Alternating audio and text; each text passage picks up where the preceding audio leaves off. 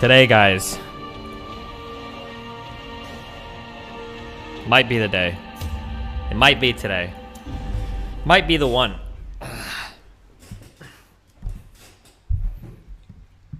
Get your copiums out. Get your hopiums out, okay? I think technically, At last, the twisted heart of the world is laid bare. For sword or supplication. Where's Subtle Hubert? I think I technically might have already beaten it. I was reading last night, because I have to be sure I'm prepared for these dungeons. And I think that the final dungeon... yeah, I think that the final dungeon is actually just kind of like a lore thing. And then you can send some heroes in, and it's like kind of a fight, but not really.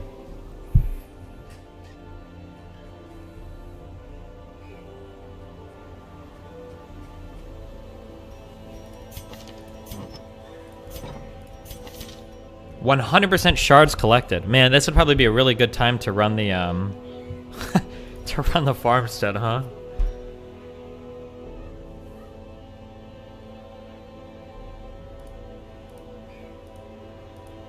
What's the next game you'll play? I'm not sure.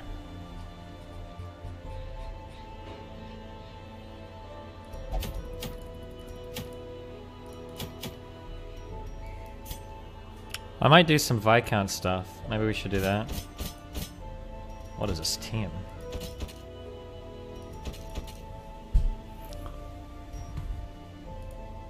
Near Replicant? I think I actually still have a PlayStation 4 here because I bought it for that fucking sponsor. It never paid me.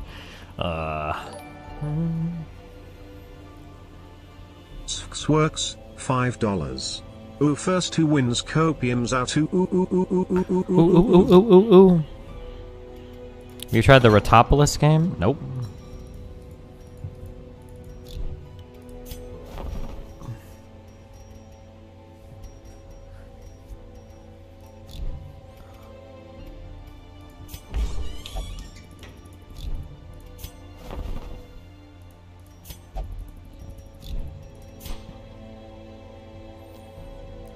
There are remakes of PT on PC like Unreal PT, sure. Would you ever consider playing Echo? I don't know.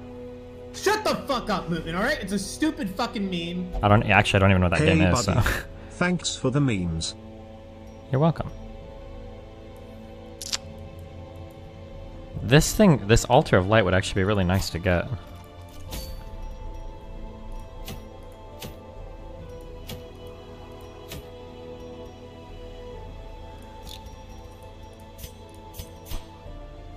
So even anything else I want to build with busts? The red hook. There's probably an achievement for that, huh?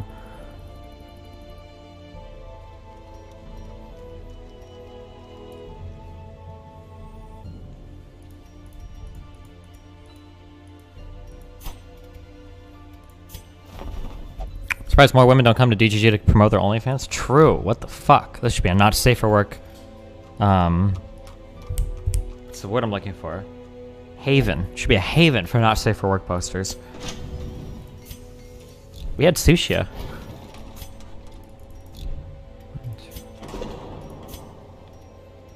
Oh, I need bus and crests for this shit. Ban her, you motherfucker. Wait, ban who? Sushia? Why are we banning Sushia?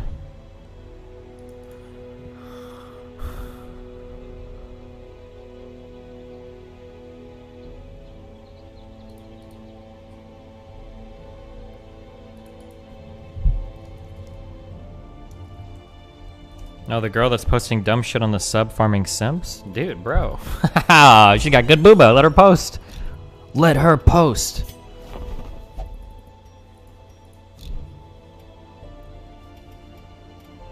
Shut the fuck up, Movement, alright? It's a stupid fucking meme. Okay, I can get invitations by running a short one of these, I think, right? Yeah, we can.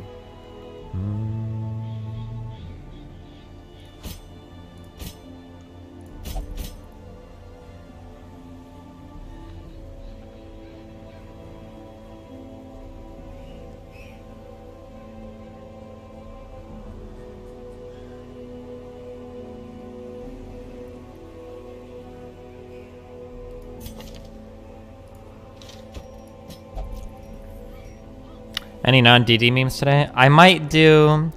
So I really like... I think the fact check video I did, I think worked pretty well. And I like the idea of like showing people how to Google around and research, even if it drives me fucking crazy doing it on stream. Because I think most people's conceptions of like trying to understand something is really bad. Like they'll read one article or they'll read an article and listen to somebody else's commentary about it. So I think like showing people how to like Google around and look up a ton of stuff I think can be fun. And I think I got a decent amount of views on it. Although it was also probably because it was a Joe Rogan video too. But the, oh, this got posted. 2v2 debate against Lauren Southern and actual Just Warrior. Oh boy.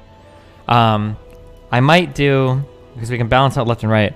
I want to do it again, but it would be more fun to do videos that are like 2 minutes long so that I can like do short, like, because researching like a 15-minute video with like 15 different claims takes me a long time. To even research one claim might take me an hour or two, depending on like how much reading I need to do if I don't understand the background.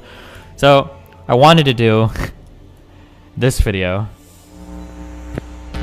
This episode and others like it are made possible by the generous support of my Second Thought Aryan Party and the Basically, the Second Thought channel is one of the most garbage channels on YouTube in terms of just like an absolute dearth of dumb. Wait, am I using that correctly?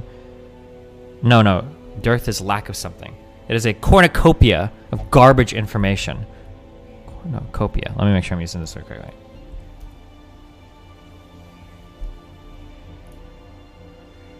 Yes. It's bountiful in misinformation. Did you see that tweet, a second thought going full tanky? You can link it. But, yeah, so I thought about going over this, basically how the United States ended up with 2 right-wing parties. And then, like, all the comments on Reddit, of course, like, oh, yeah, like, the Democrats in the U.S. are more right-wing than every single right-wing party, even in Europe. And it's like, oh, my God. Okay.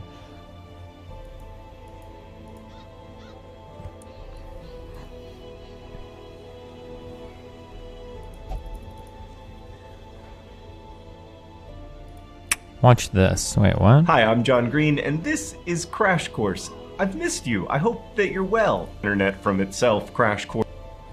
I'm good.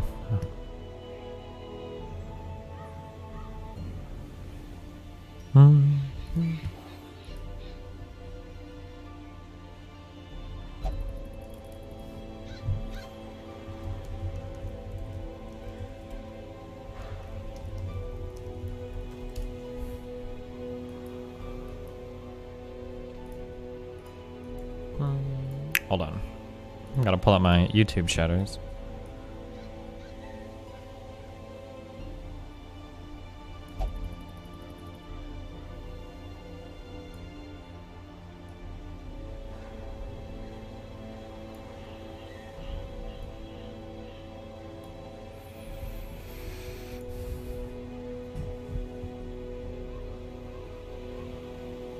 Okay.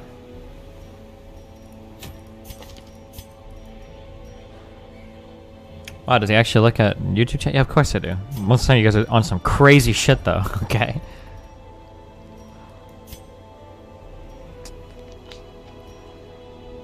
Watch this, it's a really interesting watch. 37 minutes, do chairs exist? Nice. Are we doing some Plato's forms?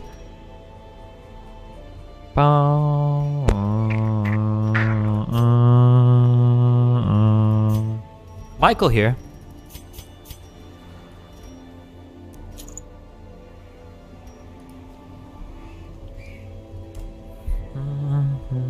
Vosh banning Redditors on his sub. Uh-oh.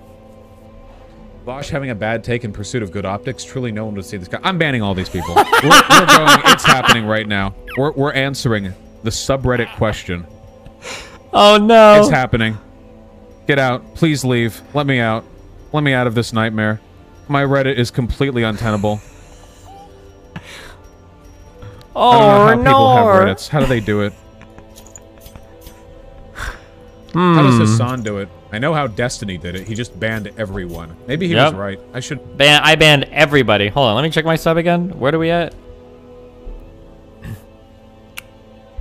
126,000 members, 1.1k online. Now, it's usually double, but all the real ones are asleep right now because it's America time. Vosh is at 341 online, 45k subs. I don't know. Maybe Vosh is the one banning too much.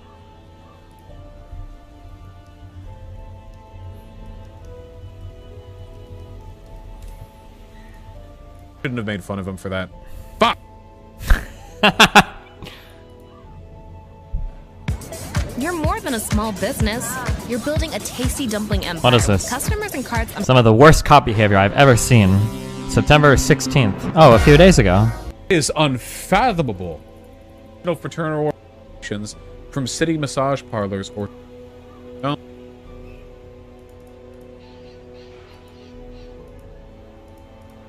Oh, I haven't read the full...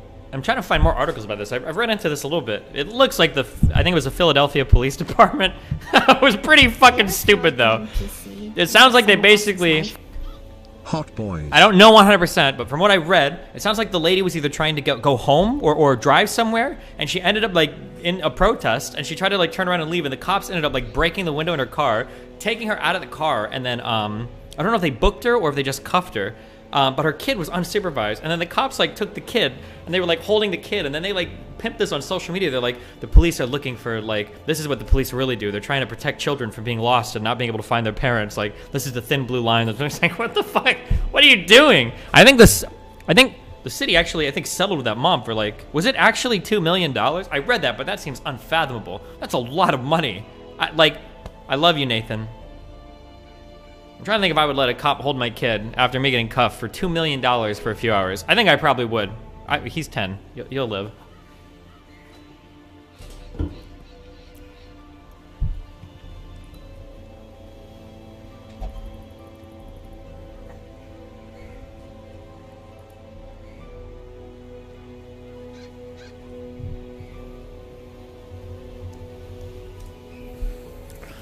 Just give him 100K to spend on V-Bucks? Oh, true. Oh my god, every time he calls me, he just wants to lore dump, like, every fucking game. Not every game, it's like 2 games, like Fortnite. Apparently, who knows about Chimera on Fortnite? Did Chimera use the Rihanna event to get in the center of Fortnite and, like, create, like, the Sideways, which is supposed to be, like, the Upside Down in the one movie? I don't know about any of this, but he tells me every time he calls me about, like, Fortnite lore. Does this sound like anything? Do you guys play Fortnite? And apparently there was a, apparently they added zombies back in the game, and everybody hates zombies because they're so good, but they're only in one area so you can avoid them. I don't know, dude. Jesus. It's like, okay, cool, nice.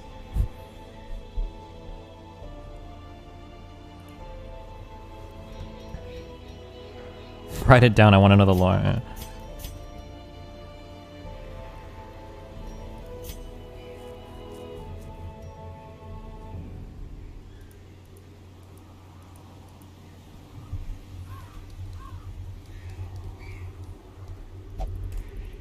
You need to play Fortnite to buy, yeah. I'm thinking about splurging, just buying a crazy laptop.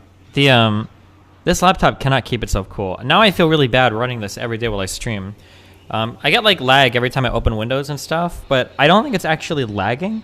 I think that it's just constantly throttling itself, because now that I finally downloaded Hardware Monitor so I could look at my temps, and I shouldn't say it idles because it's working now, but it's just like 97 degrees constantly. And I'm pretty sure that the chip probably throttles itself at either like 98 or 100.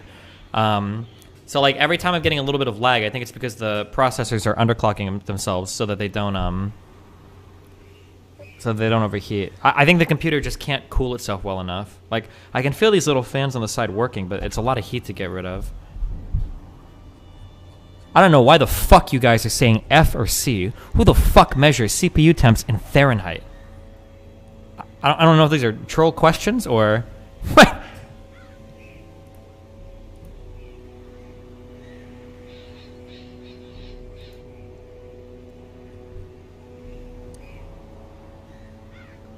Gaming laptops are jerk. Yeah, I thought about, like, because I'm technically I'm kind of rich, right? So I could just buy a really nice laptop. I don't know why I haven't in the past. I feel like when I've tried to buy nice laptops in the past, it's just hard to find good, nice laptop. Oh, no, I know why. It's because on the really nice laptops, I feel like the battery life is always garbage. And I can't charge them. I can't plug them into planes ever because it's the wattage is too high. The draw is too high. You can loosen up 10 degrees by underclocking? Why the fuck would I care? Oh, and they're huge. I like how small this one is. Like, I can pull it out on a plane and shit without it being like, here's like my gaming laptop, you know. You looked into a small PC setup for this use case? On planes?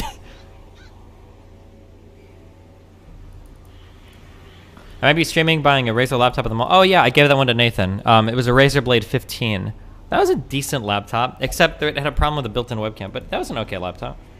I streamed and played like Call of Duty and shit on that. Warzone, I think, at my Nebraska house.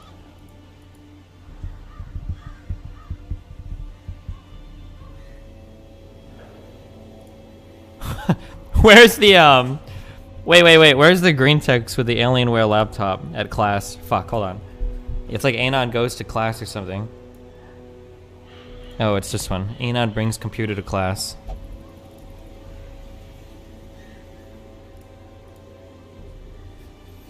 Be in class. Wait, I can't read this. It uses the G word, the G slur. Can I say gay? If I'm bi, am I allowed to say gay? Gay, like gay ass?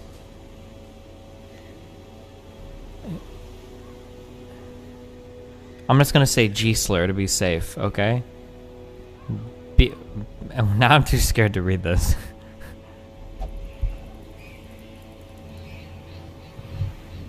Never mind. I can't do it. Post it? Oh, here you go. Well, now it's not funny anymore, okay? I'm only posting that in DGG. Oh, I guess I can post it on YouTube. I don't know about Twitch chat. Sorry, guys. I'm too scared. Losing 10 degrees without losing performance for free seems cool, especially for throttle problems, no? Well, I feel like if it's... I'm pretty sure if I would underclock the CPU, it would probably lose a little bit of performance, no?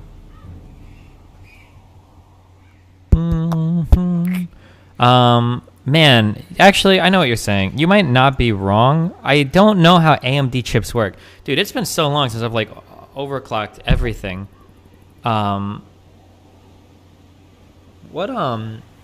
It used to be, I think with Intel chips, they don't go from 0 to max clock speed. They usually have like these steps that they go up. Are AMD chips the same? They must be, right? Oh, I can just look at the clock speeds, no? Oh, I closed that program. Okay, I don't care anymore. Fuck it. Usually they have like, usually they step up and down in clock speeds rather than being like at like idle versus like full speed or whatever. Yeah, the dynamic stepping or whatever. I don't know what they call it. All the manufacturers have different names for like their particular brand of technology.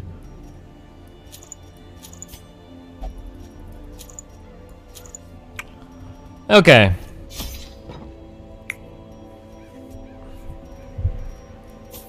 Do I need... Where is Subtle Hubris? Is it possible to find camps in short courtyard runs? Wait, are you doing that mission? Are you running out of blood? Wait, no, what? I have 46. I should have plenty. I just want to get invitations. I don't have any invitations.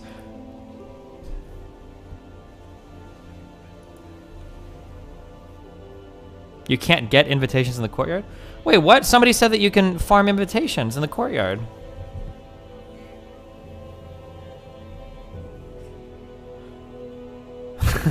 I remember this. Using Linux in front of classmates. Teacher says, okay, students, now open Photoshop. Start furiously typing away at terminal, install wine. Errors out the ass. Everyone else has already started their classwork. I start to sweat. Install GIMP. What the fuck is that, Anon? A girl next to me asks. I tell her it's GIMP, and it can do everything that Photoshop does, and it's free. Okay, class, now draw using the shape tool to draw a circle, the teacher says. I fucking break down and cry and run out of the class. I get beat up in the parking lot after school.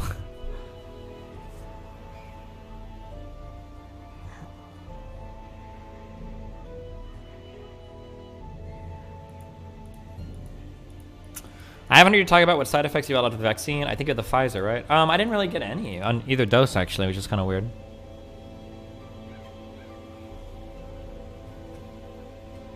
You need to reach high infestation to get an invitation. Wait, really?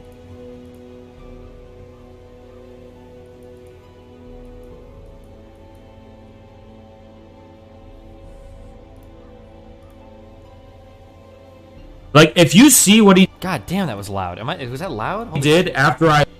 Like, if you see what he did after I left, he was literally he was soying out.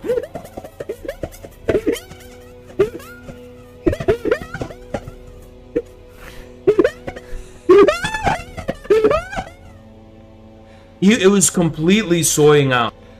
Like, if you see what he did after... Okay.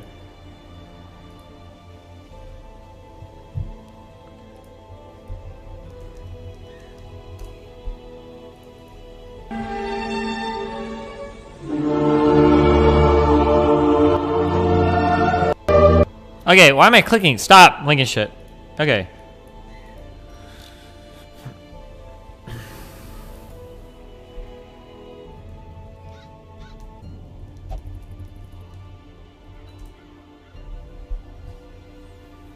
Okay, well, what should I do?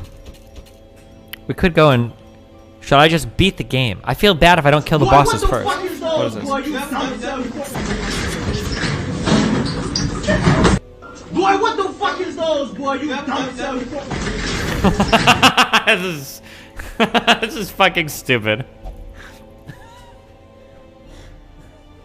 Okay, stop. Links are getting banned, okay? Boy, what the fuck is those, boy? You dumb Stop. Okay.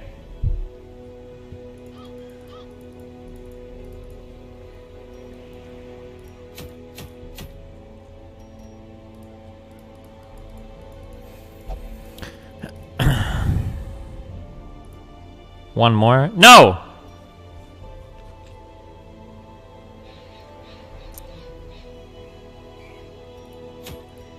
Oh wait, final question. Wait, where's Subtle Hubris? If I've already cleared, so I think I beat the last boss in the cove. Will the boss keep reappearing, or is it done now?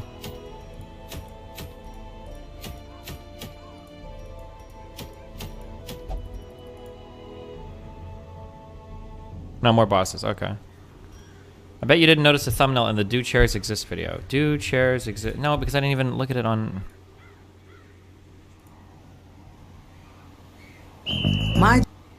How do I even see the thumbnail? Hold on.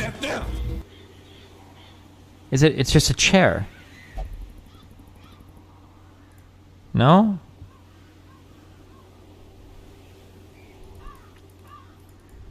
I misspoke. It was undervolt, not underclock. Well, I mean, it's like the same shit, right? Because if you undervolt the chip, it's probably going to have to underclock itself as well, right?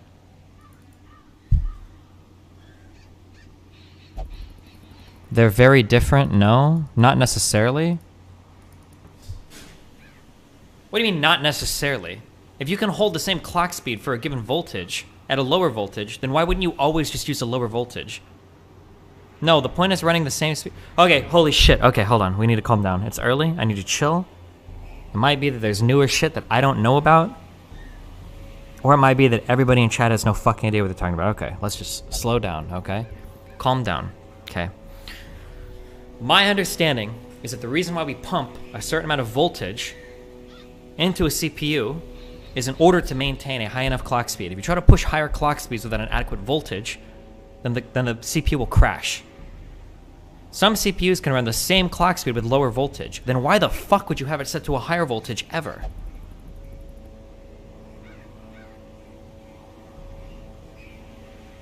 For stability. Okay, Brian, when you say stability, do you know what that means?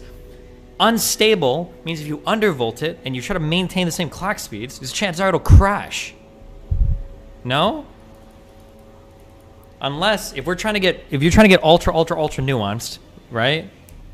Maybe it might be the case that 95% or 80% of chips need a given voltage in order to run, but you might have gotten a lucky chip that can run at a stable clock speed at a lower voltage. That might be the case. It's the silicon ladder. Oh, okay. Okay. I understand. Okay. Okay. Yes. Okay. That might be the case. I'm not going to waste my time trying to undervolt my board or my CPU and then like running benchmarks to see what's stable or not. Because if my shit starts crashing while I'm streaming because I undervolted, fuck that shit. Okay. Okay.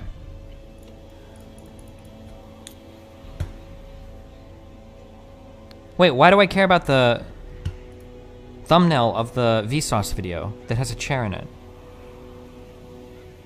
You know how depending on the batch you get CPUs can be more possible? Yeah, no, I understand. It's kind of like when like way back in the day when you'd overclock CPUs, like if you were really, really, really lucky with like a certain V core, you could get to like 5 gigahertz. But with but on other chips, you'd be like stuck at like 4.5. Like it would just depend on the chip, how lucky or unlucky you got.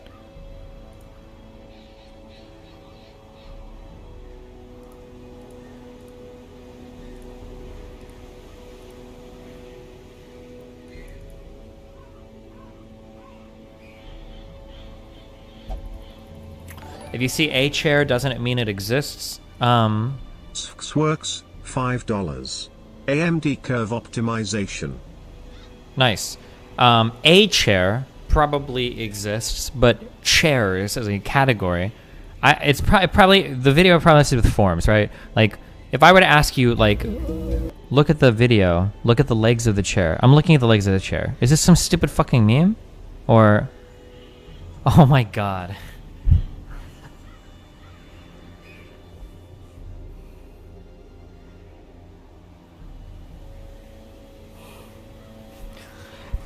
Get out of my head, get out of my head, get out of my head, get out of my head, get out of my head, get out of my head, get out of my head, get out of my head.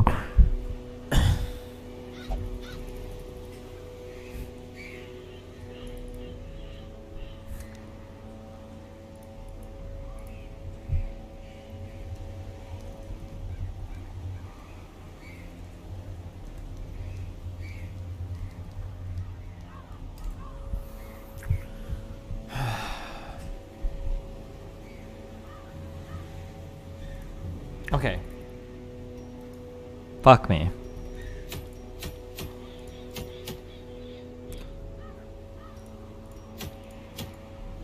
You're a fucking statistician!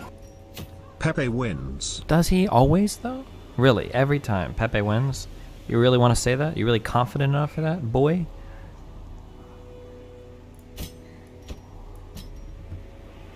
I don't play Among Us because it would be far too dangerous, guys, okay?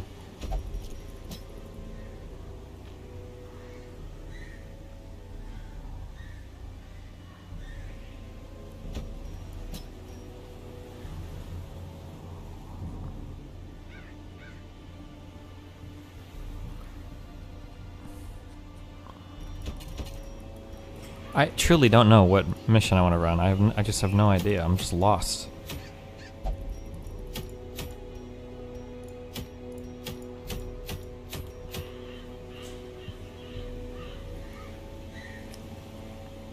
Just do the Swine King or DD3. Oh, the Swine God.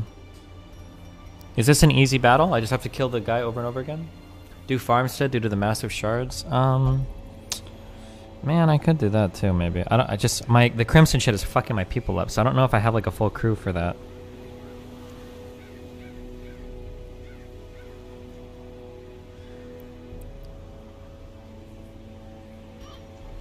How many energy drinks do you chug a day? Usually just one Red Bull, my dude. Sorry if that triggers you.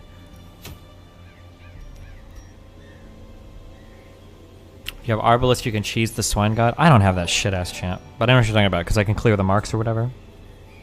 Works, $5. What? Chair is new meme on TikTok where chair is joy emoji. Wins. Good Devious lick Wow, dude, super good one.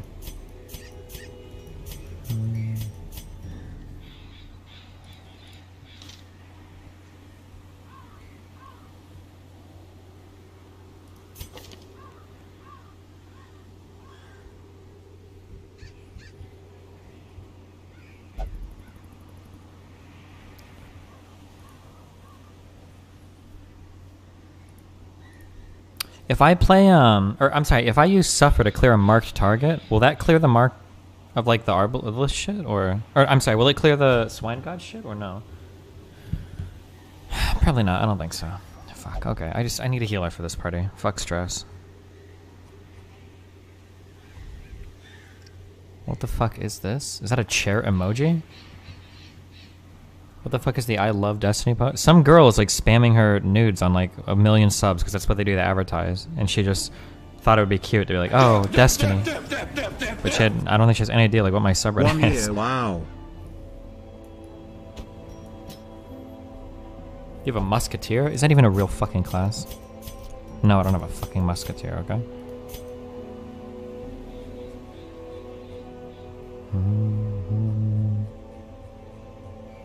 Is Destiny in USA right now? No, I'm not in the fucking USA.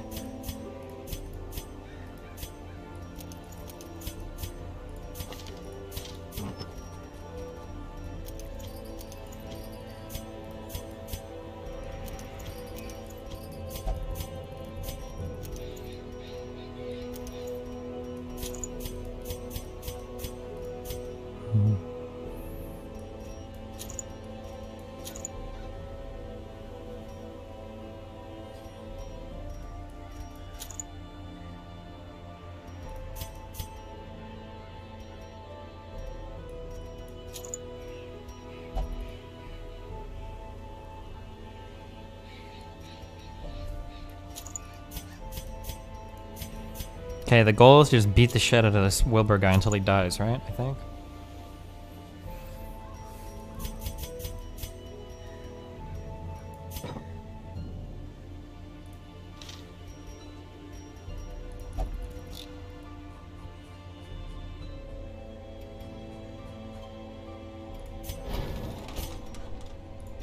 Haha, nice try.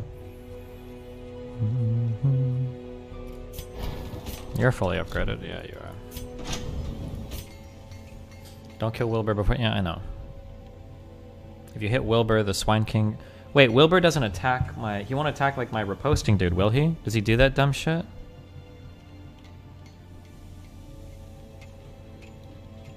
He marks? He only marks, right? Does he actually attack my reposter, or does he... Oh, fuck. Subtle Hubris, do you remember?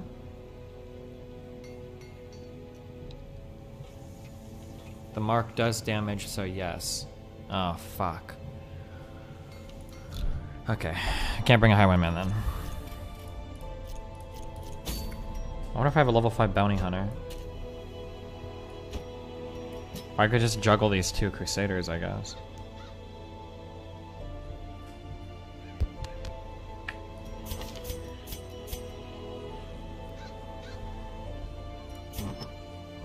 I feel like I've outpaced him intellectually. Satan is my daddy, but you are still our leader. DGGL. Thanks.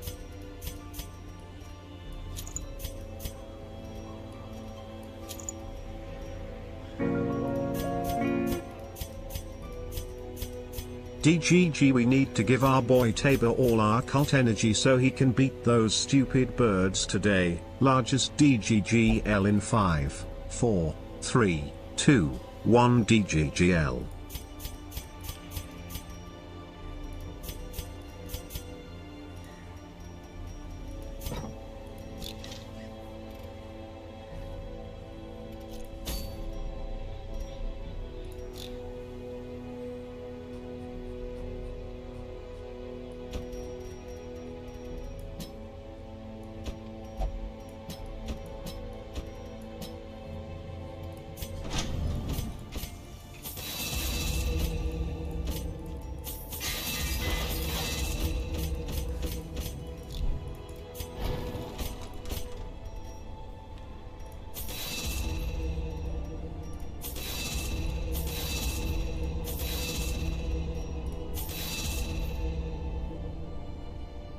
Plus 30% damage. Wait, Adrenaline Rush? Is this once per battle, or this seems like kind of a base ability?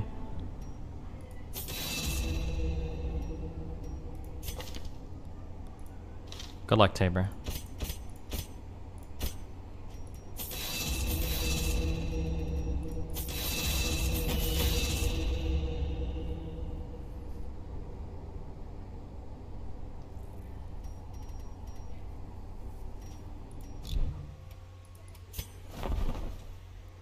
Okay, buffs for this battle.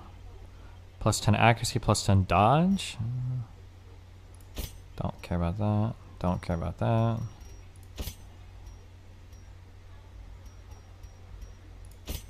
Okay, these guys' camping skills all suck.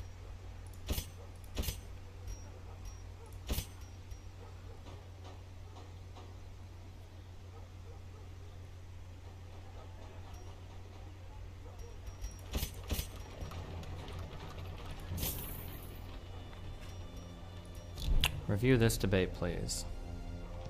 Nyhet! Inks 2, blandade för kök och badrum från Mora. Välkommen till Bygg Hemma.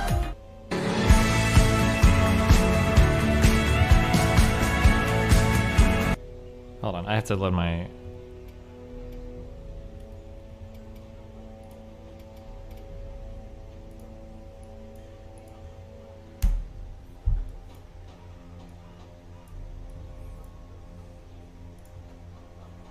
One hour. Do you think that it's going to encourage people to get vaccinated when you're screaming at them and calling them brain dead? You're attacking me. Can you answer that question back for yourself? Do you think that playing defense? Do you think that playing defense for some of these anti-vax narratives about the death rates being inflated? Do you think that's going to encourage people to get vaccinated?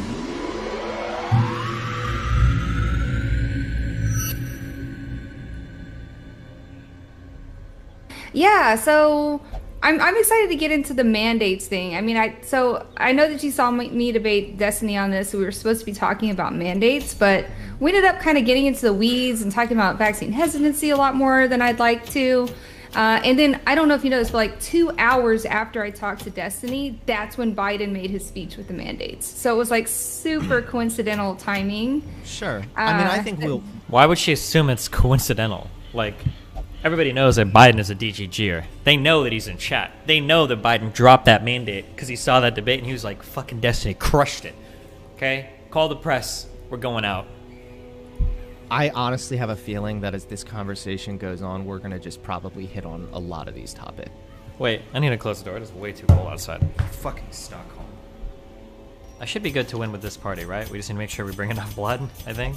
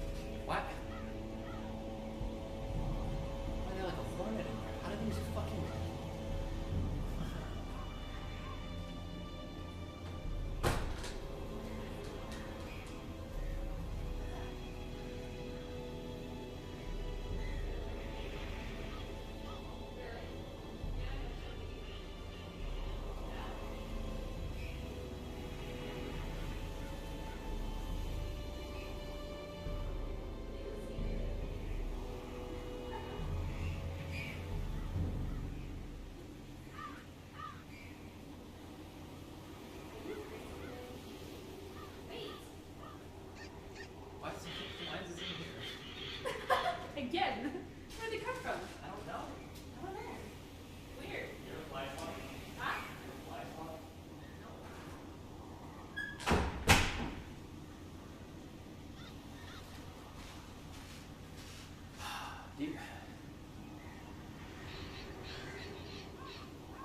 If I try to like swat it, am I gonna like piss it off and it's gonna try to kill me, you think? Hold on.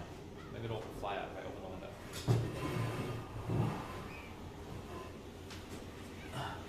Hello, friend. Look. Go up. Yes. Oh, go. Oh my god, look, freedom.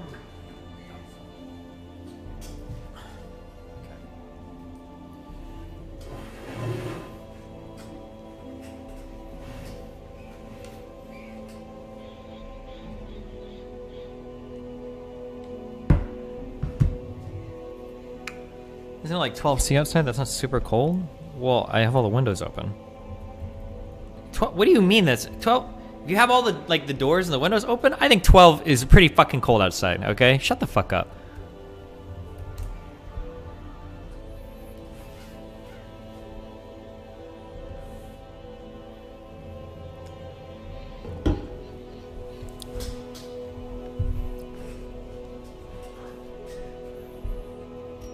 Okay. Do you think if I have 6 blood, do you think that's enough for a medium mission for 3 bloody people? If you can manage it, you want to have your heroes craving before entering the fight so you can bloodlust them. Yeah, I understand, yeah. Okay, I'm also going to bring a ton of holy water for the stun resist.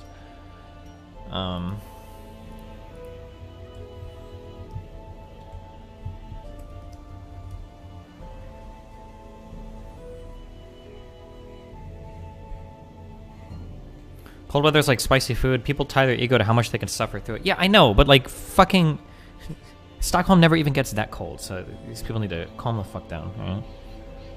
Okay, medium is 12 to 18. Shovel 2, anti-venom 0, bandage 2, medicinal herbs, skeleton key. Boom. Okay. Should be an easy W. Easy wins right here. What is deviant tastes? Okay, don't go. Is this guy schizophrenic? What is this guy?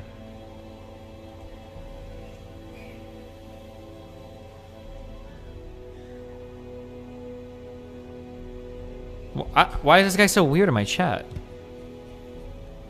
Holy water doesn't give stun resist? Wait, I thought it resists all buffs or whatever. Or buffs your...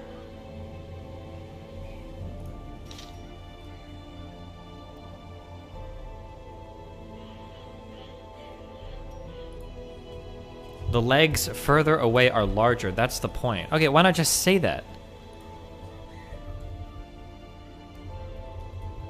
It's bleed, blight, disease. Oh.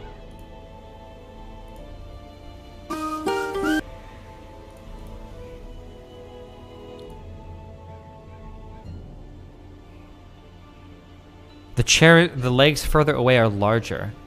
That's the point. Wait, how? What are you even talking about? Where?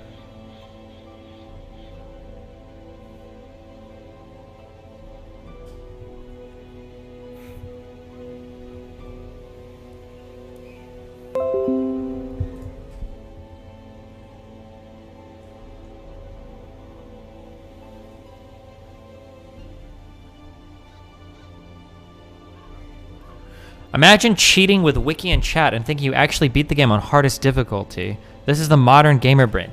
Bro, what the fuck games have you even played in your fucking life? What are you talking about? Some types of games that are dungeon crawler games are just knowledge checks. Like, imagine thinking that beating the game is so much better if you lose 15 more times in order to learn the mechanics first. Like, I mean, I could do that, but like, I'm also trying to stream at the same time, so I don't want to play through a game and lose 7 million fucking times just to learn the thing. Like, oh, I'm so much better. Like, I knew that that boss had that gimmick because I actually died to it 4 times first, rather than like, just reading a wiki. I got him, guys. No, you got permaban. Get the fuck out of here, you fucking moron. Never mind.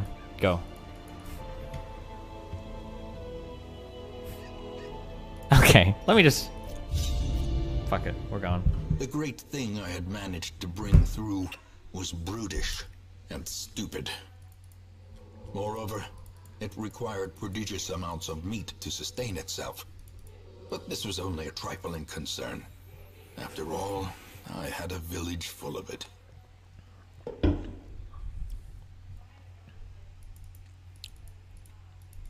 They're metagaming. They shouldn't remember those mechanics every new game. Oh, true. You should have to relearn every time.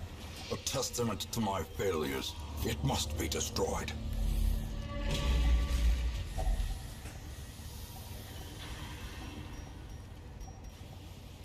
You have to mind wipe yourself every single time. True. Craving. If I use the blood in its craving, how many rooms can I walk while still having the bloodlust bonus?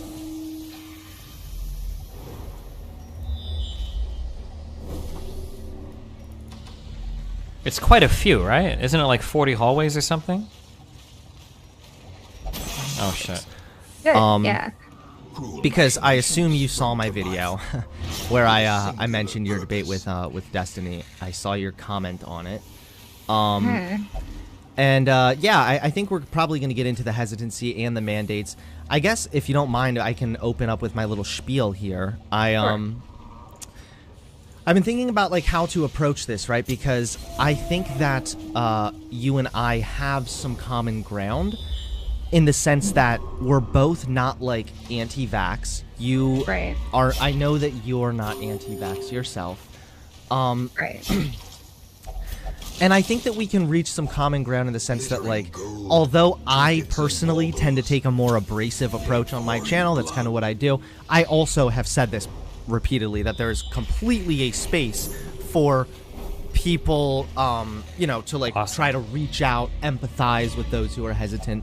You know, that's just not how I'm not as good as at that. That's just kind of how I feel I best convince my audience. But because I'm whatever, I think we can agree there. The problem, though, that I really have is that although you say you're not anti-vax, and I know that you yourself are not, it seems that a lot of the times your rhetoric is getting on the line of being effectively anti-vax. And I say that because it seems like you play defense for a lot of anti-vax narratives. It's not that I play defense for their narratives. I do try to be charitable. I do want to respect personal autonomy. I very, very heavily agree with that.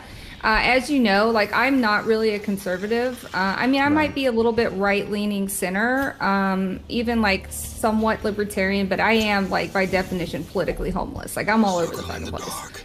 So, you know, but my audience is mainly conservative. And so, yeah, so I've spent a lot of time around, you know, people who I can really start to relate to after a period of time, see that they're not brain dead idiots. Some of them have been spoon-fed misinformation, and I do a lot of work trying to debunk some of that kind of stuff. Like, I spend as much time debunking ridiculous COVID conspiracies, probably more time doing that than I do anything else. That said, I just know based on what I saw. Sorry, go ahead. Yeah. Go ahead. I understand the skepticism. I understand people being hesitant to trust the government, and they should be. I understand that. I get flack from some people because, you know... Oh my God. Like, for Let's example, go, baby. I was talking about Pfizer's... you know, Pfizer, I don't know if you know this, has the largest criminal fine ever imposed in history, right? And dude, she does so many anti-vax talking points. Oh my God. it was for kickbacks and crooked marketing. But see, this is kind of what I... Yeah. I'm super curious if that's even true. I tried to look up the thing that she brought up about the... I don't remember the thing, the pill that she brought up. Rasputin? It's not Rasputin. Oh God, what's it called?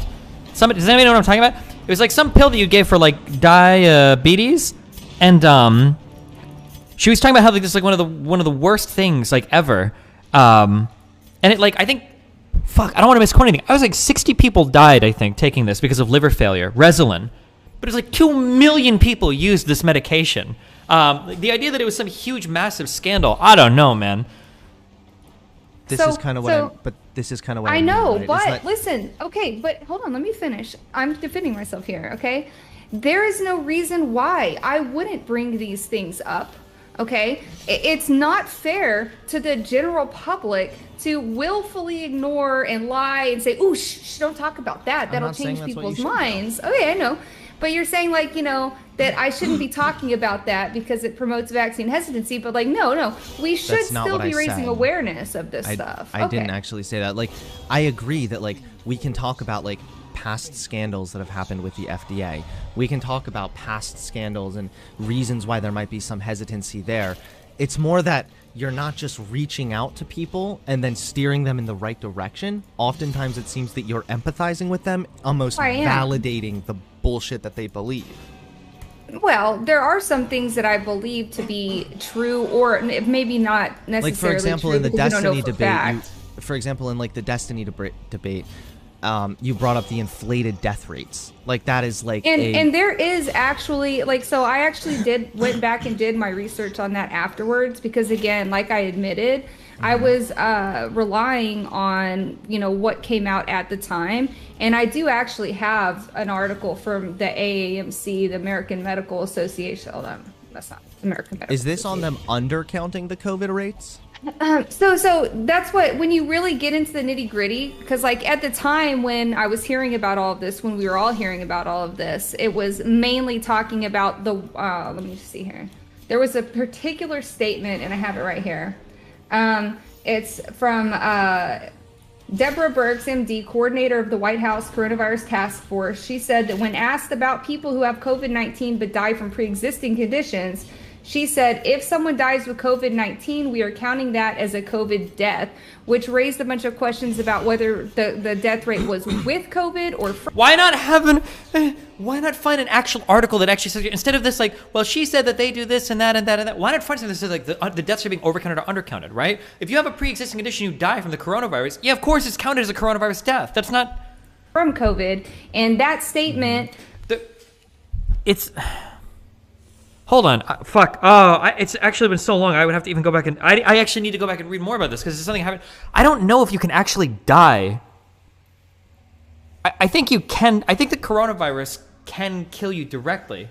I think it can, but like super often, the things that will kill you is once you have the COVID-19 disease, things like pneumonia will kill you next. And it's not actually the coronavirus killing you. It's like your body's immune system has been compromised, and then certain organs have been attacked, and then like a pneumonia infection will come in and kill you afterwards. And like, so for people that are like, well, that's not a coronavirus death. It's like...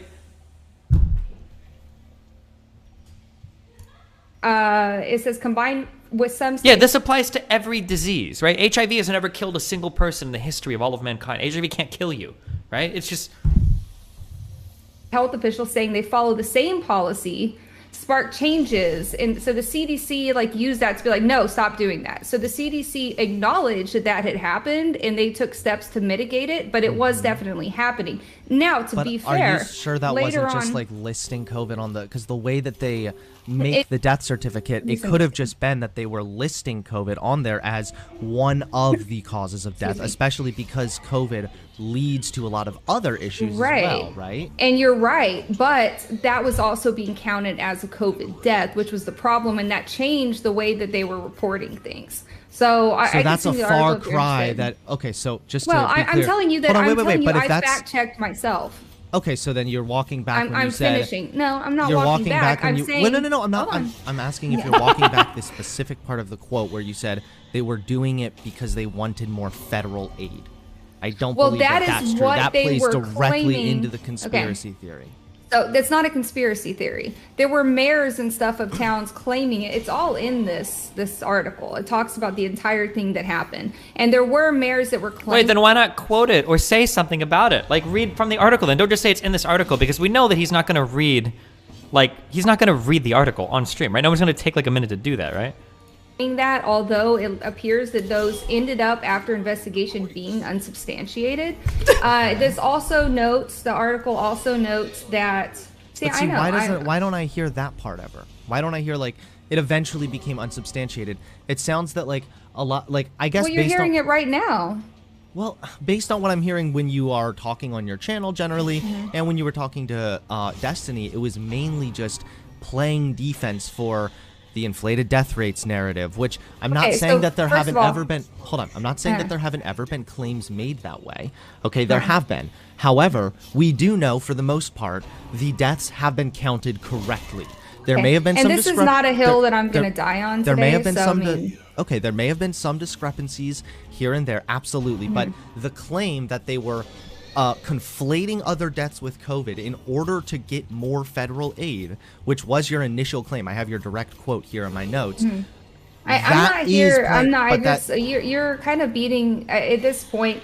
I'm saying those things were said at the time. There were absolutely. But it was already known claims that they of this also were happened. not. But it was already known that they were also not substantiated when you made that claim initially, right? When I made the claim initially, I said that there. No, stop. I didn't say this is for a fact absolutely happened. I said there were claims that. And oh my God! That was not incorrect. What is this? Said the death rate. You said quote. Well, I'm not. I haven't memorized the debate with Destiny. I don't know why you have like. I didn't memorize it. I have one quote because what I really am trying to get at here is that I don't think you're anti-vax. I don't. But I think that your rhetoric is effectively anti-vax.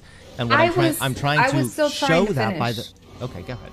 Yeah, okay. So, in addition to them acknowledging that there are problems with how, like, even after the federal funding thing was found to be unsubstantiated, there were still claims, but the narrative is that it was unsubstantiated, okay?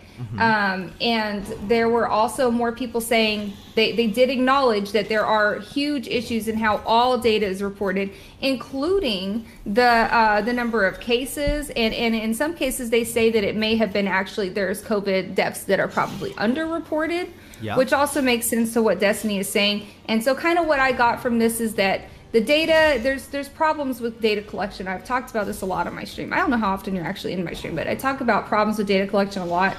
Regardless, the reason it's not a hill that I want to die on is because it really doesn't make that big of a difference.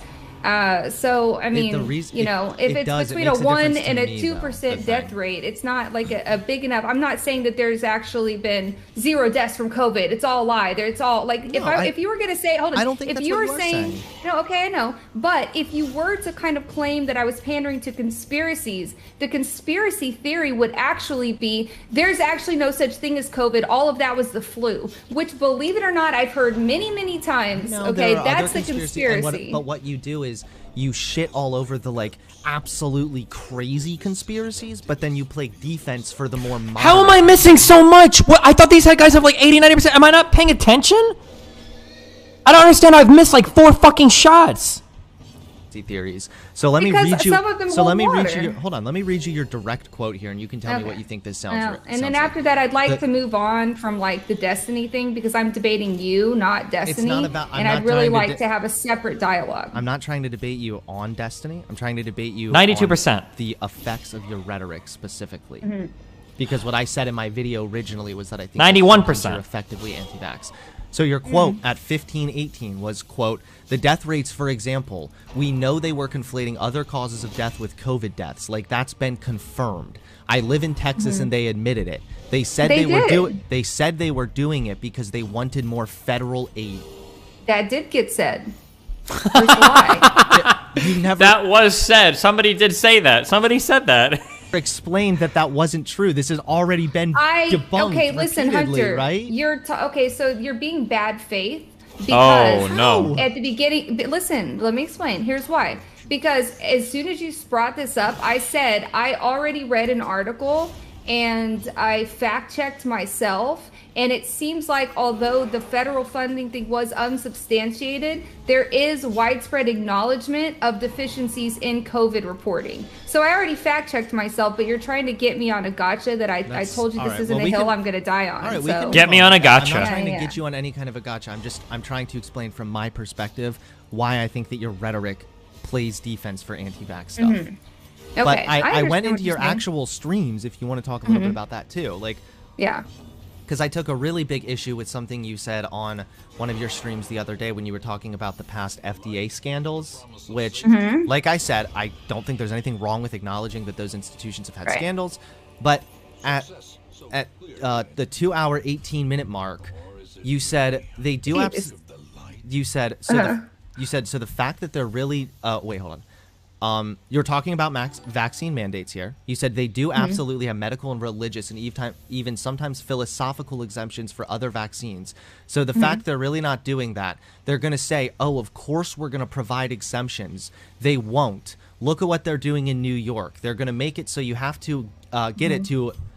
Sorry, I misspelled this. So you have to get it in order to live your normal life. And the government has been transparent about this. They haven't tried to hide it. They told us they intended to take away all our liberties and give them back once we were vaccinated.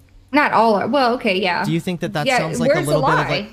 First of all, there are processes for exemptions in virtually every place. This isn't anything anti-vax. This is absolutely anti-mandate, and that is where I stand. That But is it's the not- hill I die on. Okay, and that's fine. That's why I'm hoping we can get into the vaccine mandate from here, kind of. But this isn't just, hey, I'm not against vaccine. I'm against vaccine mandates. This is the government has been transparent. They've told us they're going to take away our liberties and only give them back they have. once I we're mean, vaccinated? there have been a lot of there have been a lot of pundits who are saying stuff like, we need to make it hard. We need to make it hard. We need to take things away from them and make it basically That's not the impossible government, not to though. get the vaccine. That's a huge well, stretch that's from the the white. government. Okay, that plus the white people who are White House correspondents, people in the Biden administration. Biden himself has said that. What are you even talking about? See, this is what I mean. Also, is the whole thing with the exemption process. Do you realize that as COVID vaccine mandates have risen, I'm showing this up on my screen.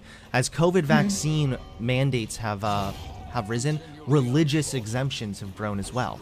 There are processes in place for people to request exemptions. Now, whether or not they actually are granted those exemptions is a different.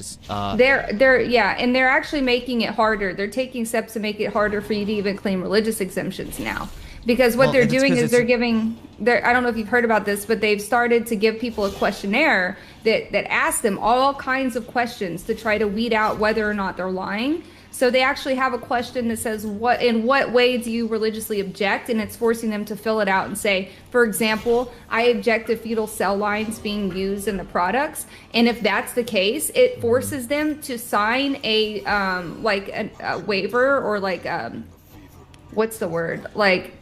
On good faith, that it's asking them to sign that they're not using any kind of medications that's ever been used in a fetal line, and it lists examples of them. Because Yo, I'm sorry if this sounds shitty, but if you're applying for an exemption to something, that means that you want to be excluded from a process that you otherwise... Why the fuck would you ever do this combo? Hold on.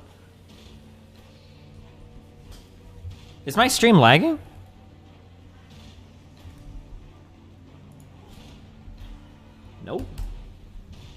okay, if you want to apply for an exemption to something, then of course you need to prove that you need to be like exempted from it. And like an exemption can't just be filling out like one piece of paper. Like you're trying to say that like there's a rule that applies to everybody but me. That rule shouldn't apply to me. Okay, well you need to you probably need to prove why that's the case. It's not enough to just fill out one piece of paper. It's like, oh well, it shouldn't apply to me because LOLOL, right? No, of course you should prove that.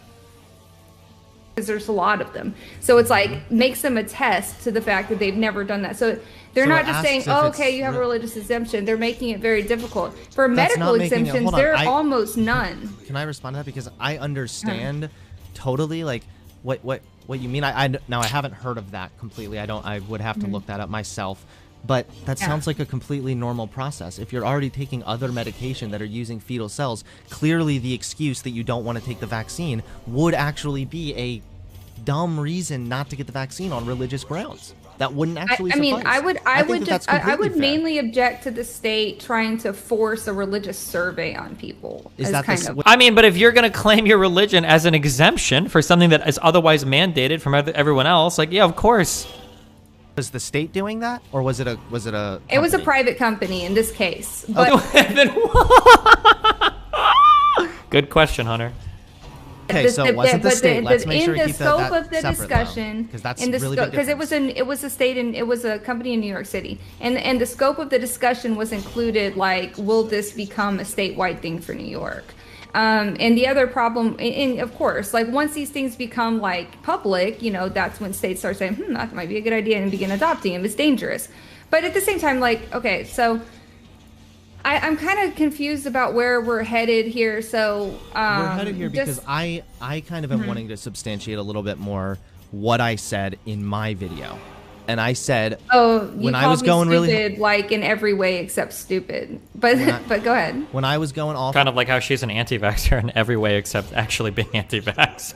On anti-vaxxers and saying that's brain dead. And there's no, because I still believe that other than having a medical reason or like your doctor specifically telling you you shouldn't get the vaccine. I think you heard me say this on Hippy Dippy. I don't think there's any substantial reason to get the vaccine at all. Zero. I think all of them are actually brain dead reasons, and I would that's a hill I'm willing to die on. So when I see that you're like kind of coming on, the problem is that you're more effective in a way than like anti-vaxxers, because anti-vaxxers are kind of nutty, but you're not nutty. You're reasonable, and you come across reasonable.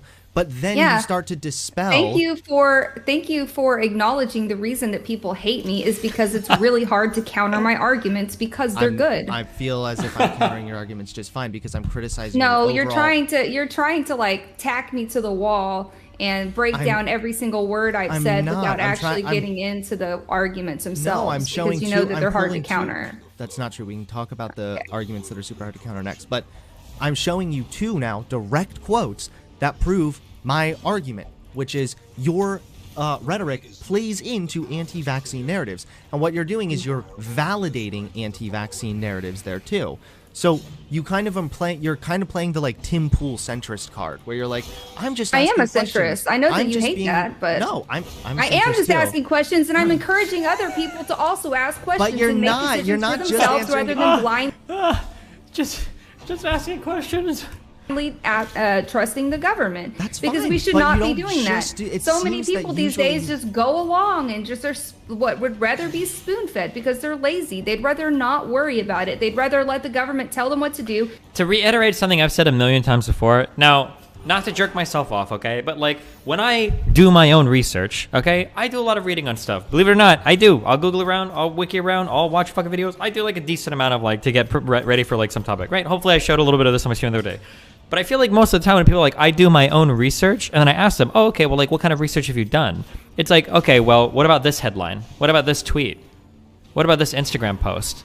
What about, like, wait, what the fuck? You haven't actually done any research at all. You just don't like the establishment view. That's it. But you haven't done any reading. You haven't done any research. You just disapprove of what the establishment is, but you don't know why, right? Like, you're just repeating to me talking points you've heard from, like, other influencers online. I don't know. That bothers the fuck out of me. Take liberties away and then offer a little bit of those liberties back if they do what they say. And I don't like that. Okay, so you're standing by this quote, it sounds like. Absolutely. So then that's fine. It just, to me, this sounds like conspiracy bait. The idea that the government's trying to There's take no all of our conspiracy here. the government's trying to take away all our liberties and only going to give them back once they're vaccinated. No, the they government's already not really did even a doing lot of that that. much, other No. than Biden's vaccine mandate. Usually Okay, these so are private let's companies talk about the enacting vaccine this. mandate. Can I tell you how I feel about the specific mandate that Biden put out? Sure. Okay, so I think it's hopefully it's accepted by pretty much everyone that this is potentially unconstitutional to order the private companies to enforce a vaccine or be fined. He's already I think that it might have been like 100 years old, so I don't know if it applies anymore, but I'm pretty sure there's legal precedent for, I think the Supreme Court made a ruling on whether or not a private company could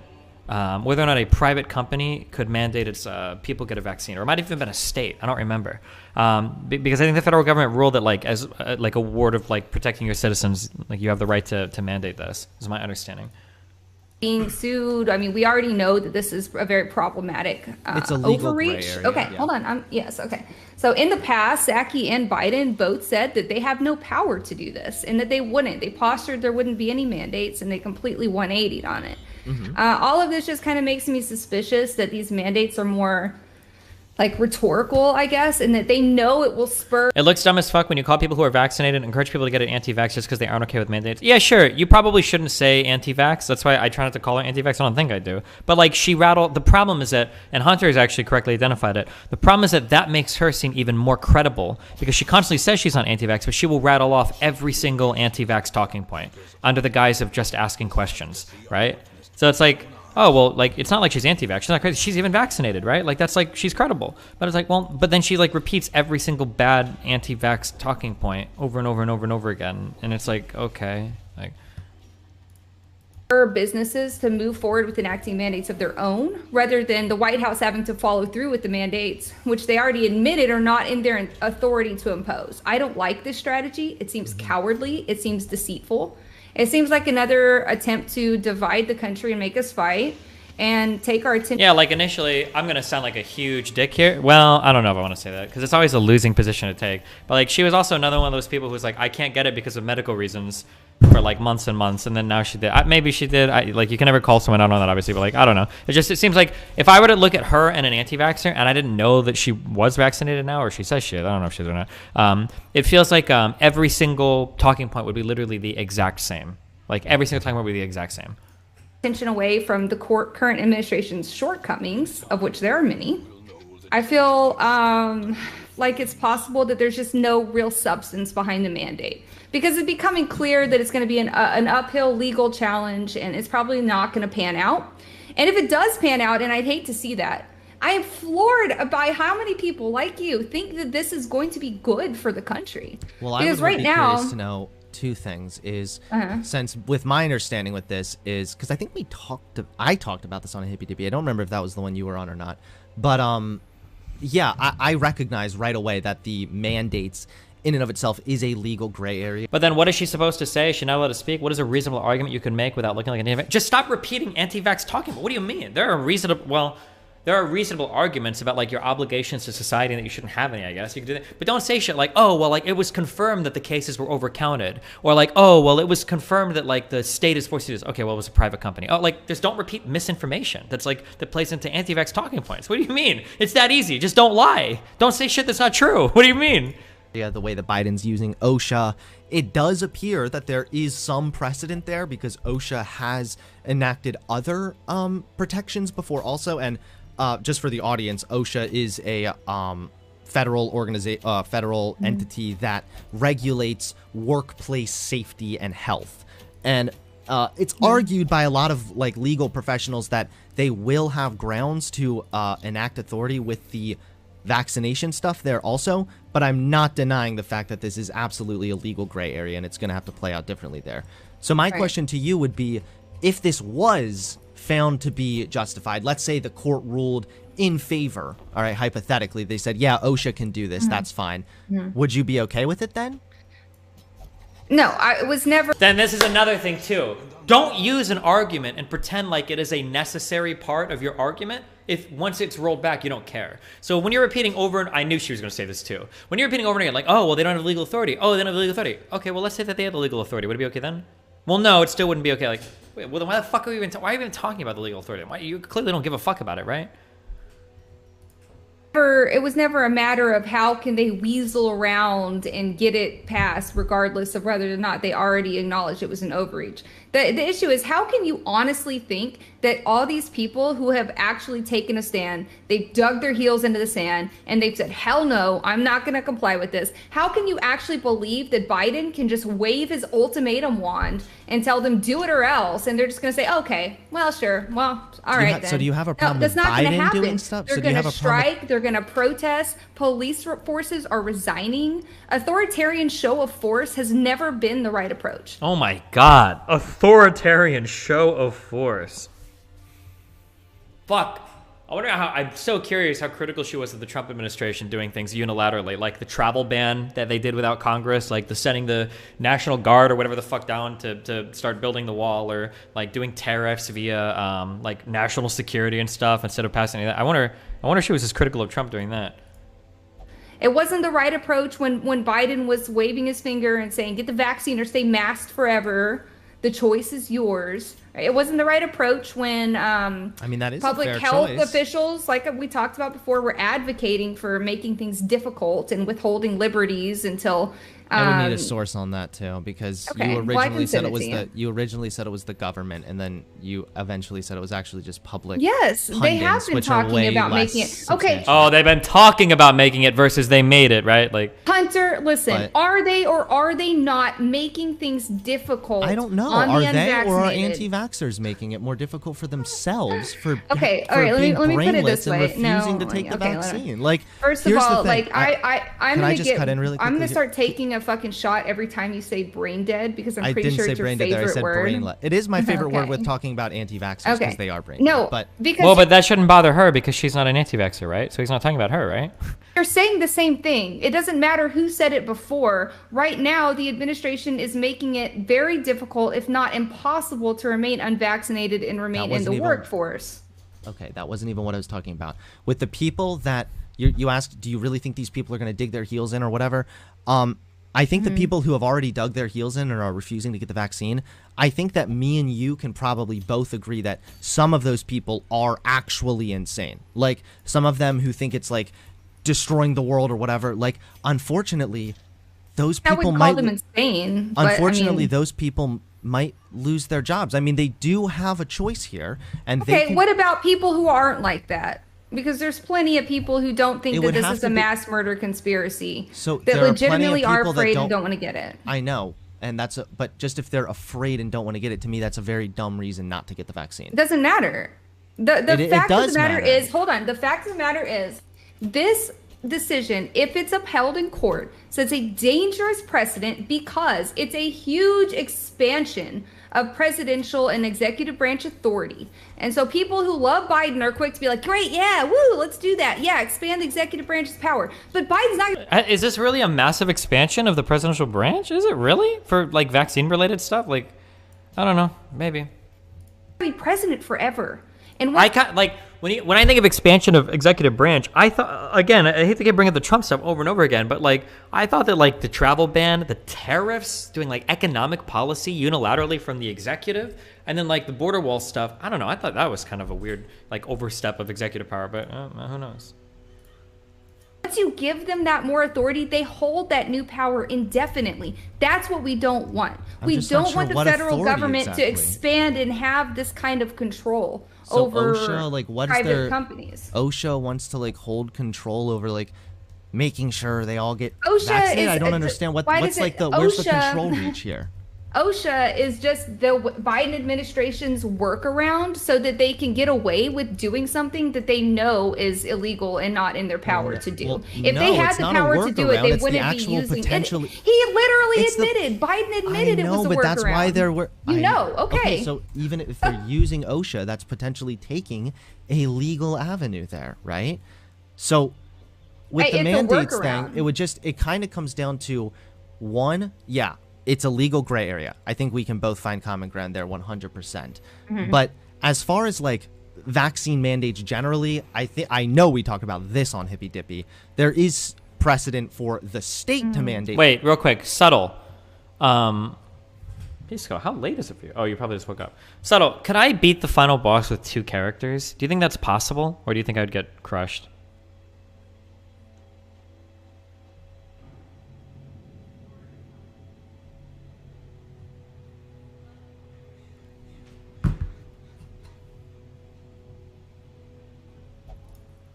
I was hoping you would say that. Oh, right. so do you disagree with me on this? It requires a I virtue agree setup? that there is a precedent, but can we talk about that precedent? Sure. So Jacobson versus Massachusetts, which is what you're talking about right now, happened long enough ago to be written by a Civil War veteran. Okay. In this case, so this was smallpox, by the way. Smallpox has a 30% death rate on its normal form and a 100% death rate on some other forms. Smallpox is a plague, right? So Jacobson argued. So Jacobson argued that that ruling was an infringement on the rights of the individual to care for their bodies in a way that seemed reasonable to them, right?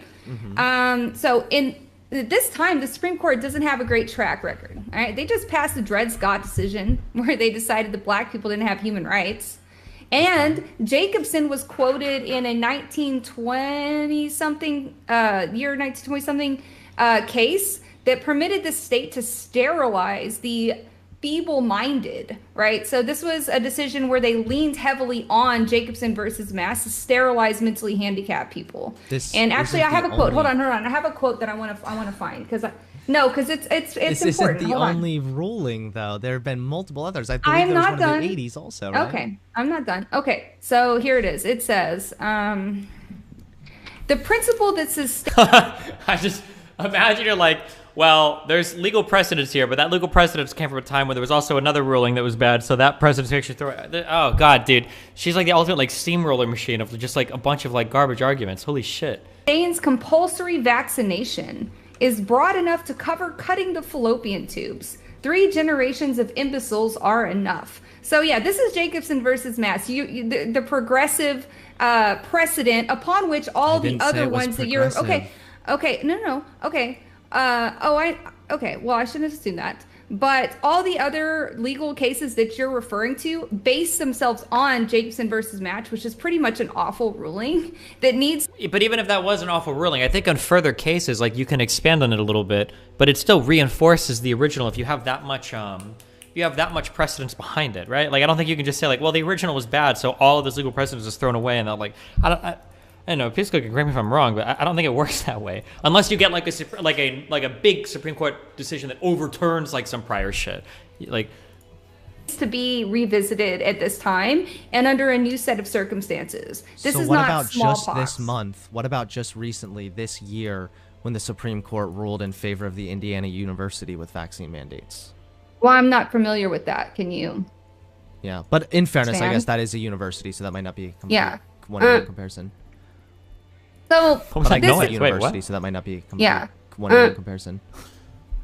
So but I can send that to you it does matter, right? That it does matter that we treat this differently, okay? Because this isn't a plague that has a 30 to 100% mortality rate, right?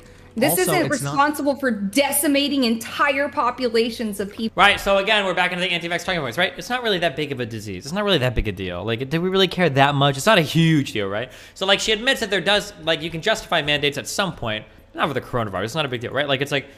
people, like smallpox is. So, okay, I'm not really sure how much relevance that has on whether or not the precedent is there. So it's not just to be clear, the only precedent is not the 1905 case. There was also one in 1922. There was also one just this year with the Supreme Court in Indiana University. So this has been ruled over. All based off Jacobson versus Mass. Even so, which needs to be revisited. Why?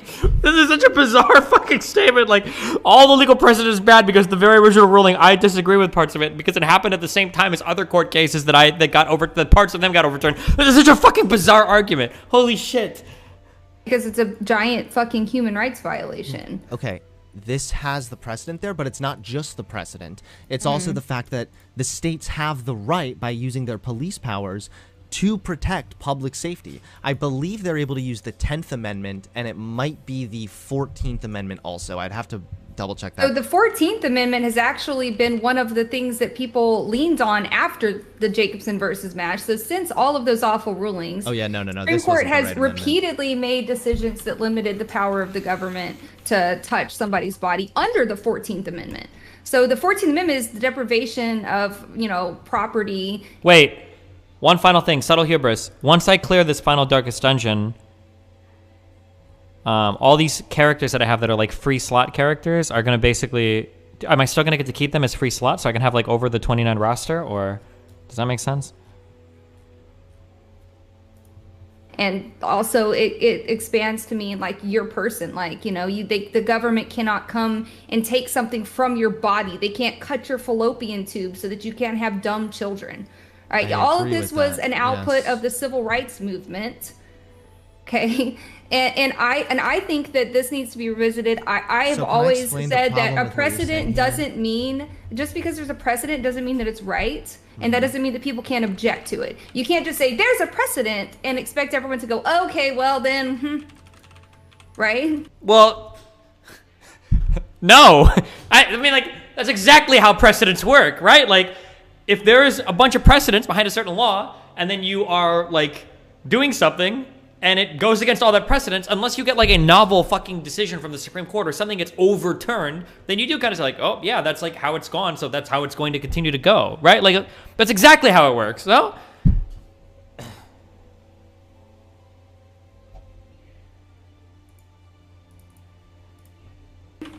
do you agree with that? No, it's not just that though. It's also that there's, I believe in the Constitution, the state literally has the right to do it by using their police powers. I believe that's what the 10th Amendment actually. Again, on bot tier 3. Hold on. 4 League of levels up on... Legends. Wow! Wait, Bal, did you TP here to die? Oh, tactical! You don't know who the boss is, buddy? Now he's gonna hit the tower, watch. Oh no, he's gonna go for more. Oh, the Prowler's core tech! No way, this is gonna triple. No way! No! Oh my... wait, how did Scion move when he was dead? How did he do that dash? Now he's gonna hit the tower, watch. Oh no, he's gonna go for more. Oh, the Prowler's core tech! No way. Prowler's cool attack? Prowler's crawl attack? What would it, how did he move? Prowler's crawl... You can use items while you're dead? On Scion? That sounds dumb as fuck. Why?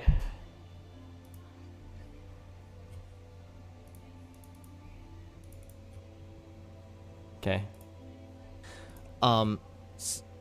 Yeah, second of all, what you're doing right now, the big problem is that this is called a fallacy of origin, and you're basically saying because the first... Oh no, don't ever use the name of the thing, guys. Don't do that. Those are debate bro tactics. Court case was this way or that way, or had this bad thing done, or this guy was really bad. You're basically trying to argue that the whole thing is tainted.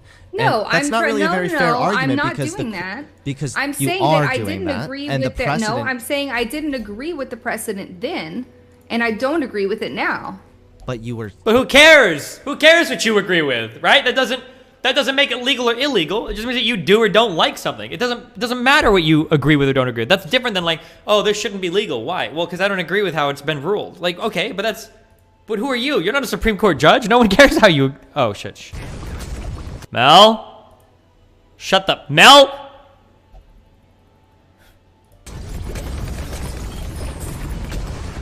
Oh my god. What is XQC playing?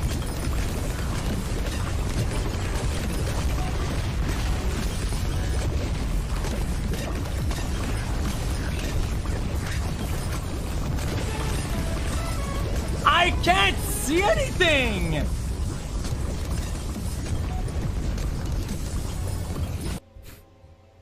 Okay.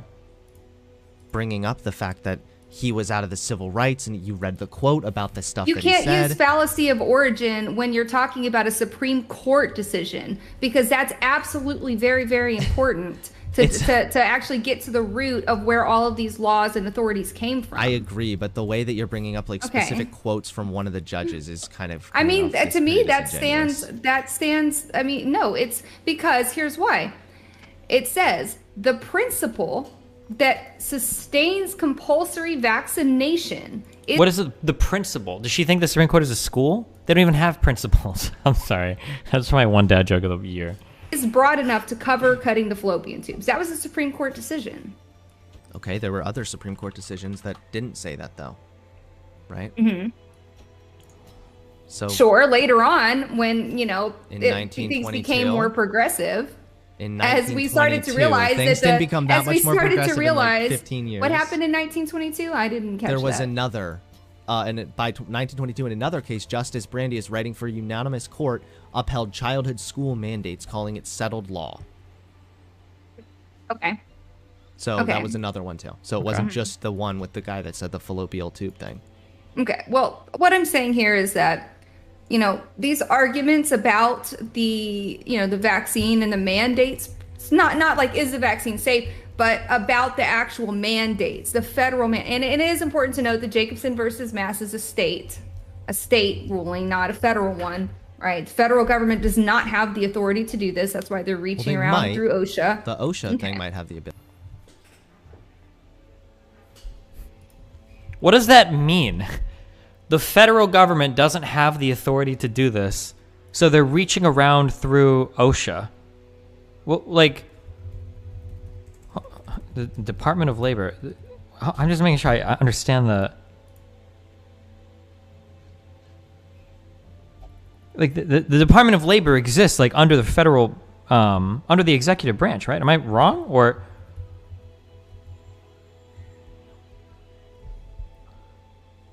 Okay, I'm just making sure there's not like some weird shit that I just don't understand. So, OSHA is the executive branch, or like it exists at the discretion, or it's part of like the executive branch. So how is she saying like they don't have the authority, so they're going around through OSHA? That or like.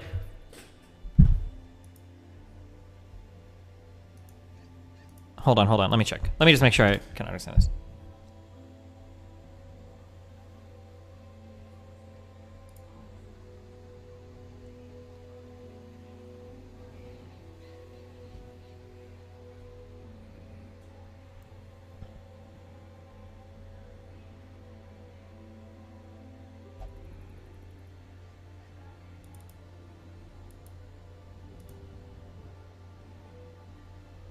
Okay, yeah, she's saying the president regarded actions as state, not federal. Wait, hold on, I don't understand this. 1 second.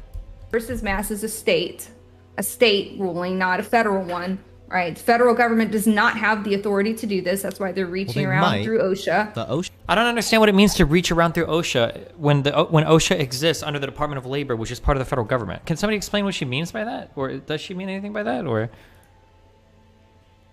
does OSHA exist at like a state level, or is it something different? Because OSHA is part of the federal government. Basically, the Jacobson case deals principally with state authority and individual rights. She says unsettled whether federal authority grants government rights to have vaccine mandates, which is untested. That might be the case, sure. Okay. OSHA thing might have the ability to.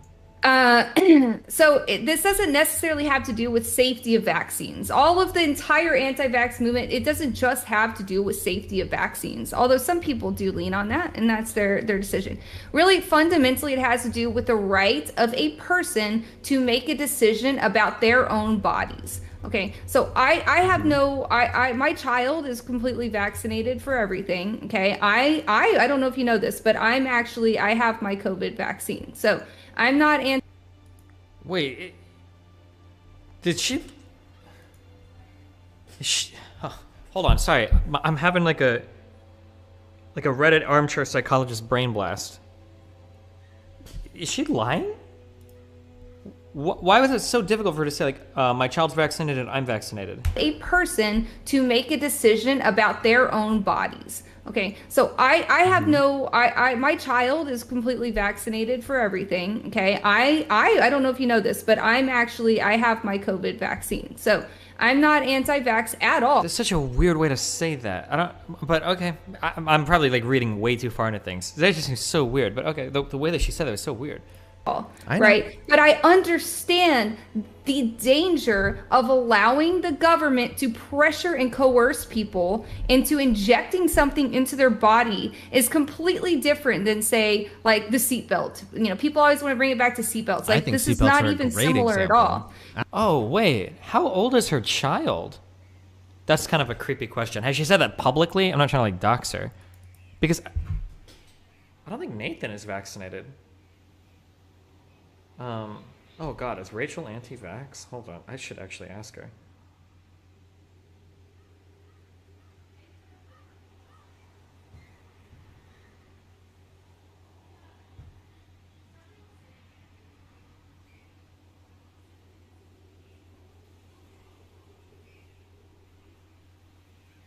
Oh God, I should have asked this a while ago.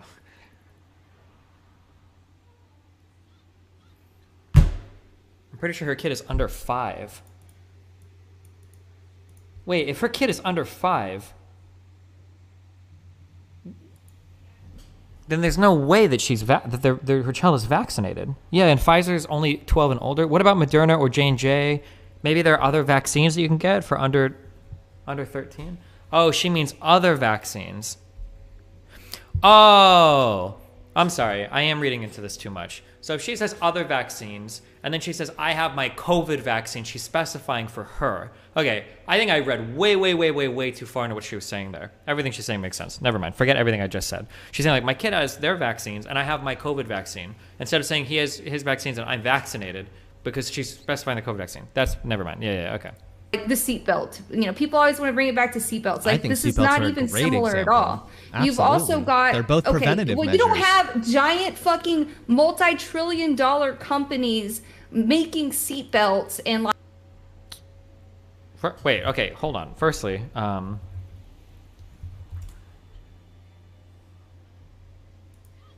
okay, the market cap of Pfizer is $246 billion. Is there any pharmaceutical company worth over $1 trillion? I'm curious. Is that true? Moderna is $173 billion. What is the largest? What about Johnson & Johnson? Is that just pharmaceuticals? Don't they do like other shit too? They're $433 billion. Largest there are no multi-trillion-dollar pharmaceutical, I don't think. However, car manufacturers make seatbelts. I don't know if any of car manufacturers are multi-trillion. What about Ford?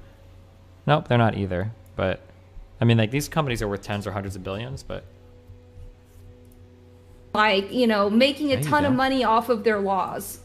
You have a bunch of companies that make cars and put seatbelts in. But they're not. You know what I'm starting to say is that we don't have a pharmaceutical. Seatbelts are preventative measures, right? Yo, you want to?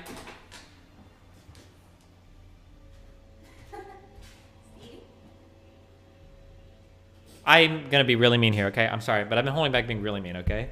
This is, if you want to know really quickly, I'm gonna do a big blanket statement here. I hope somebody, I know you guys are ready to be Reddit warriors and make posts on my server about how mad you are.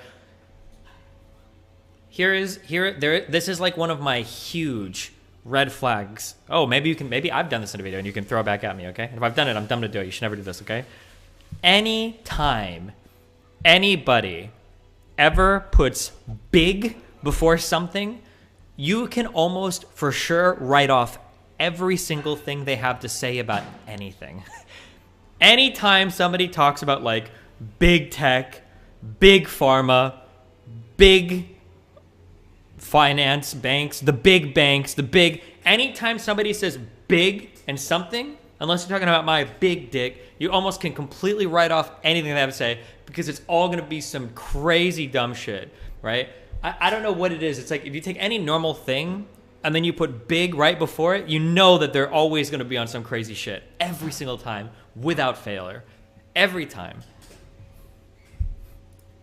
A big seatbelt, lobbying to fucking Congress and paying kickbacks to doctors and, you know, paying... What is that supposed to imply?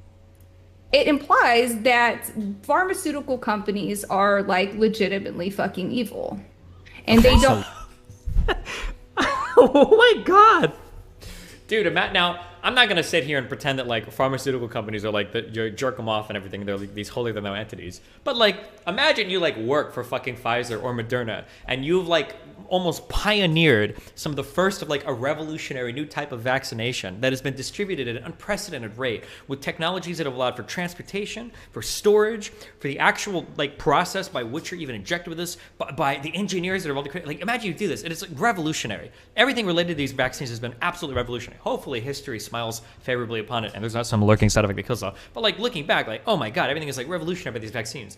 And then you've got like people like this that are like, these companies are fucking evil. They're fucking evil companies. They're fucking horrible. Fucking evil. Like, can you imagine if it took like 2 or 3 or 4 years to get these vaccines rolling, where we would be at right now? Look at the infection rates right now, even with countries hitting 50, 60, 70, 80% vaccines. Imagine if we didn't have any vaccines right now. What would the infection rates look like? Would we still be in total fucking lockdown?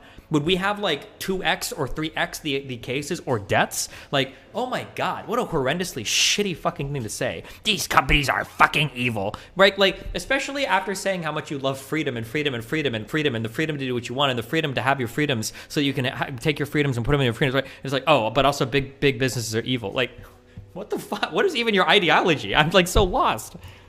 Care about you, and they don't care about people who die. They care about making money. Let's talk about what happened today. Are you familiar with what happened today? It was a huge deal. The booster shots getting shot down. I actually saw. What is the huge deal? How is it a huge deal? What does it even mean? Booster shot thing too much? Okay, I know so that the you booster should be. shot. I know that the booster shot plan was shot down, but I would really like to stick more on the topics that we kind of came here to talk about, both the mandate. Well, this is no. This isn't promise about the you that mandate or even vaccine hesitancy. I really want to hear. Now, if Hunter is smart, he won't let her go on this. But I mean, I want to hear what she's saying. Is she talking about the fact that like they're saying like we probably don't need booster shots right now? Like, and she's saying that's like a huge deal? Like, this has to do with why we don't want to give the federal government the power. And you specifically asked me, I know you don't want to go down this path, because I heard you talking to like a really nice viewer on your channel, right, who was extremely hesitant about the vaccines. And he brought up the FDA members resigning, and you kind of dismissed it.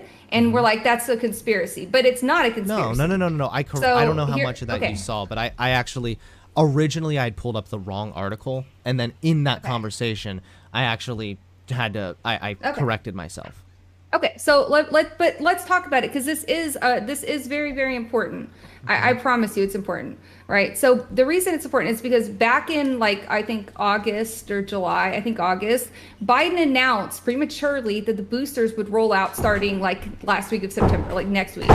And this was before the FDA had approved any booster plans. So in case you don't know or people don't know, the vaccines, you can't just give as many as you want. The FDA approves the drug and the timing. So when a booster is considered, the drug companies have to like resubmit all the data to the FDA to review it and approve it again, and like the timing and all of that. So when Biden announced that, it made a few people in the FDA really angry, because they're the doctors and scientists on the advisory panels in the process of reviewing the data. And the reason that they... Oh, this is interesting. Oh, maybe we dig into this later, but probably not because I'm too lazy. So apparently there's so this headline title for CNBC is third member of prestigious FDA panel resigns over approval of Biogen's Alzheimer's drug. So some conflict that I've heard within the FDA, people that do research or whatever can probably do this better. So something controversial I think that the FDA is being a little bit more accepting of is... oh fuck, I don't want to fuck this up. I almost don't want to talk about this. Take everything I say here with a grain of salt. Is usually when the FDA approves a drug, they want to see like a direct alleviation of symptoms, or they want to see like a treatment for like symptoms that somebody's has of like a given disease or whatever, right? But I think now for a couple drugs, they've approved things that are tied to symptoms but might not necessarily alleviate symptoms, which I think is, some people are saying, hold on, this is kind of problematic. I might have even read about this in relation to, it might have been for these Alzheimer's drugs maybe, I don't remember, it was a while ago. But, so for instance, so for Alzheimer's, there's an accumulation of these things called amyloid plaques, I think, in the brain. They start to accumulate. And it's theorized that these things, the buildup of this plaque might be what causes these different neural pathways to die and get fucked. And cause Alzheimer's, essentially. However, we don't know that. We don't know that 100%. But there's a drug, I think the drug that got approved, I don't know if it's this drug or another one, but I think there's a drug that supposedly gets rid of some of these beta amyloids. However, that's all the drug was proven to do. I don't think it was proven that it can slow down progression in Alzheimer's disease or help people with Alzheimer's disease, just that it gets rid of these plaques. But it might not be the case that getting rid of these plaques actually helps somebody with a progression in Alzheimer's disease. And that's like so people are like, well, should we approve a drug if we don't know it treats the disease and it just treats, there's a name for this, like treats like a symptom, treats something else that's not necessarily the disease. I don't remember the scientific name for that, but like, yeah. Yeah, I'm not, I don't, that's a hard one. I don't know enough about the medical arguments to have like a super informed, like, oh, they should do that or shouldn't do that. But yeah. People that don't re-rack stuff at the gym should get warnings and are kicked out of the gym. Fucking true. Fucking true. They left was to make a statement that the White House was playing political optics role that they should not have been playing. They were trying to pressure and coerce the FDA to release a drug that they had not deemed safe yet. And they were mad enough to actually resign over it. So, you know, it does make a big statement about the political pressure on the FDA to approve drugs. And, you know, the Biden administration basically coming out and giving them an overly restrictive timeline to do so. So if they had not shot it down, which thank God they did, they may have been rushed to approve a booster plan due to political pressure. And this is the kind of thing I was alluding to with Destiny, when pressure from the drug companies, and in this case, the actual executive branch interfere with scientists at the FDA who are trying to do their jobs to protect public safety. Okay, I understand all that. And that's bad, but that's talking about the booster plan. Even the thing you read said they announced the booster plan. That's probably Do you not think that there was political pressure to hold on, approve the vaccine? I just let you, no. I just let you talk for like 20 minutes. Okay, so, but it's relevant. Well, it's not. It's really not, because this is about the boosters right now. We can worry about the boosters a little bit later. They were announcing the plan too early, and that's what caused the FDA people to be upset. How are and you also, I don't understand I do understand the relevance. I do understand, but I also recognize that this has happened with other administrations too. For example, with the Trump administration, Trump constantly not getting along with Dr. Fauci and not taking his advice. And also, just when I was trying to fact check you, I actually found something from when Trump was still president showing that the White House threatens the FDA chief's job over vaccine approval. Absolutely. So that's probably not great. What made you think that I was pro-Trump? I don't think you're pro-Trump. I'm just saying that I recognize that this is a flaw that can happen sometimes. But at the end of the day... And you don't think that's a legitimate reason for hesitancy to trust the FDA when there's so much political pressure? It might be hesitancy to... Hold on. Wait. No. It might be hesitancy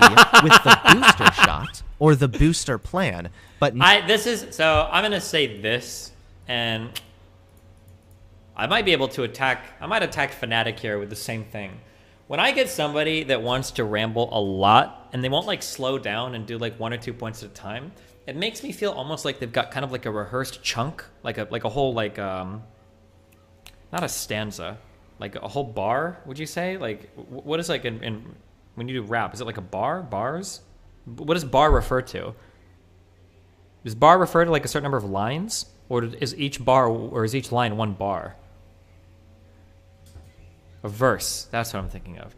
It almost feels like you have like a verse memorized and you want to rattle off the whole thing because you can't defend like the individual lines. And so you know that if you just like go off or whatever. Wait, can I take an antiquarian in and win this boss fight? Do you think I could, like, for the final dungeon? Or do you think I'll fuck myself? Because I kind of just want to run this just to get it over with. But I don't want to, like, but if I can take an antiquarian and sacrifice her to the final boss, that would be, like, cool. Because I don't have to worry about losing somebody. No. If this gives you hesitancy with the FDA, then my next question would be, why is this internationally recognized as a good vaccine? Even more so, because you did this with the Destiny conversation, too. You kept on, like, alluding to this, like, the FDA has had scandals. They're in bed with the pharmaceutical companies, like, no. They are, and which, they're even if that's true, in the EMA, too. Even if that's true, it doesn't speak to anything to do with this specific vaccine.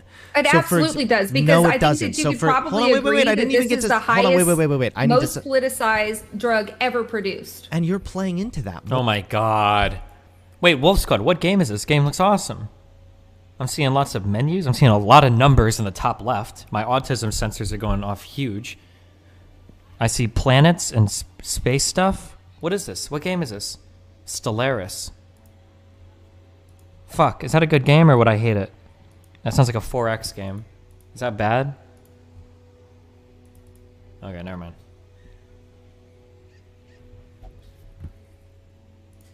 more and more by playing cannon fodder for these anti-vax ideas. By understanding that, like, for example, when I decided to get vaccinated, it was after FDA approval because I wanted to wait and make sure that they had the time to make their decision, not just the Biden administration struggling to maintain optics during a fucking failed administration. Gotcha. When is the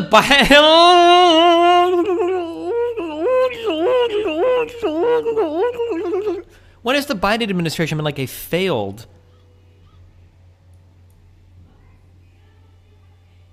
So the Johnson & Johnson vaccine, for example, did you know about when it was paused? In August? Because that shows that the FDA clots. is and that you know how many it was right? There were 6 cases out of the 8 million people who took the vaccine, and the FDA I'm explaining that the FDA stepped in and put a pause to this to further examine data. That is the system doing exactly what it's supposed to do. So where's the coercion there with the pharmaceutical companies? Why did the FDA... The FDA is doing a good job trying to push back, but I should also note that Pfizer is right there. This is what's so great about the boosters and with everything really, but this is a perfect example of how pharmaceutical drug approval works. Right? So in this case, you had the White House clamoring for boosters and you had Pfizer sitting right there with them clamoring for boosters. But what's weird about that, because obviously they have a financial incentive to put boosters out. Would you agree that they have an incentive at play to put boosters out and produce tons more? Why is it that people are too stupid to understand that you need to have incentives on both sides? Like, people only look at incentives on one side and they never look at the other. Like, Pfizer has an incentive to sell you as much medication as possible. That's true. That is Pfizer's incentive, absolutely. But then the incentive on the federal government is to make sure that something is like as safe as possible. Like, their goal is to make you jump through as many hoops as possible in order to get something out that's safe. But this is kind of the negotiation that you play. Like, people will do the same things with like employees and employers. They're like, a boss's job is to pay you the least amount possible for the most work he can squeeze out of you. Well, yeah, of course. An employee's job is to get the most amount of money for the least work possible. Like, these are the negotiations that happen at every stage of everything. Like, you always have negotiating powers on both sides. Vaccine and get paid for it. They're a pharmaceutical company, so they have incentives to create medicine, which is probably pretty good. So the most unsettling thing is normally when we have a drug company talking to the FDA, they're like, hey man, look at our drug. It's great. Look at this clinical trial data. Look at the efficacy. It's amazing. Yeah. Well, in this case, we have Pfizer telling the FDA, man, this drug's not very good. It isn't performing well. We need boosters because the protection is waning.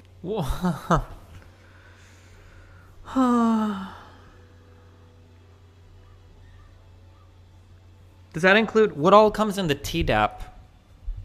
Does that include, so like every booster ever is like a garbage?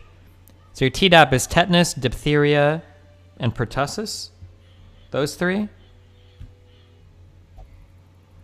Like, are these all shit vaccines because you need boosters for these, or?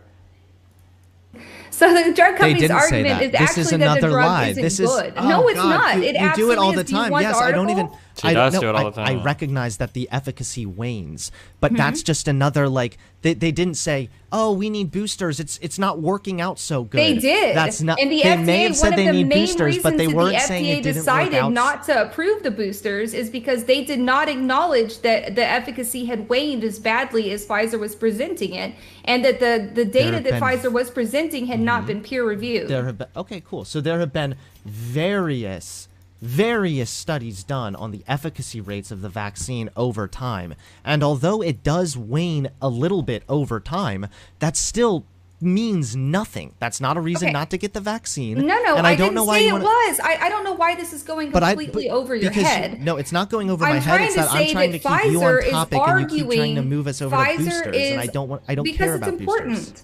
Well, you don't care because you don't know how to counter it. Because no, it's not. I don't know how to counter it. It's that you said you want to talk about vaccine mandates because you don't want to get nailed into a corner. When I'm trying to show you that the drug companies and the FDA I've been wrecked. are Please oftentimes. I'm getting wrecked. What I'm trying to show you is, I mean, Why else would you be trying to get me off this topic by saying I don't care about that? I don't care about that. Because Is that really the way you debate? I don't care about that. Okay. No, well, it's that when we come important. to debate vaccines generally and vaccine mandates, when you go to boosters and talk about people leaving because of the booster plan, I just say, okay, then maybe that casts some doubt and some hesitancy on the booster shots and the booster plan. This has nothing. You realize that the boosters are the same drug, This right? has nothing to do with the current vaccines that are available. So it has everything to do with it. I don't understand. What does it have to do? Oh my god. Do with it? I'm matter? trying to explain to you, right, that the White House and Pfizer are sitting in a fucking room going, Biden's sitting there going, how can I look better to the American public after I left all those fucking people in Afghanistan? Oh shit. Oh my god.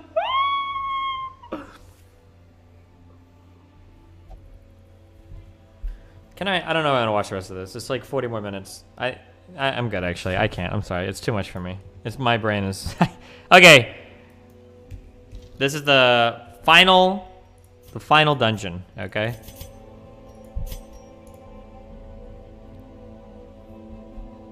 To put Stellaris into perspective, I have almost 500 hours in the game. I've never actually won a playthrough.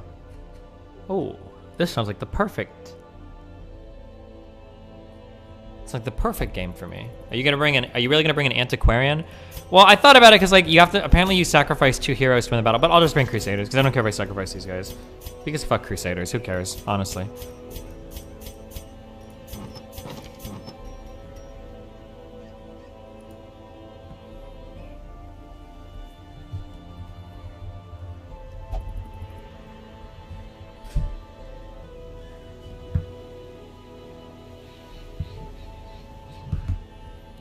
That Hellion has a lot of stress going in. Doesn't matter. She'll be fine, right?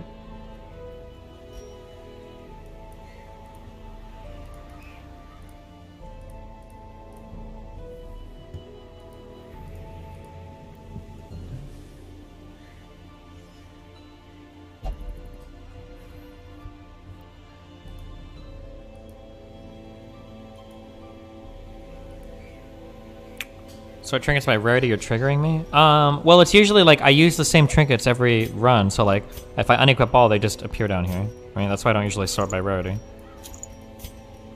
Everybody gets a focus ring, and a damage bracer, and a focus ring, and a damage bracer, and a focus ring, and a torch.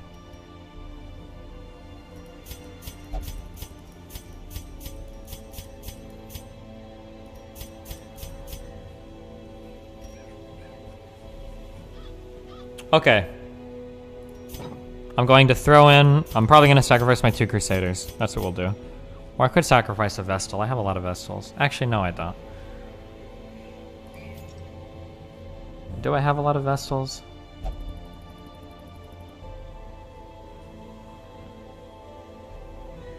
I have 4 Vestals. What do bloodstains on portraits mean? They have the fucking Crimson Curse, okay? That's what it means. These guys have good quirks too, and they're gonna be lost. But that's okay. If you fight the Shuriken to get your lost trinkets back, I just wiped the party. I don't know if I should just re-roll because I lost so many good trinkets. Oh yeah, I'm sorry, that sucks. But yeah, I killed him, yeah.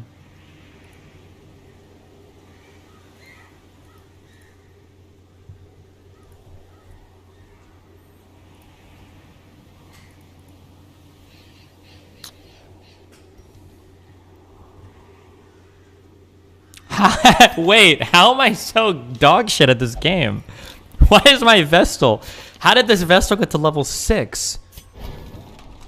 With rank 3 armor.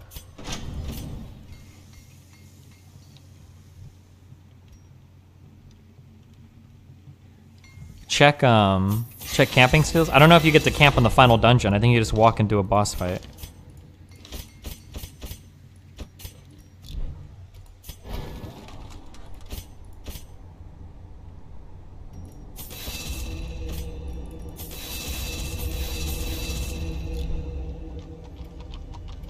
Do I get my trinkets back on my lost party members, Subtle Hubris?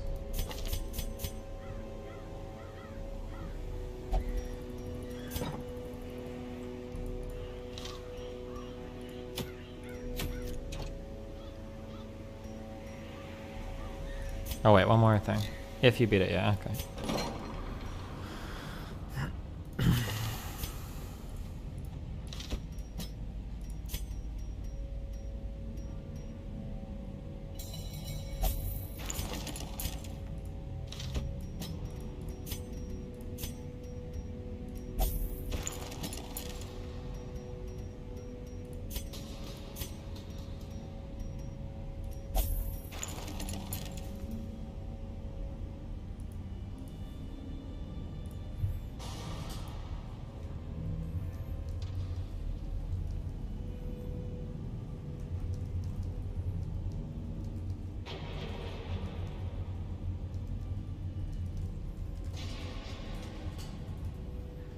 Okay. We're good on that.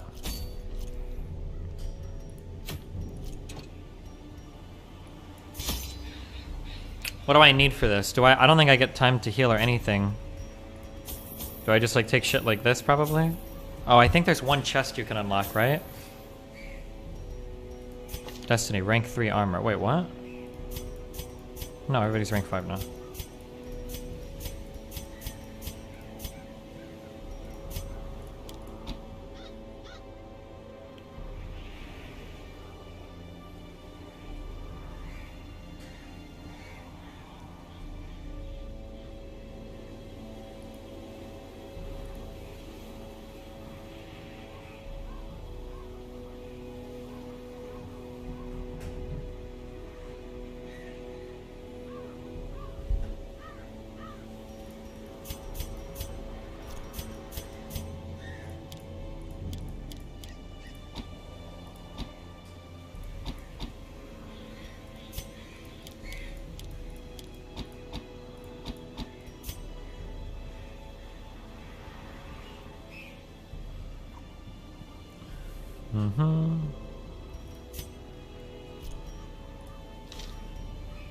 Oh, blood maybe? 3 should be plenty. 2 Aegis scales. Should be good. Okay, I think we're good. I don't think I need torches for this. I'm gonna take Hellions Cure over the stun.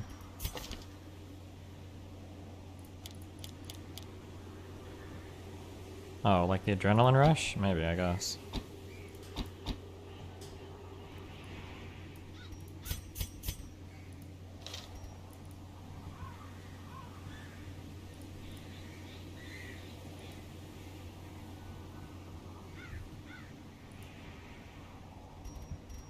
Okay, I think we should be good. Good luck. Brave warriors.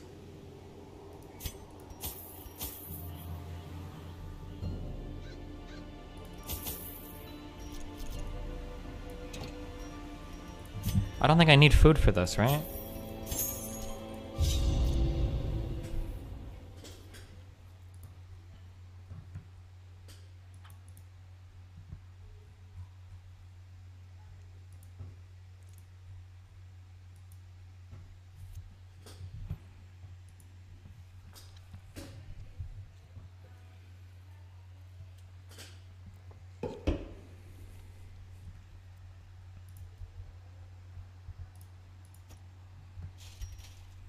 Oh my god, she does have a lot of stress. Whoops.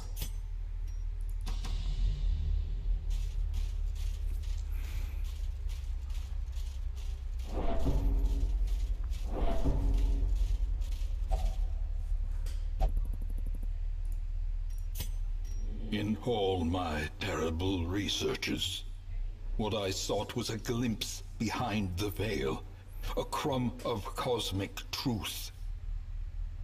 I found it here, and in that moment of brain-blasting realization, I ceased to be a man, and became a herald, an avatar of the crawling chaos.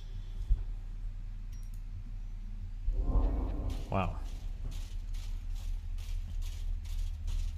Nice shitpost, bro.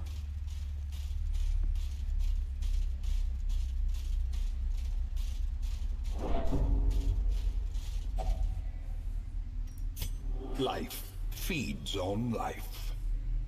In your petty pursuit of family redemption, you consume those who rally to your cause, and in so doing, you strengthen the thing, accelerating the end. This is as it should be. It is why you are here.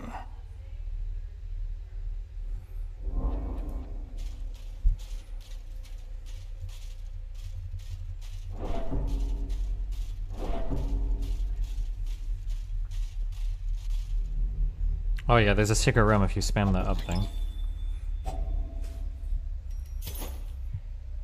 You examine the ragged piece of flesh. It reeks of sweat and tears. A series of crude gouges in the skin pulsate and seep blood. They seem to form a pattern. You can just make out the following. We at Red Hook Games are deeply grateful for your support and your time spent in the Darkest Dungeon. Good luck in the coming battle. Wow! Cute! Wasting. Oh my god.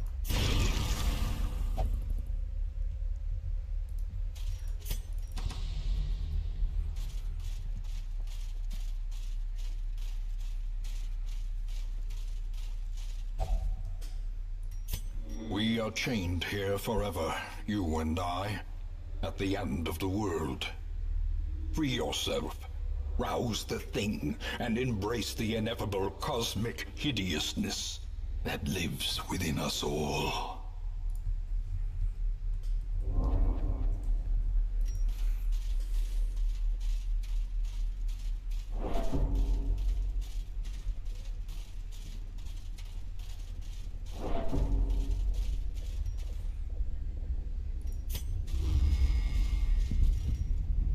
You still foolishly consider yourself an entity separate from the whole.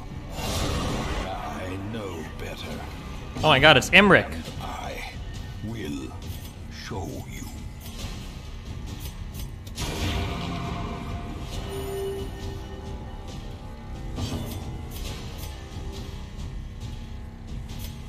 I don't think I can actually hit him in the back or something, right? He's got 6 HP. I think I have to kill all the parts.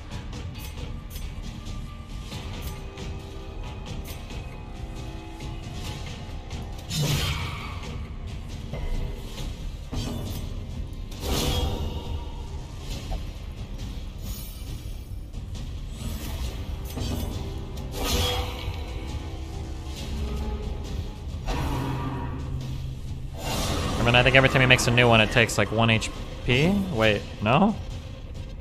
Oh, there's the imperfect ones. Never mind. Is it worth stunning here?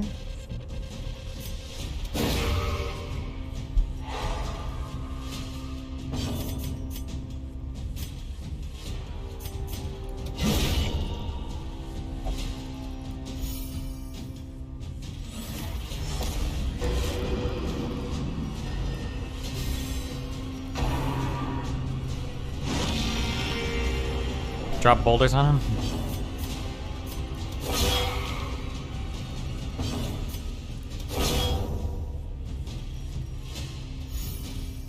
Oh god, my Hellion. Oh man. She'll be virtuous, I'm sure, guys.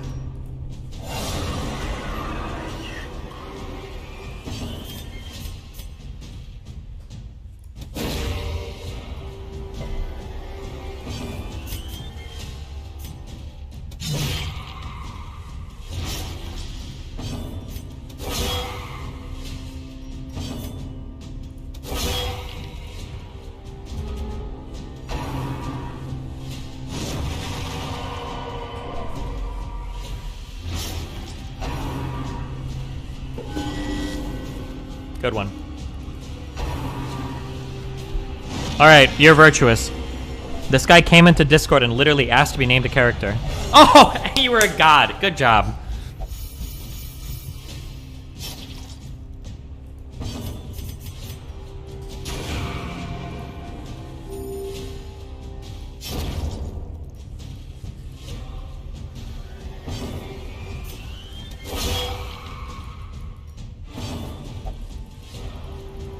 You're going to make it, all of you. Oh my god, we're all gonna make it, guys. We're all gonna make it.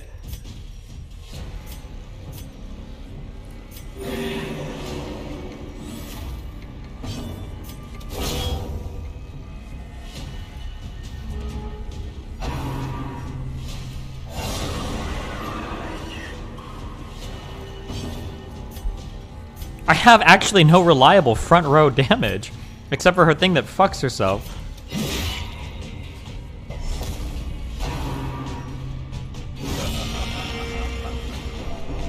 $35 horror, oh my god, or stress.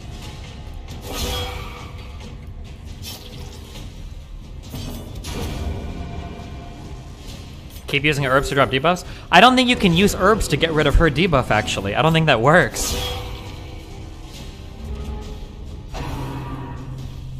Oh wait, can you cleanse her debuffs with adrenaline?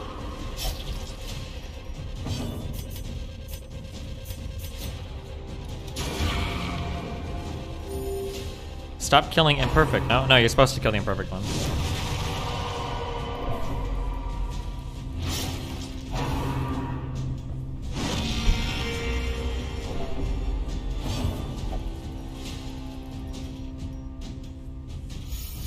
Yeah, I don't think you can cure her self-inflicted stuff.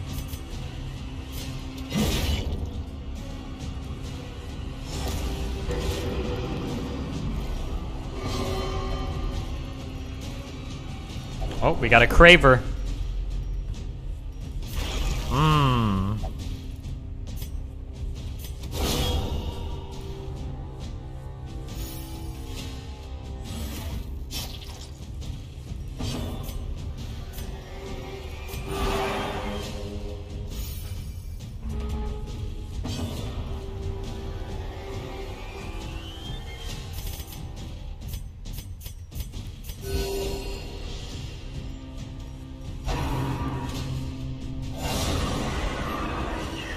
Really?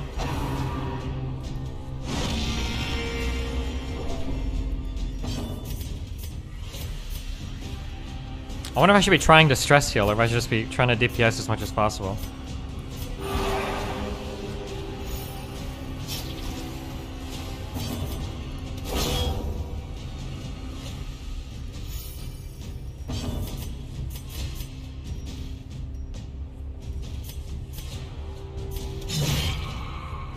You can't out-heal the stress with just Crusader. Yeah, probably not.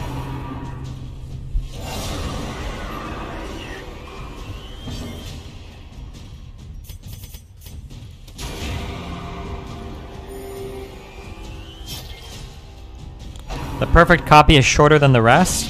Actually, if an enemy's already gone, the model gets a little bit smaller. So like this guy is the biggest right now. Ugh, that sucks. This guy is the biggest right now, but that's just because he hasn't gone yet.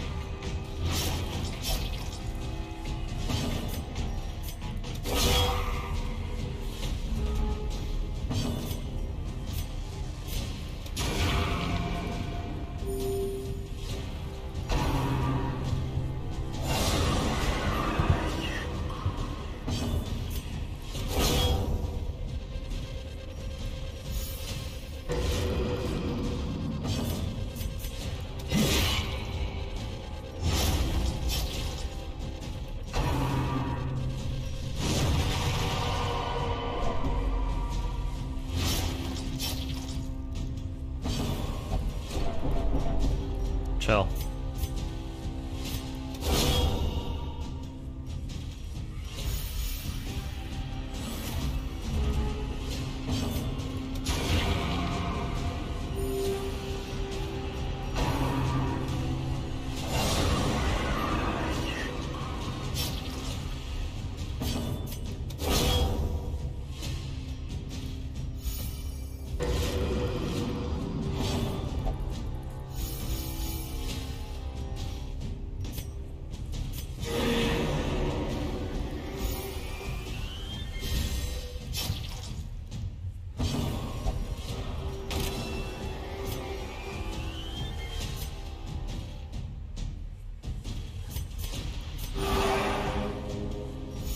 Do you think the pacing in Dune felt too fast? It was just kind of random.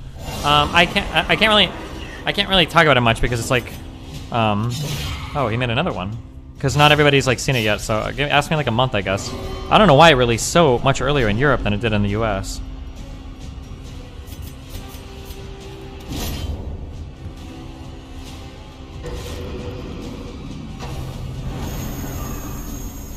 The flesh is fluid. It can be changed, reshaped, remade.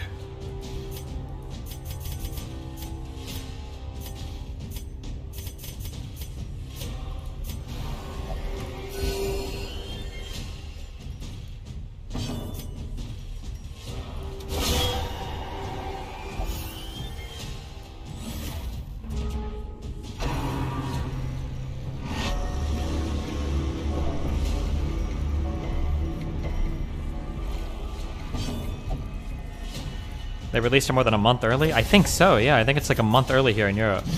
Because I don't think it comes out for a few... When is it released in, When is it released in the US? It's not for a while, right?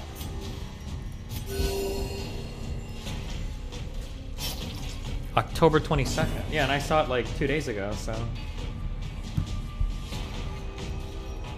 Oh, Helene has a craving for blood. Whoops.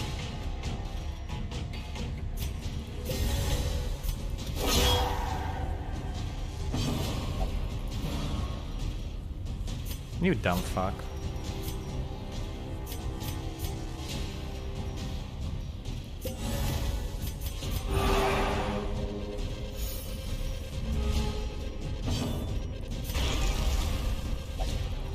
Oof, big damage attacks. Nice.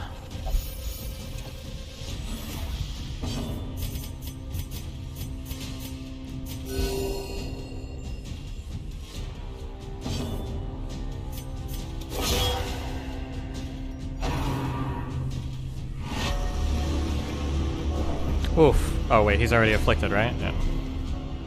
Do you care as much about spoilers? Nope, not really.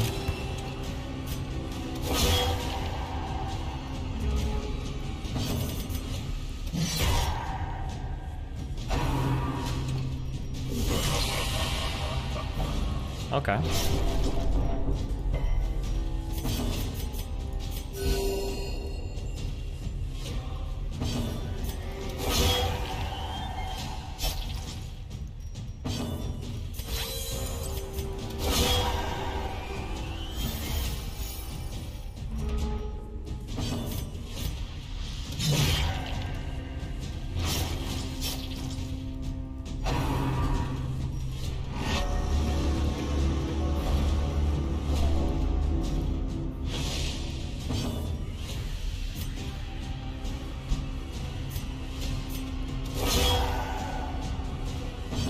We get Adam from Your Movie Sucks to talk about Dune? Why, did he really like it? Uh-oh.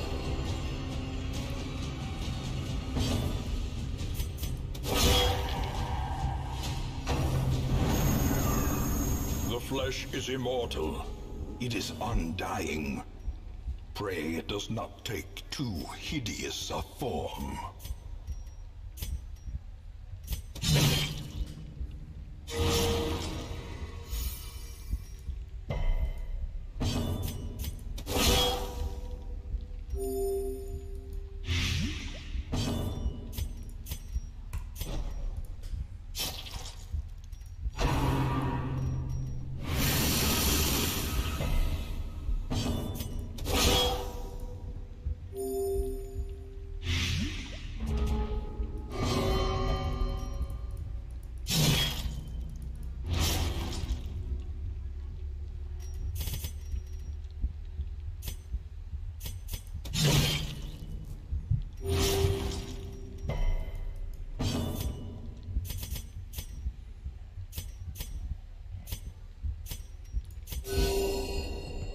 Did you read any of the Dune books? Nope.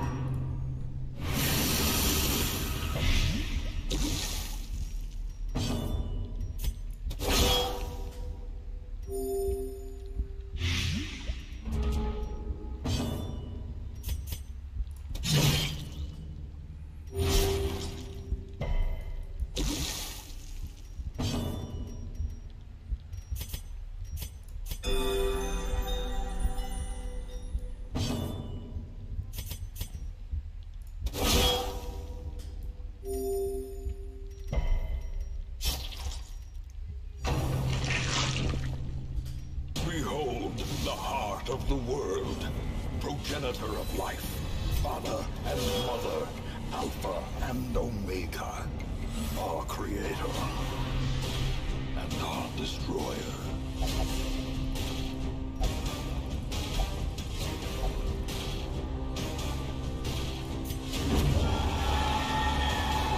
Goodbye, brave Vestal.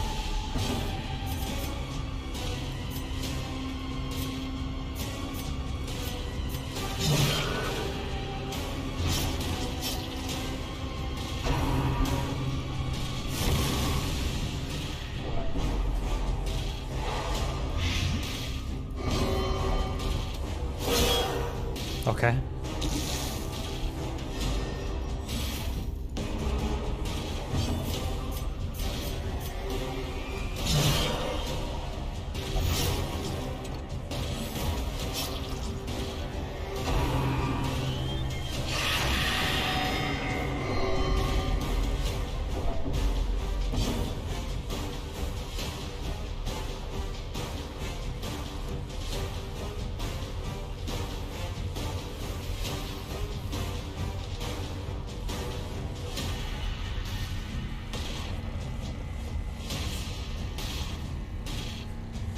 Hold on a second.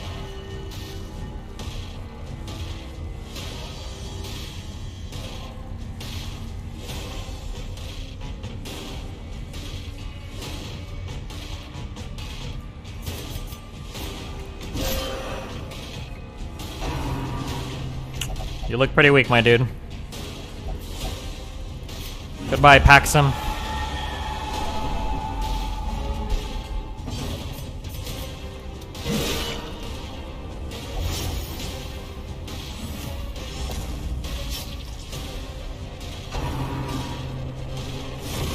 Why do I have love at an unnamed crusader? This isn't a chatter, is it?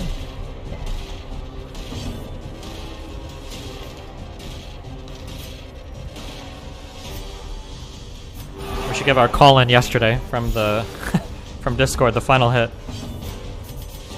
91%, don't miss, don't ruin your moment, your time to shine. Arc Angelium. Good job.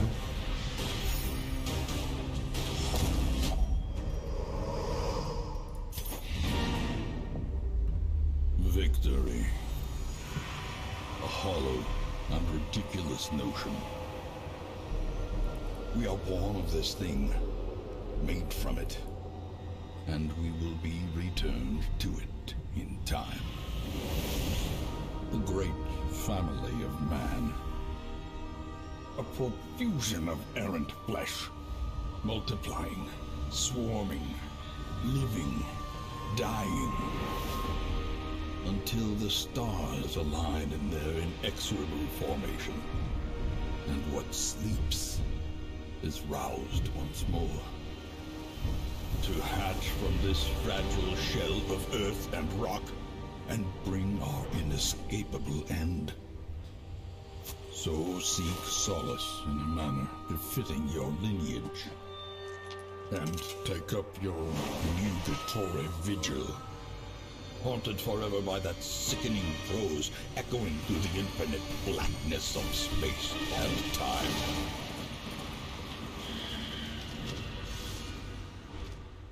Ruin has come to our family.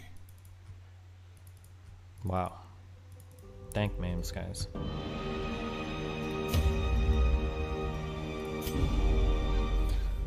Okay, with plenty of time to spare, explored the DLC. We beat it on the maximum difficulty, okay? I couldn't even save scum this game if I wanted to, okay? Fuck everybody that said we couldn't do it. Fuck the haters, guys.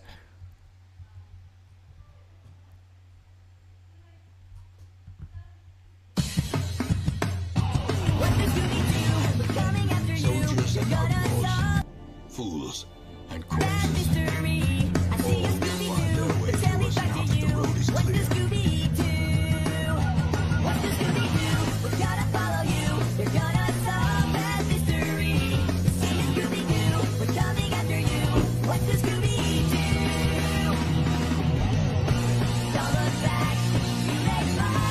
What is this?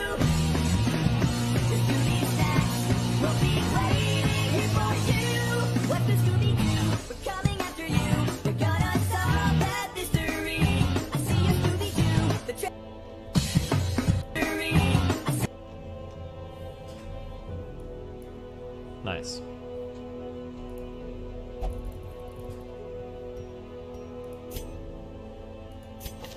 Do they get like a special thing for beating the Darkest Dungeon? No.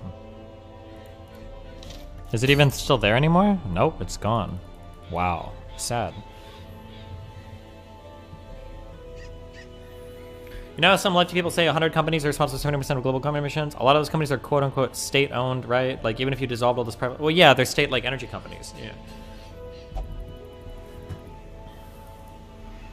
If you want to kill a fanatic, remember to not finish the last Crimson Court. If you complete the epic record, which means the Crimson kind of connects this again. You slain the countess. Why do you need to kill the fanatic? Can you show the graveyard? Oh.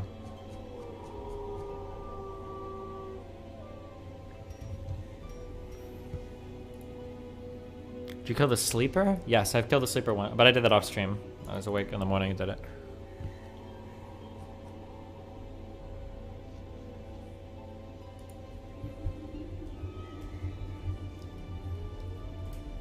I don't know.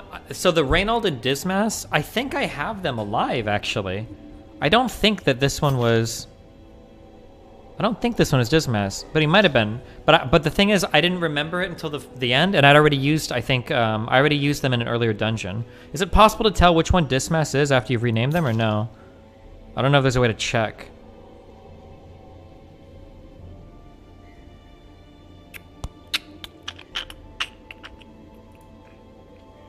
Have you killed the Shambler? I think I have, yeah. Did you get achievements? No, because if I did have Dismiss or Reynold alive, I already brought them on like one of the earlier ones.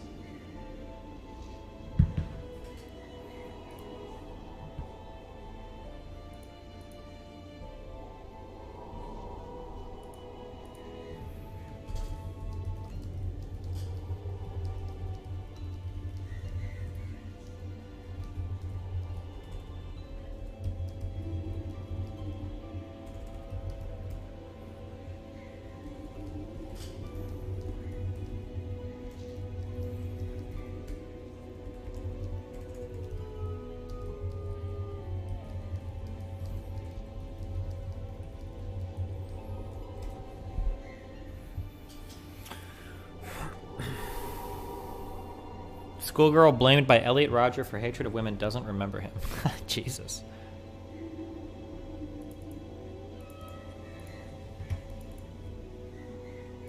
Stellaris. Okay, what is a 4X game again? What do the 4X's mean? I feel like I played one and it's just like, I just don't like it when you've got like menus and menus of menus to manage, and then once you do another thing, you get like, you unlock like 12 more menus so that you can like add menus onto your menus, and then you can like look at different menus, and then you kind of like put the menus onto the other menus, and you select things from the menus of the menus. That seemed like, that was my like introduction, and that's what it looks like 4X games are like. Are they like that, or is it better than that?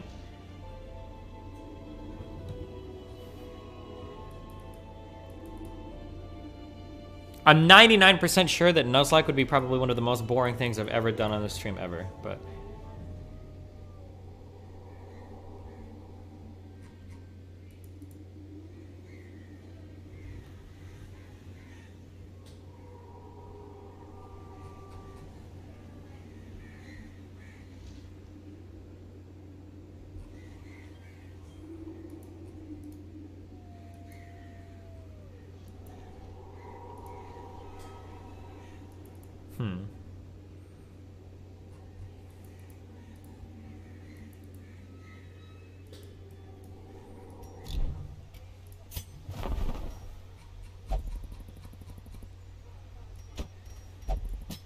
A sister of battle, pious and unrelenting.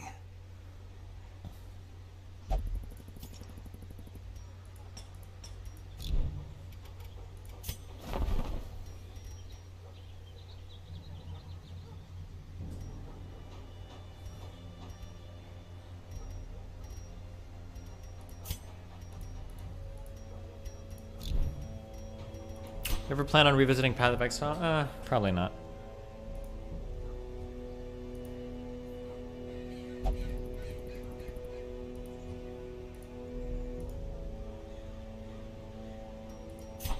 What's the next game? I don't know. I need to look. Is Because I'm still traveling for like a couple weeks. It's going to be another boring game. But maybe one that'll let me like watch videos more in the background that I don't have to focus on as much.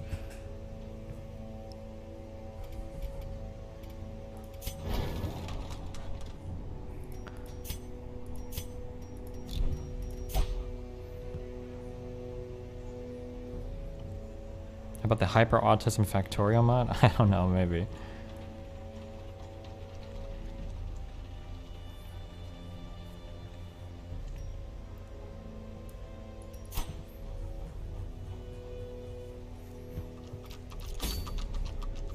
How am I supposed to get, what counts as beating the DLC for this? For the farmstead? What counts as, like, finishing the DLC if I beat the sleeper?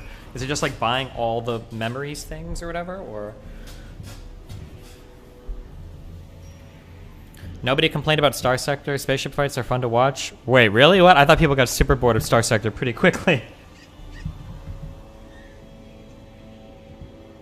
I'm the housing guy from Twitter. Want to chat about the top 10 cities thing being a luxury good tweet? Yeah, if you can figure out how to add me on Discord, my dude. Message away.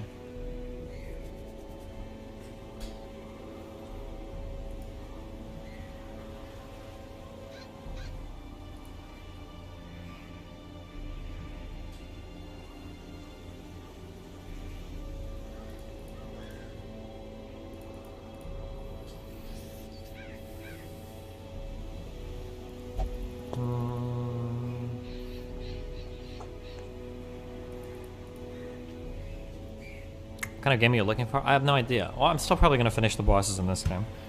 Just to trigger chat.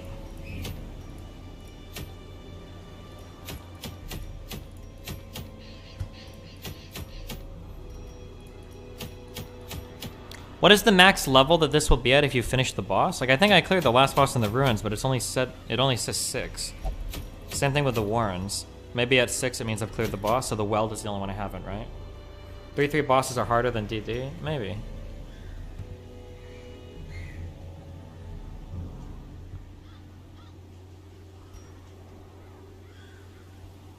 I think Nuzlocke would be a game normies would tune into and watch. It does well viewership-wise among other streamers. Isn't Nuzlocke literally just like hyper-autism Pokemon mode? Isn't that like you have to like catch the first Pokemon you see and there's like a bunch of other self-imposed stuff? Is that really, do people really do well viewership with that? Level 7 is the last one when there are 2 champion bosses for each.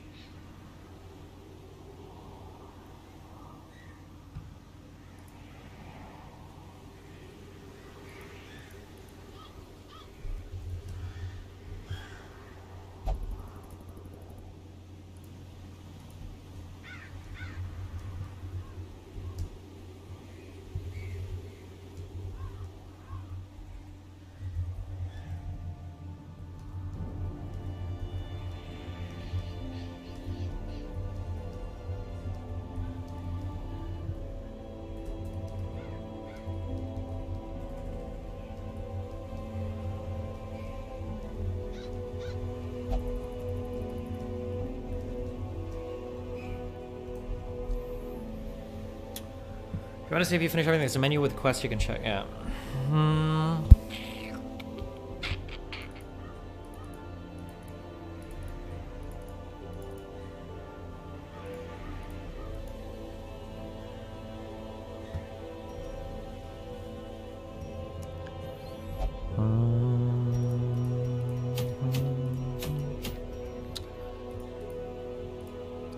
Mind running us through a little off how you pick games again, because it seems like you make a list of stream killers, then you play those exact games. I like management games. I don't know, they're just fun. Like I like actually, I like games that involve some sort of like iterative learning shit and like optimization. There we go. Does that make sense? I think like iterative learning and iterating on designs and optimizing them, I think that adequately explains Oxygen Not Included, Kenshi, RimWorld, Minecraft mods, and Factorio, I think. And Frostpunk. Kind of Darkest Dungeon, but not really, but... That's also why I like StarCraft 2, yeah.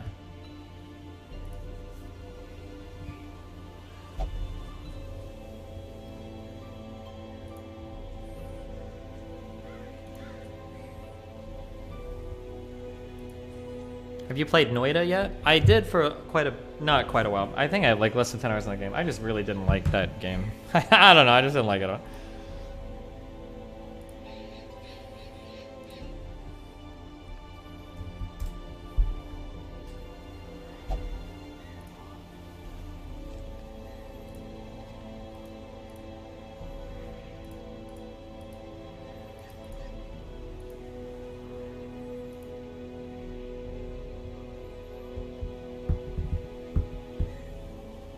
Okay, stop suggesting games. I'm gonna start making nuking, because I'm not doing this for a little bit anyway.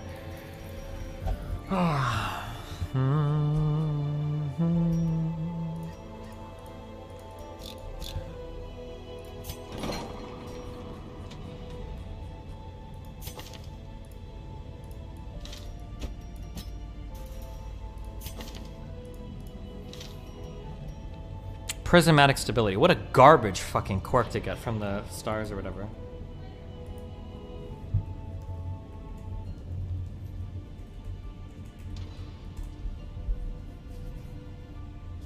Okay, so why don't you play the popular version of those games? Nuzlocke. I never want to do Nuzlocke Pokemon. It sounds so boring. I usually don't like self-imposed challenge things. Those just usually aren't fun to me, okay? Age of Empires. Who watches that? Popular version? Dead Cells? Is that popular? Stellaris, Satisfactory? Are these popular games? Why would I ever play Satisfactory when I just play Factorio?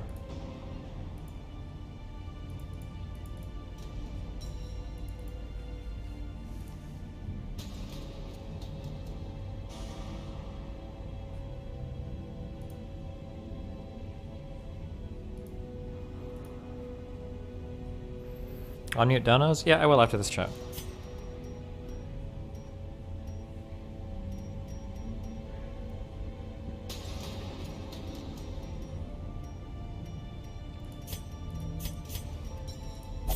Hello, hello, can you hear me?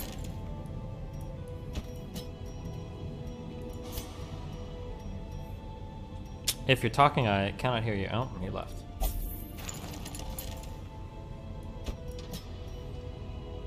Hello, hello?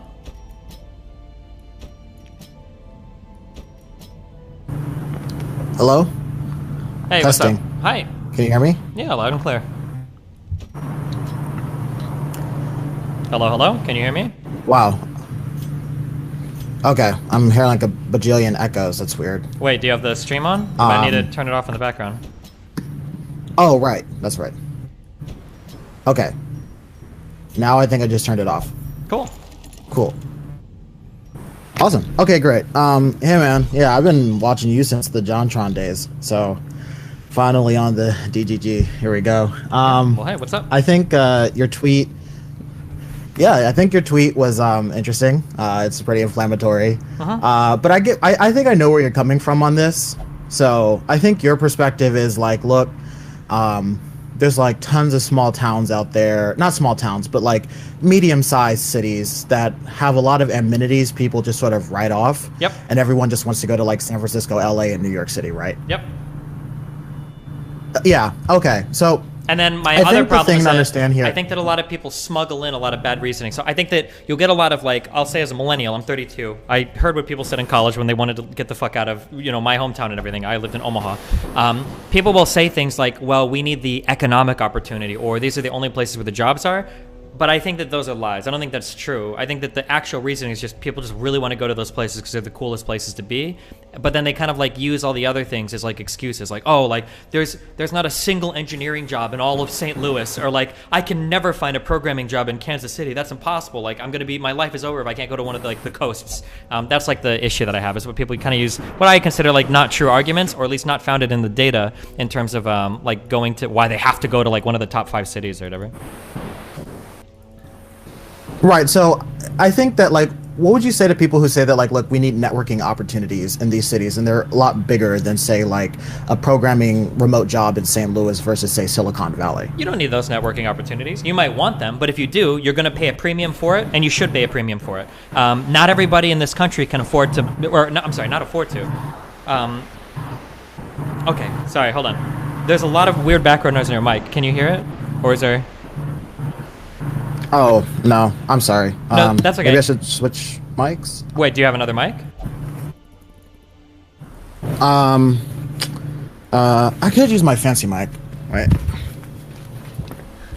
I'm just using my MacBook mic. Sorry. Okay. Oh no, that's fine. It sounds a little bit like you're skydiving.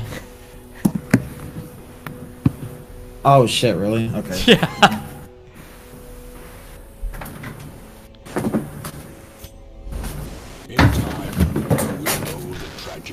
All right, I'm plugging in my fancy mic now. Yeah, no problem.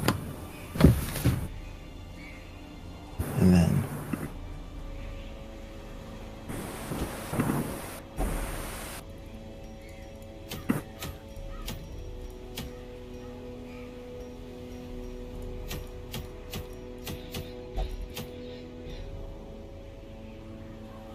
And then you have to like select it in Discord or whatever to probably use it next, yeah. Okay, how does... A little bit better. Can you talk again? How... It sounds like your internet might be lagging, or... Maybe try using like a push, or there's like a... I don't even know how to explain the what's happening. I'm gonna...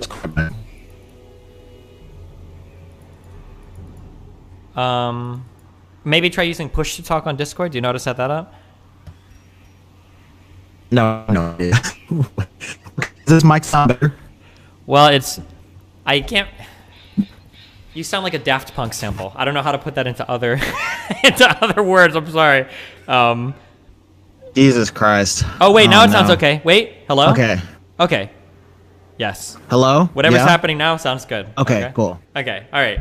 Cool. Sorry. I'm Okay. gonna stay perfectly still. Good shit. Okay, cool. Fuck. So backing up. Yeah, so when people say like, well, I need to get to places for networking or whatever, like you don't need to, you want to. That's like having the best networking in the world is like, that's a luxury. You don't necessarily like need that to survive. It's just something you want. But if you're going to go after like the premium networking opportunities, there's probably going to be a premium price you have to pay for it. Now, I think that like we should do a better job zoning and expanding housing in these cities or whatever. But I think that when the goals that people have when they look at zoning are very unrealistic.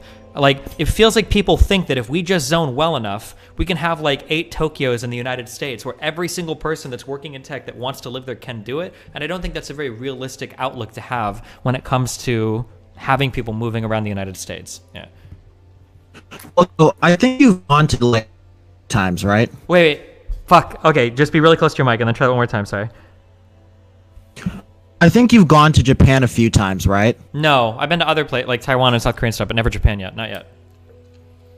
Okay, so like there's like a huge like global phenomenon right now where you have like mass urbanization going on. Yep. So like, you know, places like Tokyo, for example, are like rapidly growing because Japanese people just are leaving like other smaller tier cities to go move into Tokyo. But they keep housing prices relatively stable because they build a lot of housing, like almost as much as the state of California does. So it's not like it's impossible per se. There's sort of a difference between a lack of willpower and commitment. But I'm curious because you're from Omaha, which is one of those smaller tier cities. Are you personally motivated by the fact that like a lot of these cities are basically dying and you think that they could see some like economic rejuvenation if people had just given them a chance as opposed to trying to move to like other big cities?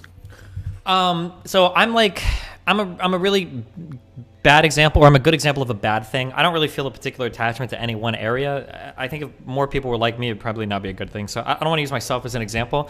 I don't feel like personally vested in the success of any of these smaller places because I don't really give a fuck. If this country got fucked, I would just take my kid and move to Sweden or something. I don't know. I don't care. What I'm more interested in is... So the first huge thing that a lot of people don't recognize, sometimes in the real world and online, is you have limited political will to get certain projects done, and sometimes even limited economic resources. And I think that we have to kind of like pick and choose like what areas do we want to put our effort into, and like what is our goal in putting our effort into these areas. So there are certain things regarding larger cities that I think would be really good and really cool.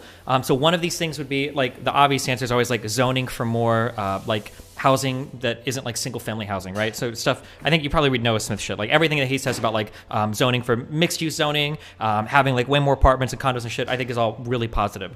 But on the second part... Yeah, we just like abolished single family zoning in California. Sure. Wait, we did just do that, or... Yeah, governor just signed it. It was a huge deal. Awesome. Go, like, Google it. It's really crazy. Cool. That's awesome. That's cool because fuck that shit. But even more than that, and I don't know if there's a reason for this. You can tell me. I've only lived in California for 2 years. Why is it that every fucking apartment building I see can only be like 5 stories tall? Is there like an earthquake reason for that, or? No, it's just zoning. It's just the aesthetic opinions of people who like.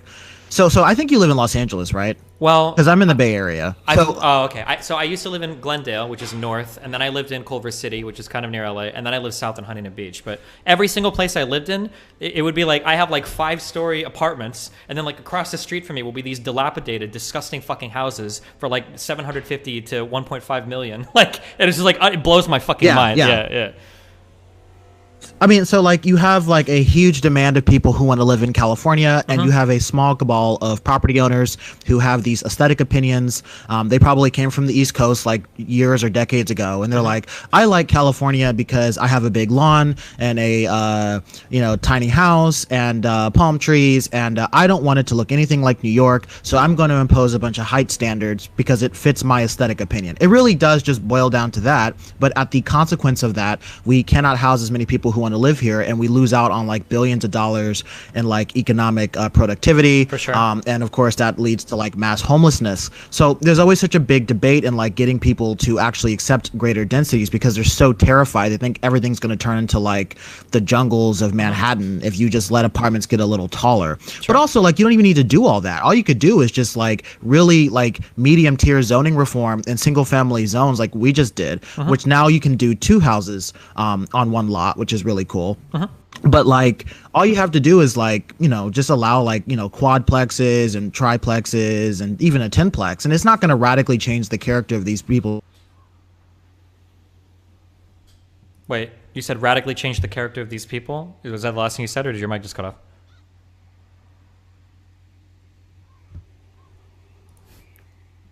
Wait. Oh no, hello? I'm saying hello, can you hear me? Okay, I can hear you now. You said it's not going to radically change the character of these people. Gotcha. Okay. It's not going to radically change the character of their community, their suburban community, because people are motivated by having a suburban community, but they also want the amenities of living in these big cities, and it's kind of a contradictory thing, right? People want the big lawn and the big driveway and the big car, but they also like the fact that like they live like just a couple minutes out of Los Angeles where they can get all the big amenities, because living out in the suburbs of the valley isn't always that thrilling. Maybe. That's all. Yeah. I would have to go to polling data because I can only speak anecdotally, and maybe different people are different. So I used to live in suburbs my whole life until I was 30. Then I moved to Glendale, which is like a city in LA, basically. It's like near LA. And after living in a city like that and being able to like walk out of my apartment and go to 30 different restaurants, a movie theater, mall, I don't think I could ever live in a suburb ever again. I don't know if my brain could handle it because cities are so cool. However, I am empathetic towards families that want to move to suburbs to have kids. Because like if I had kids, like, so I have a house in Nebraska that's in a suburb where my son lives, and like he gets to run outside, he gets to play with friends, like running up and down the street, like running around through backyards. As much as I love being in Europe and seeing all the mixed use zoning, or as much as I love living like in a very city downtownish area in a big city, having a kid there seems like it would be kind of shit. Because like fuck, like what do they do? Like they're locked in the apartment all day. They can't really run outside and play unless you're lucky enough to have a park near you, which in LA is not always the safest place to be. So I am like empathetic towards the suburban like desires, even if like it fucks up a lot of other shit in terms of city planning. But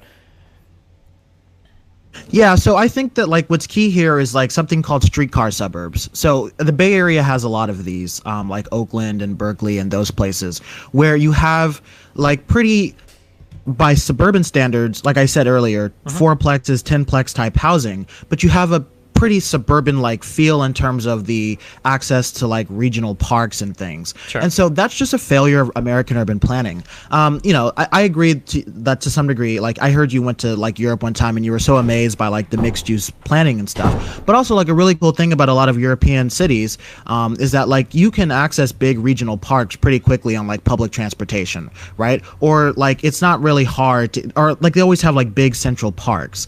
Whereas in like a lot of suburbs, like their parks aren't always that great. Like I don't know about the case in say Omaha, but like a lot of people compensate with these big like water wasting lawns and stuff as their equivalent for parks, but they're not terribly walkable places. So one of the things you might want to consider for your kid is like once they turn like to a teenage age and they're going to try to hang out at places and whatnot, like are they able to go anywhere that doesn't require driving?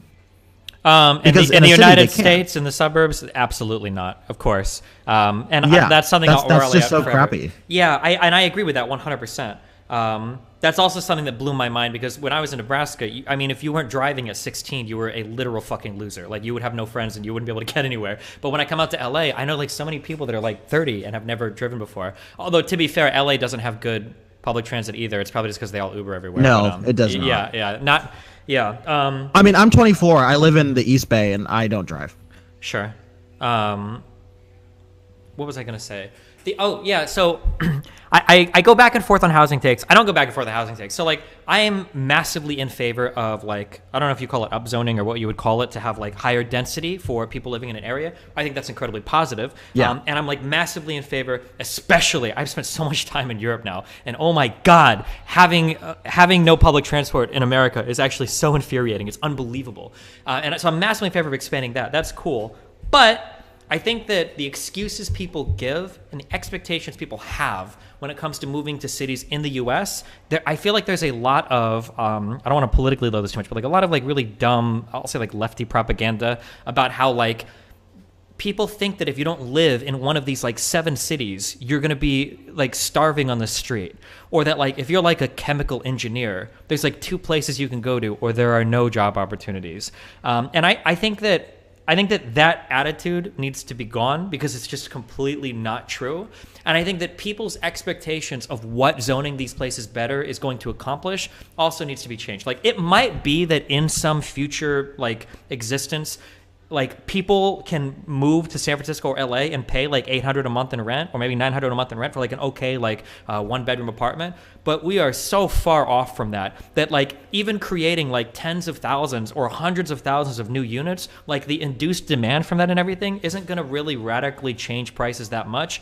And I am like massively of the opinion, and this is totally unfounded, so you can call me if I'm wrong, I don't believe that building any more housing will do anything to alleviate like the homeless problems in these areas too. Because I don't think the problem with these people is that like if rent was like a couple $100 a month cheaper, they'd be able to afford a place. I think that they have like a whole other set of unique problems and circumstances that need to be addressed too.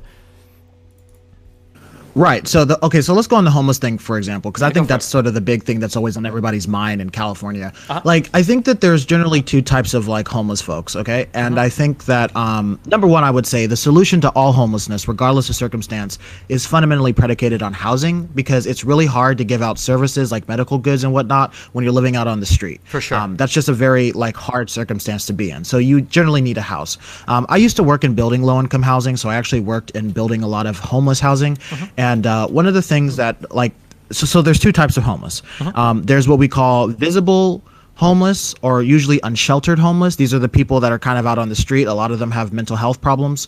And then there's the sort of invisible homeless, which are like people sleeping in their cars, or like couch surfing with friends, or living in very overcrowded conditions. So for the people who are like, you know, sleeping in their cars and stuff, that really is just as simple as building more housing. I mean, when there's tens of thousands of people, I used to write the program, I used to write the code for the random waitlist applications for people who got housing. Those people, we just need to build more housing, because there's like so many people competing for one house. Yeah. So can I ask a question? So when you build housing like that, how do you ensure that homeless people are the ones that are being helped by it? Like, why wouldn't somebody else come in that's like a low income worker already and take that house? Is there some way to prefer like a homeless person? Like, how do you do that? Yeah. So we have something called area median income, which means that you take what the median income is of your county, and then you designate units based on that area. So the tiers are like 20%, 50%, 75%, and 100%. 100% is middle class. 75% is technically low income. So in places like San Francisco, if you make 6 figures, you're technically low income. And all the way down to like 20% is for like people who make like basically no income up to like $20,000 a year. And so like for those people, we have specifically designated what we call income deed restricted units. So only homeless people or only people who are very poor can apply for them. So so like basically with the sheltered people, that's not really with the sheltered homeless, that's not really a problem. It's just more housing. With the unsheltered people, in addition to No, go for it. In addition to housing, Yeah, in addition to housing, you have something like we call shelter plus care units. So these units come with medical assistance. So generally, when you get a home, you will be assigned like a sort of medical advisor who will make sure that you can sort of adjust to sheltered life, because a lot of people have a hard time doing that. You will make sure that you essentially get health care with your unit. So it's more than just housing, but it is fundamentally predicated on housing, because it is just impossible to give people health care when they're living out on the streets or in like temporary shelters. It just doesn't work that well. I guess I'm not gonna. It's easy for me to attack your position because solving homeless is obviously incredibly difficult. So don't mean this as that like I think your ideas are shit or whatever. I'm not trying to say that. My only question for homeless people is that like I don't know if just building a lot of houses in LA seems like it's not going to solve the homeless problem. I don't know if you know, I should Google this. I think there's like 40 or 50,000 homeless people in LA. Is it reasonable to even build 10,000 new units that are not even low income restricted, but restricted like only to homeless people? That just seems like such a monumental undertaking that like I can't imagine. Yeah, I don't even know where they would go. Well, and then, yeah, go ahead. So I think that there's like two ways to deal with this. So during the pandemic, there was something called like Project Room Key, which was this really innovative program by the federal government that basically gave cities money to like put their homeless in motels. So in LA, I'm sure this is the case. There's a lot of motels that are kind of rotting and just sitting around, like, you know, kind of from an older time that, you know, aren't really optimal. And I think a lot of owners would just love to sell or whatever. So with the I don't know how well LA County did, and LA County is notoriously anti-homeless, so I don't want to lift them up, but like what a lot of cities did is they just got money from the federal government to just put the homeless in hotels, and it was actually a pretty successful program at transitioning them into permanent supportive housing. So like, yeah, just buying hotels or using existing housing is a good way to house the homeless. Building additional housing is also very important too. It is difficult because, and I know you're probably not going to believe this, but for example, in San Francisco, to build one single unit of low-income housing of any income level, not just homeless, is $750,000 per unit.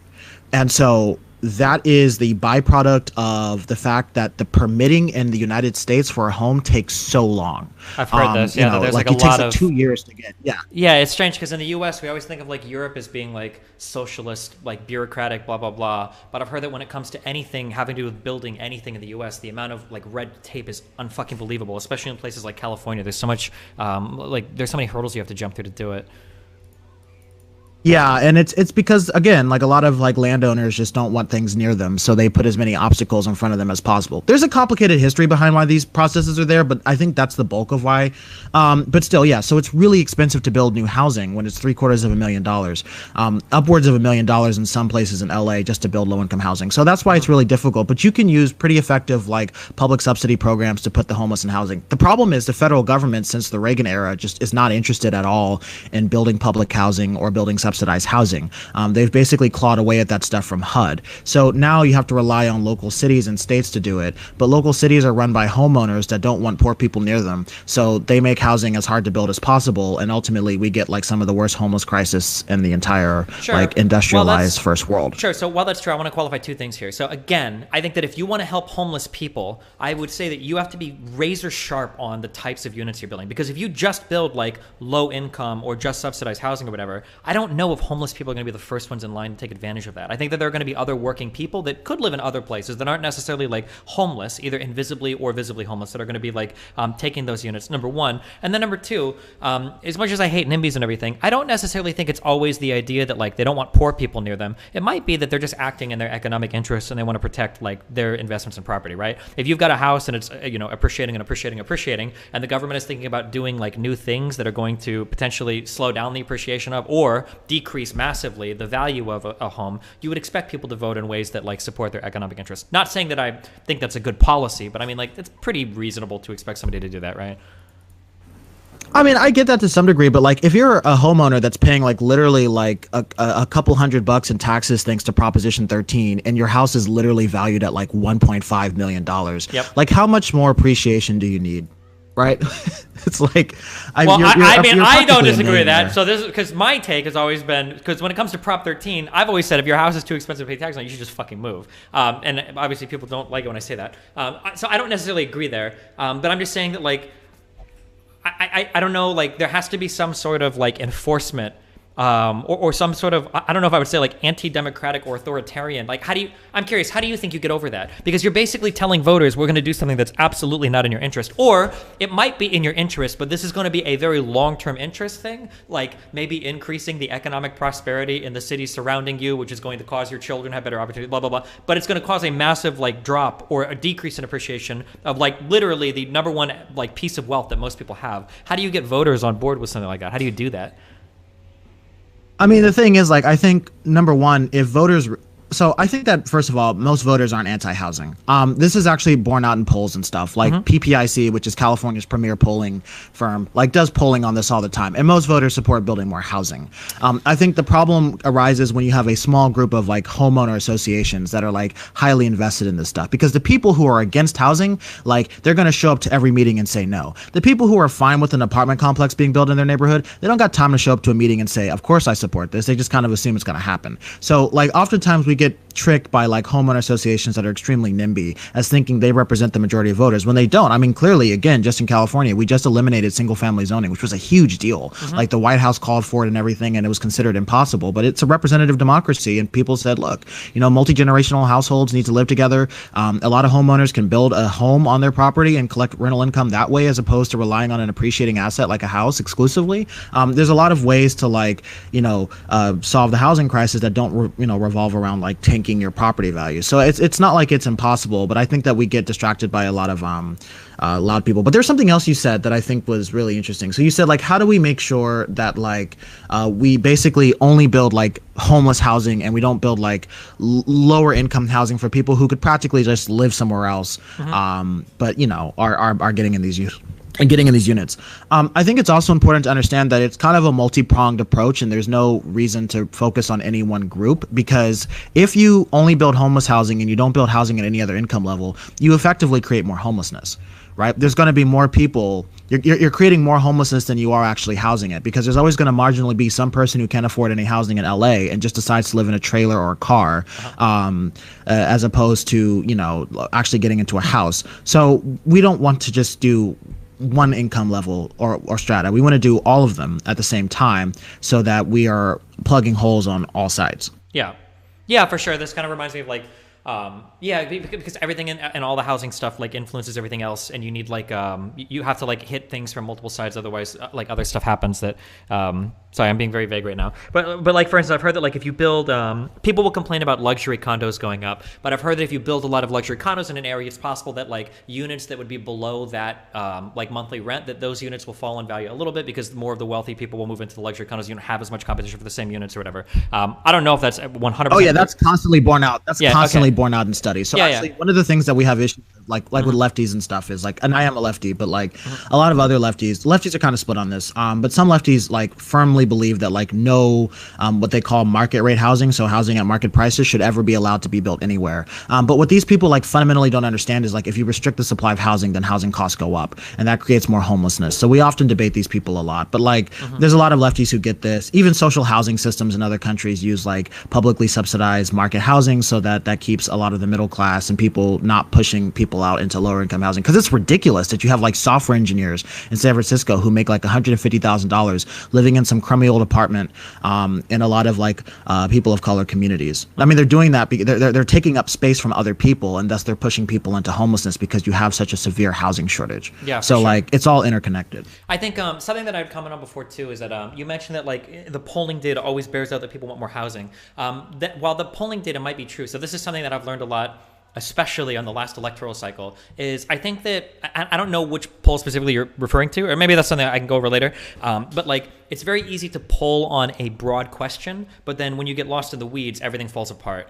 So like something I can think of broadly is like a lot of people, for instance, support nuclear power, but nobody wants to live, like a few streets away from like a nuclear power plant. Or like people might say like, oh yeah, we should definitely build more housing, but like not here. I want that to go somewhere else. So you might get like this widespread, or a really good example is right. Try not to. That's NIMBY. That's literally NIMBY. Yeah, sure, yeah. But even like I'm trying not to stumble into any big political hot button areas because I want to like have a disagreement on something that's not as relevant. But like the polling around Medicare for all is a good example too. Like if you ask people like, do you think that the government should provide like a free healthcare for everybody that can afford it? I think that polled at like 75%. It was overwhelmingly popular. But then when you get into the question of like, do you think that the federal government should like bar all private insurance and that it should be the sole provider of insurance in the United States? That support drops to like 25%. It like changes dramatically. So like, yeah, like the polling stuff is really hard to figure out. And then when you talk about like, well, when these things happen before these city boards, you get all these homeowners that show up and people in apartments don't care as much. While that is kind of true, I also imagine that that might not necessarily be a bad thing depending on the composition of people that live in apartments versus houses. So like if you're a politician, if you're elected on like a city board or if you're the mayor or whatever, and you've got on one end a whole group of like these transient apartment people that move around and may or may not be in your city in like 6 months or whatever, versus like people that are part of a homeowners association or some block of like homeowners, and you know that their families live there and they're going to live there for the next 20 years, it's not as surprising that you'd be a little bit more favorable to those people. They're more likely to be there come election time. They're probably more likely to vote, and so their voices are going to be preferred. I can understand that, even though it might seem like a conflict of interest in like an overall like state economic policy. When it comes to city, I think that it probably makes sense that city officials would be favoring people that are part of like homeowners associations versus just apartment dwellers that might move in 6 months because Facebook gives them an offer and they stop working for Google or something, you know? Yeah, so this is a common thing that like, and I'm not like calling you an NIMBY or anything. This is like a common thing that like a lot of homeowner associations will argue. Like, look, I am permanently invested in my community, or I am for a very long period of time. Renters are not, they are transient by definition, but that's not necessarily true. So a lot of renters oftentimes move because renters lack protections, right? I mean, if you can jack someone's rent up by like 500% in the next month, then they're going to move, right? Or if you can just arbitrarily evict someone because you want them to, they're going to move. In places with like a lot of rental stability, and I know this is going to be a hot button issue, but like say places with rent control, like those renters just don't move as much because they essentially have sort of the stability to do so. They have a general idea of what the rent's going to be next month, and they have eviction protection so that they won't be just arbitrarily thrown out onto the street and then be forced to, you know, leave their cities. So if the complaint of homeowners, which is very common, is that renters don't have stability, or that renters are transient like people, one of the things you can do is make sure that rents are stable. And another thing you can do is build lots of housing so that rents don't jack up by like 500%, you know, as soon as a housing shortage comes. So like the argument that like renters aren't necessarily as invested in their community, it's kind of hard for me to take seriously, especially considering, although I know you just said you're against it, but that like California homeowners effectively have their own form of rent control, which is Proposition 13. So like you may be invested in your community, but a lot of you are underpaying your taxes relative to the public cost against infrastructure that you basically create. So like, you know, the whole like renters a transient thing, I think that's very it's regressive. I know why people say it because they have flexibility, but renters are oftentimes very stable members of the community. It's just a byproduct of the lack of support they have. Well, sure. So okay, so two things. So firstly, in terms of renters lack protections, aren't there a fuck ton of protections for renters in California? Don't these go like pretty far in some cases? Like, isn't it like a minimum? Like, it varies by county by county. It okay, because I thought like in some parts of California, maybe even LA County, isn't it like a 60-day minimum to evict people? I thought it was like pretty insane in parts of California that the eviction process is like actually pretty hard for the landlord to go through with. I might be wrong on that, but I feel like I've looked at this up in the past and it's like, okay, damn, like you can't just like make some bullshit up and throw somebody out in LA County. Like you have to have good reasons and it's going to take a while. And if they want to trash your unit or whatever, they've got like 2 months to do it. So I think that is true, but it's worse.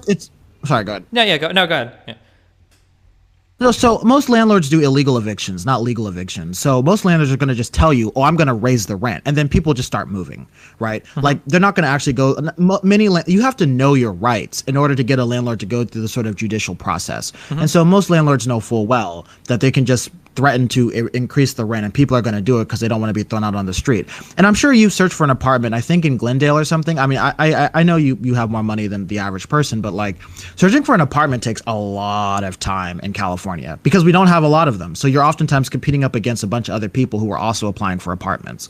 So like even with the 60-day notice, like, you know, how long does it take for you to find an apartment within your own city? And if you can't find that, like you have to move. And if you have kids, you know, going to the school district, I mean, there's a whole host of problems with that. So the 60-day notice, I mean, it's not really that fantastic. But I mean, I feel like I guess most landlords do illegal evictions. It's going to depend on there's so many variables there. I won't say that you're wrong. I won't agree with you, but I won't disagree with you because there's a lot of places available, but it's going to depend on how much money you have, and it's going to depend on how specific you need the area to be in. Like if you're looking in a more specific area, then yeah, it can probably get difficult to find a place.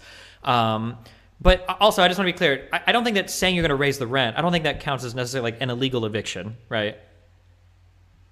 Well, by definition, it sort of is. So if you're going to file so it's illegal eviction is not technically like legal or illegal. That's a like sort of a nickname we give to evictions where the landlord knows that if they had to actually go through the eviction proceedings, it would probably take them some time. So they sort of threaten you with a huge rent hike, or tell you just have to leave, and you don't actually go through the judicial proceedings, which is what you're supposed to do.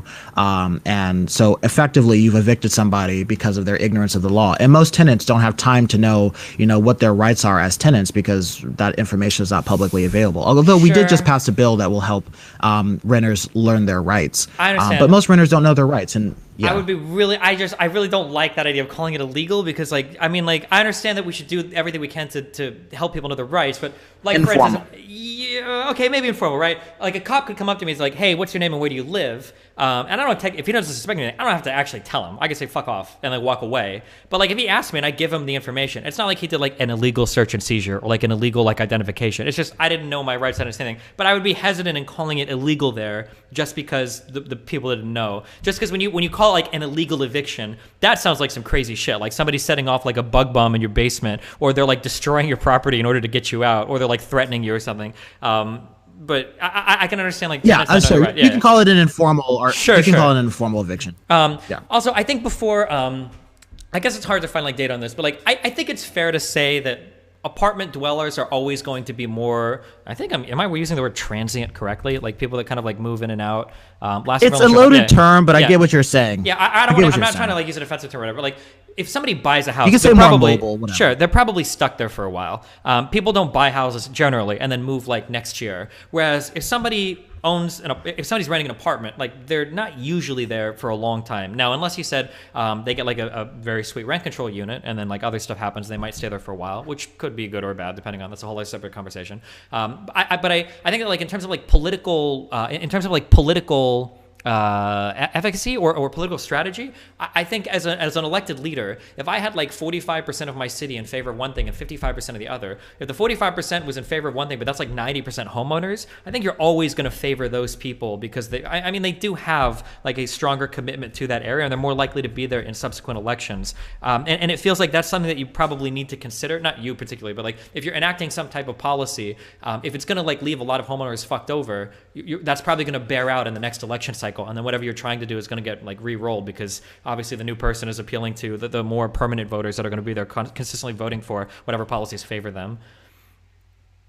No, I totally agree. And so, like, if you're talking about like the motivations of a politician, of course they're going to listen to homeowners because they're more likely to, to pay attention. Unless you live in a city like San Francisco, but even then, like even in San Francisco, despite the fact that the majority of the population are renters, homeowners disproportionately have a higher rate of like voting turnout and political influence. So I think that first of all, I'm like a YIMBY like pro housing activist. I've worked on a lot of things in terms of building more housing and making housing more affordable. One of the key aspects of this coalition is having homeowners along with it. So I don't buy the idea that even a lot of YIMBYs buy, which is that like homeowners are antagonistic to housing. A lot of them do support housing, like because a lot of them want to build ADUs or backyard units, something that Hassan has a problem with apparently. I think that if you want to get homeowners on board, you have to make different kinds of appeal. So for a lot of California homeowners, they're kind of pissed off that their kid's like 30 years old and won't move out the house because housing costs are pretty high, right? So, hey, maybe if you're worried about your kid not being able to afford to live in your community, but you want them to not live with you in your house, maybe if you built more housing in your community, like a duplex or a triplex, which doesn't radically look different. I guarantee you, if you bring most like homeowners to like Oakland or San Francisco and you said, can you tell me what a single family home is? Most of them would call multifamily housing single family houses because it's not so obvious. It's only obvious if you see the little addresses in the back or the multiple mixes, but sometimes an average single family home is actually a duplex or a triplex, especially in LA or Culver City or whatever. Sure. So like if you tell people like, here, modest increases to density will bring affordability, and that means your kid can move out the house and have affordable options within your neighborhood. People like that. People are also mobile, right? The average American moves 11 times in their life, according to the Census Bureau. So for that reason, people want to live next to their family, but they don't necessarily want to live with their family. People want to live with their like elderly parents because they're, they need, medical help or something, but you may not want to live at your parents' house. So like one of the things you can do is like, hey, if you accept more density in this community, then you can actually be able to live within close range of your parents. There's like a lot of, I think, personal homeowner appeals to building more housing that are not just simply about like lowering the rent or lowering home values. And you can make those appeals too. And also, to be quite frank with you, single family, I mean, it's one thing for like condo units. We don't build that many condos anyways, which is a whole nother problem. Because if you want to be a homeowner, essentially you're most cases restricted to a single family home. Yeah. We need more multifamily owner occupied housing, and we need very good soundproofing. But we need more condos. But like if you want to be a homeowner, you basically have to buy a single family home or you're moving to Texas, right? So we don't have enough multifamily owner occupied housing. But also like, I kind of lost my train of thought there, but. No, I understand that there are, and I think that's important too. You have to find ways to appeal to homeowners. I guess like, so circling back, and this kind of is full circle for the beginning of my conversation. The only problem that I have, and maybe you can answer this actually, I'm curious, this would be an ultra data driven answer, is that it feels like modest increases in the amount of units available to rent in these places like San Francisco or LA are almost going to have like an indiscernible impact on like the average rents. That's just kind of my issue, is that like in places where there are hundreds of thousands of units, like even if we zone quite a bit more and bring like 1,000 or 2,000 or 5,000 more online, there's already so many people externally that are trying to get into these places that the impact on rent isn't really going to be that significant. That requires like so much more work, which I'm in favor of doing, but it's going to take like maybe decades to get done. Sure. I mean, it took 50 years to get into this housing crisis because much of this in California started in the 70s, where, people were against population growth. People had a really poor understanding of environmentalism back then. Today, climate science all agrees that like we need more housing in cities because that stops suburban sprawl and freeways and car centrism. Sure. And most emissions in the United States come from cars. And people always like to say on Twitter, well, 70% of emissions come from 100 companies. Well, all those companies are gas companies giving people money for their fuel car, for their or cars. So if you want them to stop driving, right? Yeah. So you want them to stop driving. Give them good bicycle lanes and give them public transportation that works. So I get that, like, because it took so long to get into, because old school environmentalism that took over California installed all these population caps and downzoning measures that made housing illegal and stuff. It will take some time to get out of, and I think anyone who tells you otherwise is kind of unserious. But there's a lot of things you can do, and yes, it is true that like if you only build like a couple units here and there for most of these like housing constrained cities where the demand is possibly like in the millions, like the fact that San Francisco's at 800,000 people is insane. That city should be way more populated than what it actually is, but it's literally like 1800s level housing density for like a 21st century population. I think that what's important is, number one, every unit marginally helps, even if you don't see it in the aggregate on Zillow. And two, I think that like, you need a multi-pronged approach in terms of boosting housing production. And it's not just zoning policy. It's also making sure that like labor is lucrative to work in, because a lot of people don't want to be in construction anymore. So we're losing out on construction workers, especially every single time a recession happens. Construction work isn't as well paid as it should be. So a lot of people are not going into construction and the trades. That means we have less people who are physically available to build housing. This is a real problem hurting California's housing production. Making sure that the cities, making sure that the public sector actually gets into the business of building more housing themselves, rather than just leaving it off to the private sector. I mean, that can boost housing production pretty substantially. So I agree with you that just zoning by itself would actually do a whole lot. Because if you look, because I know it's hard to see, but like there is actually a lot of housing growth. In aggregate, there's not nationally, but there is a lot. If you look at the suburbs, right? Every single day, developers are, ripping out some open fields to build, a bajillion more tract homes and highway space. If we could focus that building in cities, rather than miles out to where people are going to go live next, Mm-hmm. you would actually see major rental drops. And there actually has been rent drops in places that have built a lot of housing. I want to say like this happened in Seattle. There's been lots of studies that show like if you build a new apartment complex, luxury or otherwise, although I hate the word luxury because it's not really luxury. That's just that's just an advertising ploy. It's just a standard market home. But if you build those homes, like they actually do drop the rent and they actually do like in aggregate make housing more affordable for people. But I agree with you. We do need a whole lot more and it's going to take a multi-pronged approach. I'm curious. So as part of this, why is public housing like ever part of the conversation? It feels like in terms of housing, it feels like that's one of the things that the private market can deliver on like really well. It's just a matter of like zoning it. Like, has there ever been a case of like, if you zone for housing, like developers don't want to come in and build, like especially in places in like LA and San Francisco? That seems like one of those things that's like one of the last things the government needs to incentivize or do, no?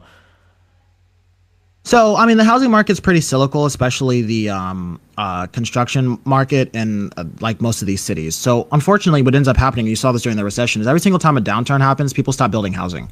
And so what ends up happening is as soon as we recover from this, we're like in a huge hole, in a huge deficit of housing construction. So, like, it is important to have the public sector be pretty involved in building housing just to keep housing rates growing, even while there's economic downturns or when rents drop a lot. But like, yeah, I totally agree that like if you zone a lot of private housing developers will build housing. And of course, we want to make sure that if you want to get homeless folks off the street, we do need public intervention in housing. Well, but like, otherwise, again, they're going to be on the so street forever. So on two things of this. So one, again, like I don't know why it has to come from the public sector, because like you can have like private developers, you can zone for, I imagine you can zone specifically for low income or like specific types of housing that private developers will come in and build. And then for secondly, like, well, no, they wouldn't though. Why not? Because the construction costs are too high. So yeah, but it must be trivial to write some sort of like bounty system or award system or whatever. So like for pharmaceuticals, actually, we're working on something. Go ahead. Well, I was gonna say like for pharmaceuticals, there's like rewards for developing cures or treatments for like rare diseases that you wouldn't normally get paid for because there's not enough people that would buy the drug, right? I imagine you could do the same with housing, right? Where you can have like if you develop here, there's like you have like TIFs. Or different types of like subsidies that you can use to incentivize development in blighted areas or things like that. Like I'm sure that could be done, right? Well, so we kind of already have that system. This was sort of Reagan's reform, which was what we call the low-income housing tax credit system. So essentially, nonprofits with the help of like private donors get tax credits for building low-income housing. So we already have that system. But the problem with it is pretty like complex. And it does require like a lot more. It's just not been proven to be as effective as just having the state like build housing. Now, management of housing has been really bad under the public sector for a whole host of reasons. A lot of it, like to be quite honest with you, is like racism and discrimination against people who live in public housing. But like, if you look at a lot of places, can you go over that last thing again? You say that again? Discrimination against people that live in public housing, the sort of 60s, 70s era of like people, like this was during the era of like white flight when people didn't want to live next to like black people living in public units, so they went off to the suburbs, which was all paid for by the federal government. Sure. It's pretty effed up. Okay. So basically, if you look at places like Vienna or like Singapore, for example, they have really incredible like public housing complexes that they can build. And essentially, their whole position isn't that the private market is bad. Their position is that like the public sector can build a lot more housing quicker than the private sector can. So it's not like it's a matter. Like, our goal is to build as much housing as possible to get rents down. You're going to want public sector intervention in that, especially with a construction field as cyclical as private home building. But I'm not saying that like private home construction can't help. Absolutely. I mean, zoning policy is focused on private housing construction. So that's what I spend most of my time working on anyways. So like, yeah, I totally agree that like we can, and I am working on something in like Berkeley, which is 100% affordable housing upzoning. So like if you build housing at like moderate income and low income, what a lot of developers would do is, these would probably mostly be used by nonprofits, but you can use the higher income units to cross subsidize the lower income ones, right? So you can pull the rents out from them and to pay for the lower income units. I mean, these are all like really effective ways at building housing, but you wouldn't want to just write off the public sector. I mean, I know that it has a stigma attached to it because they were neglected by these like fiscal, like neoconservative like clowns that ruined everything. But public housing has proven to be a very effective tool at building lots of housing. I mean, they even have it in Japan. It's not in like a mass supply as it is in other places, but like especially, and this is the case in a lot of small towns in Japan, where like there was just no home builder interest in building housing, and you had like some factory there that was working there or something. They would build like public housing so that people would get it, and it's actually a really good option for like foreigners. There's some really cool options. There's some cool videos on YouTube where like foreigners like, you can just go public housing here, of course. And this is also really important in California too, because it's another way of building revenue. So the reality is, and I hate saying this, but like we're never going to get rid of Prop 13. It's just not going to happen. So one of the ways for California to get income is to build housing, because a lot of people want housing, and California can take revenue that way. It's a really effective tool, especially when it's just impossible to get the appropriate amount of property taxes you need, and you have all these cities going bankrupt and whatnot, or near bankrupt. Sure. That was a lot of jargon. I'm sorry. No, I kind of understand. I'm kind of in an insular housing community. So yeah, I mean, like I'm always in favor of like. I mean, I'm always in favor of doing something in housing in the United States. It just seems like it just seems like so hard, because there's like it's like a really complicated machine that you have to get like 10 cogs moving at the same time, like all synchronized in order to get anything done. So like for instance, like one of the things I could say, I don't think you disagree, but like increasing the density in certain areas of LA would be really good, but that almost necessarily needs to come paired with like a better public transport system, because LA is already like at a fucking standstill. Driving in that city is god awful, and the idea of increasing the density without, like paired with more public, but like getting public transport built or getting stuff like like plowed, or the lanes and everything necessary for it is also like a huge fucking deal, because how do you even do it with that? Like, yeah. So here's the problem. Again, that's a public policy failure. And so what you have there is, if you build density, generally public transit gets better by definition, right? This is the case in Europe. This is the case in Asia. Because, I mean, this is actually the origins of many American cities, which was they were originally built and then they were built along streetcar routes so that, the railroad company would just go into the streetcars. But then the automobile industry took over and funded a bunch of people to destroy all of our public transit. So the problem is that in places like LA, if you want to get more people to ride buses and trains and bikes, take parking away. It's really that simple. I'm sure you've been in Europe a lot of times. How many places do you see parking lots on the ground floor? Yeah, but like, or, so this is in the middle of city centers. Yeah, so this is the problem that I have. Okay, if I am in any major European city, I never give a fuck if I miss a bus or I miss a train, because the next one is coming at the most in 10 minutes, and then it's whatever. But like, if I'm in LA, right, and I haven't. I like look at bus routes sometimes. I'm curious, but it feels like in America, in any large city in America, maybe with the exception of New York, 30 minutes, an hour. Yeah, if you're lucky. Yeah, if you miss the bus, you have to sit there, and God forbid, if you're like in the Northeast, you're in freezing fucking cold weather, you're there for like 45 minutes, an hour. You're waiting for the next one. So like, yeah, I don't know. That's what makes it so much more restrictive to me. Like I like going from Stockholm to Warsaw to London. I could live in these cities and never have a car in my life, and I like driving, but like it wouldn't bother me. I can get anywhere I need to in this city at any point in time. I'm in Stockholm right now, but in LA, fuck. I don't know if having more people, unless you're saying that they would organically add more buses or something to these routes. Well, have you been to San Francisco? I have you been to San Francisco? Not on any of the public transit, but yeah. Okay, well, I mean, like 30% of San Francisco uses like the bus system, and I mean the obvious reason why is because San Francisco is fairly dense. So like, density brings public transit riders. The problem in places like LA is they have something called parking requirements, which we tried to abolish, but it's really hard because suburbanites also oppose this too. They mandate that developers build parking. And so this, number one, inflates the cost of housing. Like Minneapolis was actually the first city to abolish parking requirements, and the average rents in a studio dropped by $200. But number one, cities like LA mandate that developers build parking, so you have all these new apartment complexes right on top of rail corridors, and there's a huge parking garage below.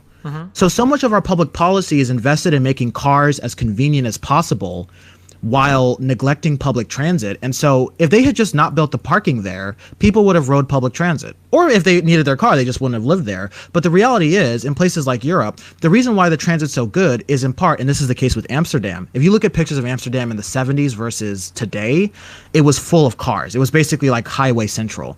And then now, like, no one in Amsterdam uses a car. Everyone drives bicycles everywhere. And the reason why is because Amsterdam made driving harder. And this is the reality that a lot of people don't want to hear, especially Americans, which is like, the reason why those cities are really great places for public transit in Europe is because if you ever try owning a car in Europe, it's not a matter of preference, it's hard. You can't find parking anywhere. You pay tons of fees. You know, Paris is rapidly right now, their like socialist mayor is like destroying cars right now. No more streets for cars, no more parking spaces for cars. And the reality is everyone hates it at first, especially the sort of conservatives are like, oh, I need to drive everywhere. But as soon as they get rid of it and they get people on public transit, people love it. And the more people on public transit means more fare box revenue, which means more service because public transit's funded by the fare box. So the reality in LA is that LA makes it extremely convenient to drive everywhere and doesn't give two shits about public transportation. So what you end up with is a shitty bus that runs every hour. Yeah, I mean, I guess as long as it's paired with an increase in buses or like more routes available or whatever, I wouldn't necessarily be against it. Or I wouldn't be against it at all, of course. The amount of people driving in that city is fucking god-awful, so yeah. Yeah, things like impact fees help out with that. What is it? Wait, anyways, I know I've been on here for a while. No, you're good. Wait, oh, what's an impact fee? fees. Yeah, go. Like developers pay a certain fee. Although I think this is kind of messed up, but I don't think just developers should pay. I think everyone should pay. But developers, when they build a complex, pay an impact fee. So the impact of new residents, that money goes to a fund to like finance public transportation. Oh, gotcha. I do have a problem with it though, because again, in California, like we could finance much better public transportation if Proposition 13 didn't exist, right? So like in East Bay, for where I live, we actually had a really stellar bus system, and it's basically dwindled over the years because ever since Proposition 13 got passed, the bus agency just got less money.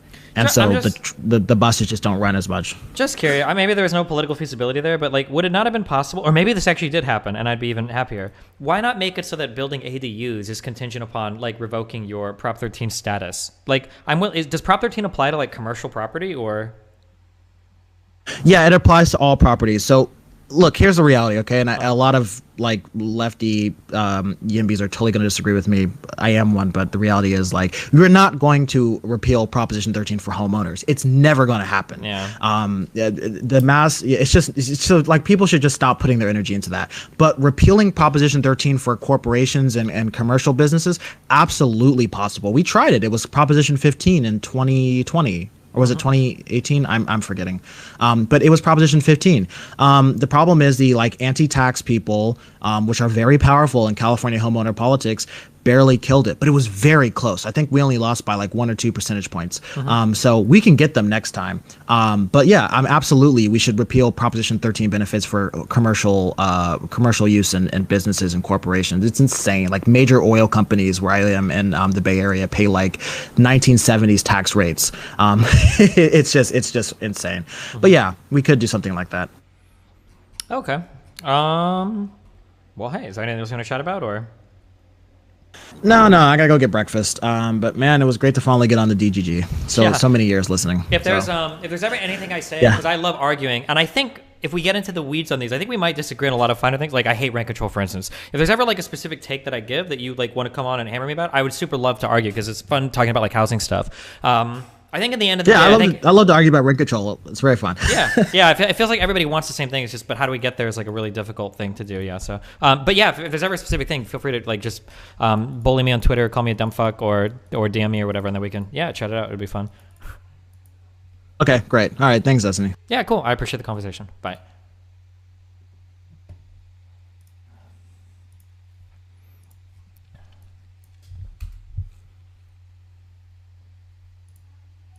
Nice.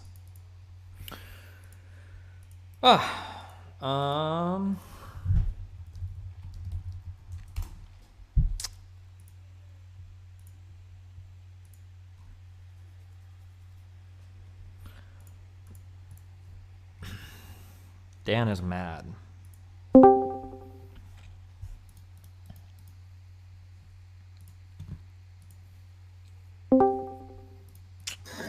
Hello. Holy shit. Wait, what's happening? His roots. Oh, it's better now. Man who's forgotten his roots. How have I forgotten my roots? What's up? I'm sorry, are we based in reality or no? Yeah, we are right now. What's up? All right. No, a lot of the stuff that I felt like was just being talked about is stuff that's just, it's almost like, why don't we just talk about having a fucking communist government or something, because there's no way a lot of that shit is ever going to happen anyways. I think he was kind of willing to acknowledge that, which is why it felt like he was trying to hit things more from like obviously you can't just do like a ton of new housing or whatever because people oppose it, but like maybe there are ways that we can go about it to kind of make it so homeowners are a little bit more friendly towards this. Like maybe it's not the worst thing in the world, right? I mean, I didn't hear any of that. I heard a lot of like, oh, this is, something we should be doing. I don't know. Just, I don't know how any of these things ever get passed, because even if you get, it can't even get passed in San Francisco with some of the stuff. And then you have entire states to deal with. It just seems like it's, I don't know the path forward unless you have an authoritarian government, because at some point there's going to be a politician that comes along and says, hey, how do you like the idea of your home continuing going down in value as more and more supply is put online and there's less buyers, and then people are going to vote for them and that law is going to get repealed. Essentially, that's it. Homeowners just completely dominate renters, and renters are traditionally younger, when younger people traditionally don't vote as much as older people. It's just like the cards are phenomenally stacked against any of these progressive policies for ever happening. I think this is another area where I got like when I started to dig into like data on voting and everything more, I got like so not black pill, but like having a better understanding of why cities are the way they are or why they do the things they do. And I think that people oftentimes dramatically underestimate the importance of voter composition. That like whatever city policy you enact is necessarily going to dramatically favor older voters, whiter voters, voters of higher socioeconomic status. Like that's always going to be the case because those are the people that vote more. And it probably should, right? Because you should be appealing to the people that vote, not for people that don't vote. And people have a really hard time coming to terms with that, I think. Yeah, I mean, and that's really like the end of doing things. Like, so the one type of things that you can do, and this is probably one of the smartest things I think California did, was their accessory dwelling unit thing, where essentially now, and I think San Francisco is the first place that did it a few years ago, actually more like 10 years ago, but essentially the ability for, if you own a property, that you can legally go in there, and as long as you're still following fire code, you can add a second unit, like an in-law unit or a mother-in-law unit, as they're kind of called. So you could like build a second thing there. Because if you're a homeowner, you're like, this is fucking sick. I can go out and keep my house, and I can add a property on there and go and get some rent from it. So like, this is a win. These are one of the very few things that you can do where you're appealing to homeowners to create more stuff. Because any when it comes to creating new housing stock, the only way you're ever going to get anything passed is if it improves a homeowner's bottom line. There is no other way. This was the, they passed, I think it was, I don't know if this was in LA or all of California or what, but did you hear about the ADU stuff? Yeah, accessory dwelling unit. Yeah, right? And all the lefties were mad as fuck about it for whatever reason, but yeah, it's like a step. Wait, they're mad that's happening? Yes. Why? Wouldn't that be... Why would you ask me? I don't know how you can figure out anything for why they think that things are. They're dumb as fuck, that's why. Well, I would assume that the reason... Okay, so if I think about why are you mad about this, you're mad about this because this means that there's less, like, affordable housing... They just hate the idea of anybody being a landlord about anything ever. That's why. It's as simple as that. As stupid as it is. That's literally it. Yeah. Landlords are literally like the fucking devil to these people. Yeah. Joker Pilled Sigma says, the rest of the world is doing stuff, Dan. It's possible, you greedy cunt. Nope, not in America. You're wrong. Jesus. Not right now. You showed that guy, Dan. Good job. Well, I mean, it's just a fucking fact. Like, we can't pass policies like this in the most liberal places in the entire country, and you think it's going to happen in fucking Texas? You're delusional. Take him out, Soy. I got him. Like, people who vote make the rules. And True. Landlords and fucking homeowners vote. They vote and they go to their, like, city council meetings and shit. They are very vocal. Yeah. And they don't want to lose money.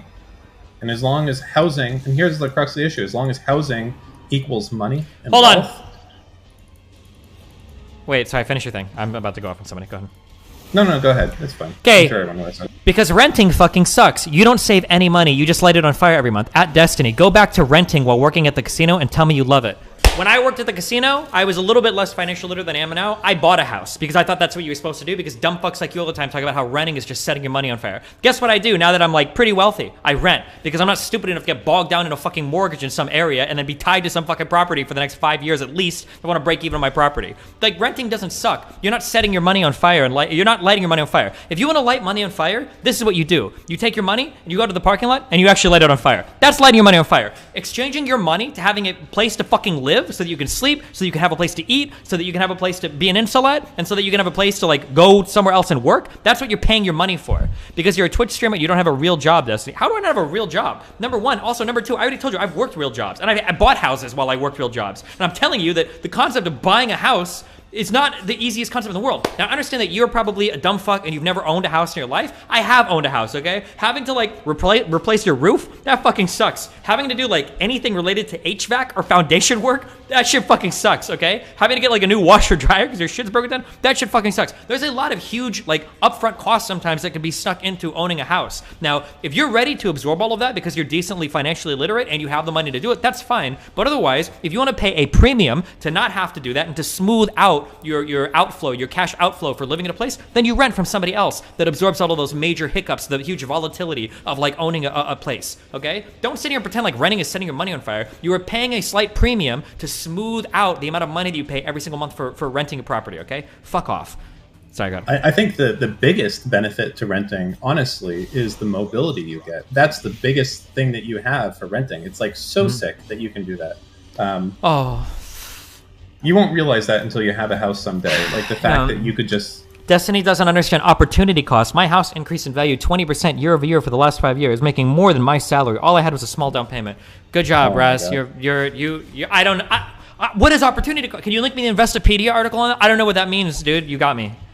Do what you guys want, your money. I don't give a fuck, okay? I'll tell you right now, one of the biggest contributors to like poor people or working class people remaining poor working class, because y'all have no fucking concept of finance. That like you just don't. And one of the most commonly, repeatedly dumb fuck things that people say is, oh, if you rent a place, it's like setting your money on fire. That's why I'm real smart. I bought a house. Like it's one of the dumbest, most stupid fucking pieces of advice that's given constantly to dipshits that don't know how to do anything with their money. But hey, if you want to believe that, then go for it. More power to you, dude. By the way, like owning a home is one of the most important things you can do to build wealth, right? You said that your house grew year over year over year, 20%, 20%, 20%. Congratulations. How are you getting money out of it? Are you seeing any of that money? What are you doing? Are you taking out loans against the value of your house? Are you ready to fucking sell your house? Like, how are you pulling money out of your house? Are you going to be ready for when your house price goes down a lot, when the fucking huge housing craze, when this huge housing fucking bubble like pops or whatever? Like, are you ready to absorb like that volatility? Are you okay with your house like decreasing in value after you've taken out a loan against its value and used it to like upgrade your house? Like, there's a whole bunch of other shit that goes into it than just like, oh, my house more expensive now. My net worth increase. Like, shut the fuck up.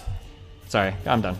There is one thing I guess I can argue in favor of those people saying like be a homeowner, and that is that the federal government does give you some significant benefits that you would only get owning a residence that you own yourself. So like some of those are going to be like mortgage tax exemption. That's going to be the fact that when you sell your house, if you're married, you get $500,000, I think it is, of gain, completely tax-free. So, I mean, those are reasons. But again, if you're like, it's complicated. But there is benefits to owning home. And yeah, it can be a tax advantage in some ways. Yeah, for sure.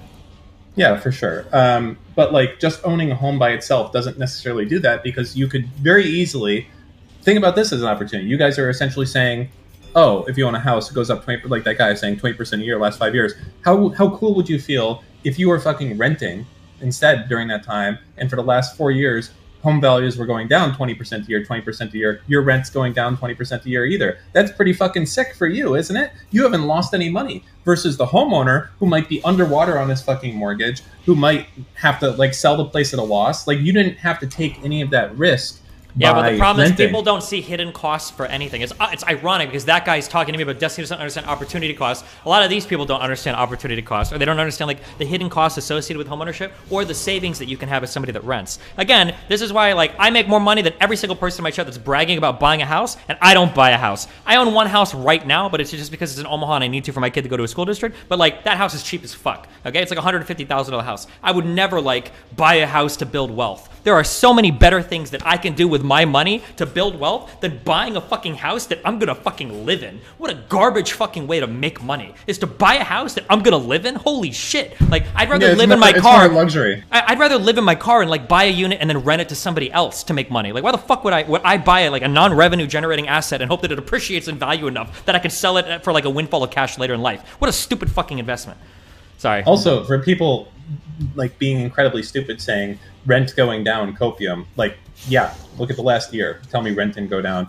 I can tell you firsthand as someone who literally owns apartments that get rented, that rent fucking went down in the last fucking year significantly, 30%. So I don't know where this like copium spam is. Maybe you guys unironically aren't renting and you're living in your parents' house, but that's fine. But 100% rent has gone down recently, and you know, that's just the way it is.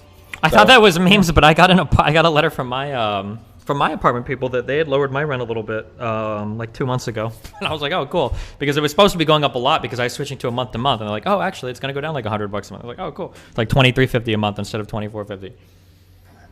Like, okay, Chargan saying, Dan, do you think the rents won't rubber band? You don't know. Okay, that's the thing. Like, I mean, I guess you could say historically the value of things have gone up, but it can also go, you know, you can lose everything if you time it wrong. Like in 2005, things were going up, but not a really particularly great time to own a home. If you get it, the next 2 years are going to be a little bit rough for you at that front. So, yeah, I think it's a bad idea to ever buy a single family home for any type of investment whatsoever. If you buy a single family home, it's because you love that place. It's not available for renting, and you're paying for the convenience of being able to live there forever. Yes. That's the value. And to be able to do whatever you want. If you treat a house as a luxury good, I think that's totally fine. I like, when I buy cars now, because I make a little bit of money, I like new cars. I'm not going to buy a used car. I'm going to buy a new car. But I'm not bullshitting myself into thinking I'm buying a new car is a great investment. I'm doing it because it's a luxury good for me. I like having a new car, right? And same thing, if I ever buy a house in the future, it's not because like, oh, I'm setting my money on fire every month renting. It's because like, I just want the luxury of like owning a house. It's like, I think that's kind of cool. That's it. Yeah, and there is benefits to it. Like if you're, you know, I'm sure you know the benefits as well. It's like you don't have to deal with, you know, neighbors or... There's no landlord. If my fucking heating and air goes out, I can call somebody like, hey, I'm calling you, blah, blah, blah. You need to come fix this right the fuck now. Like I can make a phone call to whatever. I don't have to go through a landlord or any bullshit. And you also have long-term, essentially, stability. Like, you know you can stay there as long as you want. I mean, I suppose as long as... And I can like paint the walls or do some dumb shit. If my kid wants to do some like big drawing in his room, I don't have to worry about a landlord getting upset about that or anything. Yeah. So yeah, that's the benefit that you get. But yeah, I don't know. I guess when you talk to people on the other side, I don't know. The only policies that and I said this before, that are really interesting to hear about is tell me how you can convince a homeowner, okay, and not your Bernie voting, you know, DSA member homeowner. I'm talking about an average homeowner. Tell me how you're going to convince them to go and say, hey, I want you to build a huge homeless shelter down the street, or some government projects down the street. Convince them. Tell me how you're going to convince them to make that happen. And the answer is you're fucking not. You literally are not. So you have to be creative with how those types of things are going to happen. You know, so in that situation, how would you convince someone to do that? Maybe say you just don't have to pay property tax ever again. Maybe they'll do it. That might be a way you could do it, but it has to affect their bottom line. If you imagine that the value of their house might go down 20% because you just built projects next to their home. You can't just not convince them and just do it. That person will get voted out of office and they'll get removed. Like, you know, like even if you squeak by and get something done, people will just undo it if they don't like it. That's it. If it's not popular, yeah.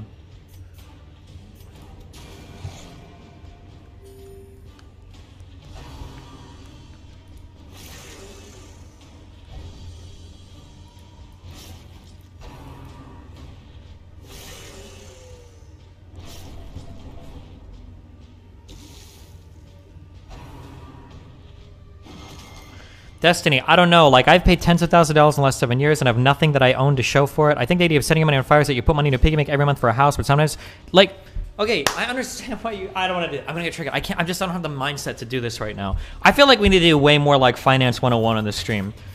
Maybe someday I'll be more motivated to do it, but, like, you are paying... most people in their life aren't ready to accept a whole lot of volatility, okay? Lol W, Destiny is losing more money than you would simply by buying one out. What are you oh god. Oh god. You guys do what you want. Okay. So this is your audience, huh? It's no, this is like every kid on the internet is like talks about but it's because like the memes around like that saying of setting your money on fire applies to so many people, and the vast majority of people in the world, not even just the US, are like very financially illiterate. They don't understand like what does it mean like to absorb volatility? What does it mean to like smooth out? Like why would you ever pay a premium for smoothing out volatility? I can replace an AC if I need to. Like people just don't understand concepts like that, or people have never seen like an amortization table. They think that like, well, you pay $1,000 a month to rent, I pay $1,000 a month on a mortgage, your money's being set on fire. Hey bro, why don't you go check for your first 5 years of mortgage payments, how much of that do you think is going to your principal, and how much of that is going into fucking escrow for shit like property taxes and for insurance, and then look at how much is going to fucking interest, okay? You freak the fuck out about how much interest you pay on your student loans, wait until you see what the first 5 years of a mortgage amortization table looks like. Look how front loaded that is on interest. You'll lose your fucking mind.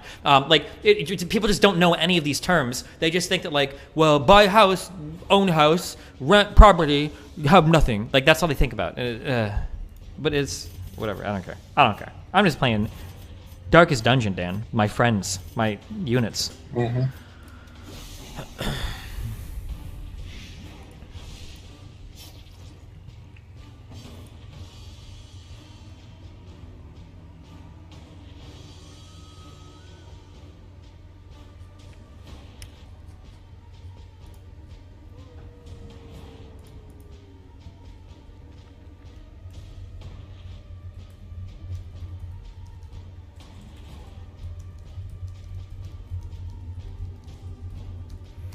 What about when you have cash on hand, still rent over buy a $150K house? Why would I ever pay full price for a house when somebody's gonna give me a fucking mortgage? Why would I do that? Why would I do that? If I wanted to right now, I could pay off the house that I have a mortgage on, okay? But if my interest rate on that, which is even high, I think, because I'm too lazy to refinance, is like 3.5 or 3.75 on my house in Omaha. If I were to pay that off, 130K, and then boom, I don't owe anything else on it, right? 130K, how much am I making in interest on that over like 10 years? If I assume that my return is like 7% on 100K, that's 70 and 21 is like $9.1 thousand every single year of interest that I'm just losing. If it's just like sitting in an index fund, that's not even like a risky investment, right? Over 10 years, I've lost like almost $100,000. Right? Maybe over $100,000 if you think of the compounding. Whereas on the house, $100,000, 4% interest on a depreciating balance is, what am I saving on that? Like maybe what, $30,000? So if I were to pay off my whole house right now, as opposed to just leaving that 130K sitting in investment, I basically just shit away $50,000. It's just gone. That's actually setting money on fire. I've just lost 50 grand for no fucking reason. Why would you do that? Okay. Don't care about this conversation. Okay.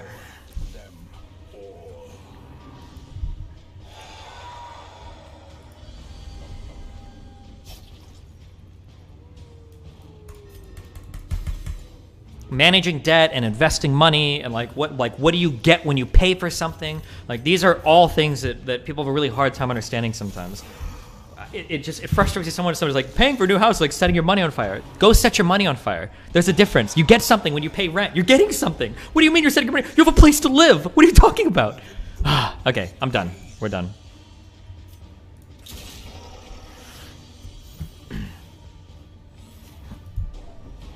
Invest in waifus. True.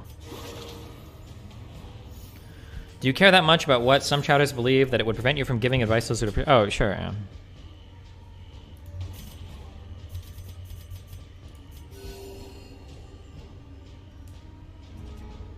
Honest question, what are the benefits to refinancing? My father's done it like 2 times in the house.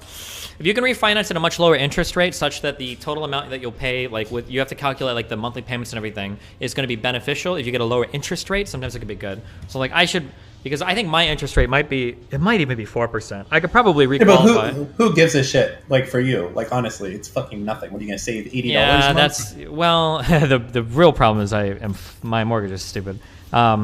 But yeah, it's a hassle, and there's like a big upfront cost, probably a few $1,000s. I guess it's not. I don't care that much. Fuck it. I'll set a little bit of money on fire there. But yeah, you can, if you can refinance at like a lower interest rate, you can reduce your monthly payments. You can reduce the overall like amount that you'll pay on the mortgage. Like it depends on what your goal is. Like there could be legitimate reasons to refinance. Now you said you said your dad refinanced twice. Now there are also questionable reasons to refinance. So I think that there are I don't know if I'd call it exotic, but I think that you can refinance a home to pull money out of it. So let's say I have a $150,000 asset. Let's say that I've paid it down to 140, and let's say it's appreciated to 200,000. Well, now I have a $200,000 asset with a $140,000 loan. I think you can refinance that mortgage to like 160,000, so that I get a 20,000 cash advance basically off the value of my home. But I think you normally have to pay more like fees, and then you'll have to sometimes get a worse interest rate on it, I think. But that you have to work all of that out with your bank. I don't know 100% what that's going to look like every time, but there are ways that you can like pull money out of the appreciated value of an asset as well. Sometimes it could be preferable to do that versus like a debt consolidation loans or whatever. It can be high interest rate because those are unsecured loans. Yeah. My parents had a 50% discount on their house, so they bought it and took it like 5 years of me telling them to buy it. Cool.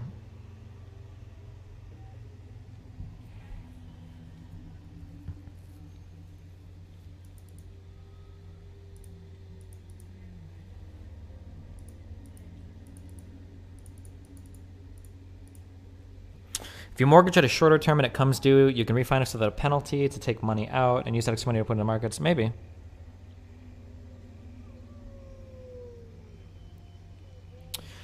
Like, seriously, I went to a major city because I had to, not because I wanted to be cool. I did it for my education. Destiny's an insulated moron. Unless you're going to, like, fucking law school, bro, you probably went there because you were following a girlfriend or because you had friends going there or because you thought it was a cool school, okay? Like, oh my God, you're like the worst kind of person. Why are you a sub to me? I hope you were gifted a sub. People that go fucking out of state to like fucking private schools and pay out-of-state tuition, and they go to these incredibly expensive places, and then you're gonna be on Twitter in 5 fucking years crying about like, my student loans are so expensive.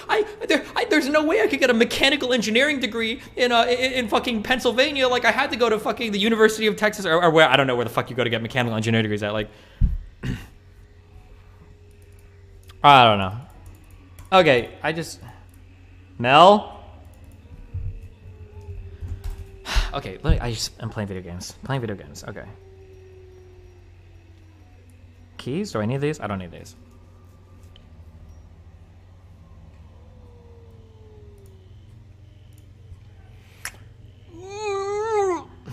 My parents refinanced to cover my siblings' college tuition. Oof, I don't know how that. I should be looking into this for Nathan. Wait, aren't there tax advantaged long-term like tuition education investments you can make for like your kids, Dan? Do you know? Do you do any of this?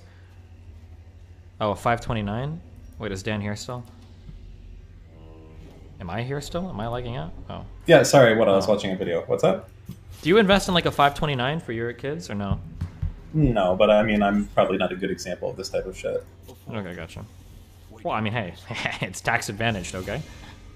Yeah, sure. I just, yeah, I haven't so far. I have my, people at my bank are harassing me to do that and some life insurance shit, but I feel so like this has to be some sort of fucking scam shit that they're doing. But apparently there's a lot of benefits to doing like life insurance and all those things. I can't be fucked to look into them. I've heard, I don't know enough about these, so cautious, obviously. But I've heard that like life insurance policies can build up equity and shit over time that you can borrow out of or borrow from. I don't know if that's true or not, but yeah, no, there's stuff like that. It's like it becomes like some sort of vehicle. I don't understand it at all. Mm-hmm. So yeah.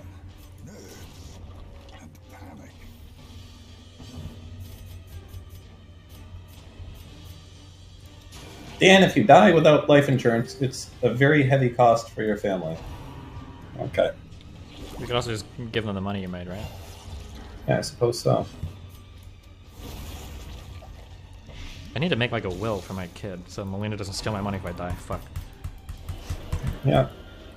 Well, you could just say it right now, and if you say right now the basics, that could actually be held to help Nathan. Just say it, there'll be a video for it. Cool. Go ahead. If I die, everything in my Vanguard account goes to Nathan. Okay, there it is. What about all your other assets? Oh, Rachel or Melina can split them or fight over them, I don't know.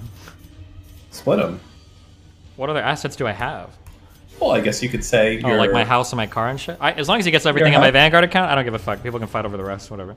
Do you think that there would be any long-term value to your website, or do you think it would just be worthless?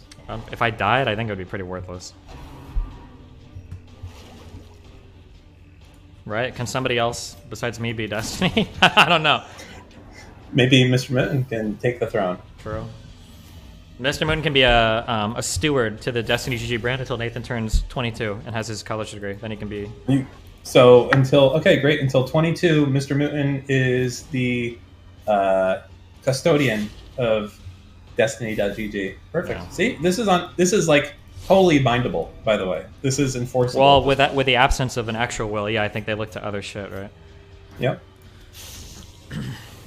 Are you of sound body and mind right now? I mean, I'm in Sweden, but I try my best to be, yeah.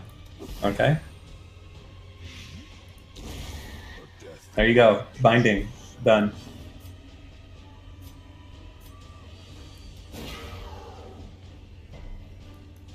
What if Nathan drops out of college? I've always said if my kid wants to do YouTube shit or whatever, he has to at least graduate first, I think.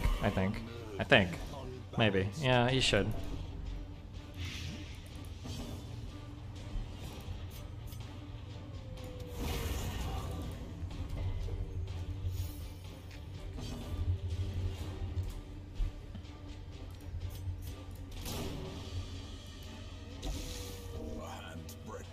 You know, you'd be surprised how many long-term subscribers are probably keeping their subscription to your DGG site and just like haven't even watched you in a long time. Like it just probably, yeah, of course, yeah, of course. I did that shit. So back in the day when I had a site selling video game cheats, I just shut it down one day. I kept the subscriptions going for like a year and a half. Based.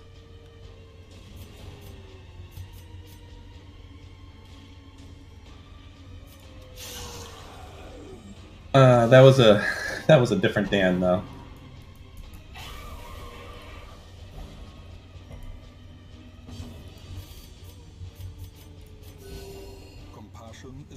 Yeah, gym memberships I think make most of their money on shit like that. There's so much, it's such a great model because there's like so much shame involved with like canceling a gym membership. Like it's probably really hard for the average person to want to do it.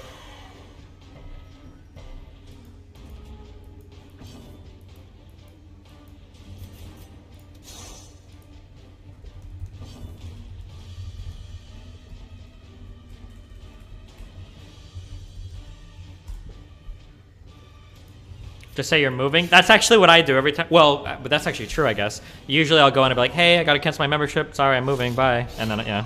Because they can't really argue with you then. Oh, donos? Oh, I'll turn it back on. Sorry. I feel like I've outpaced him intellectually. DGGL.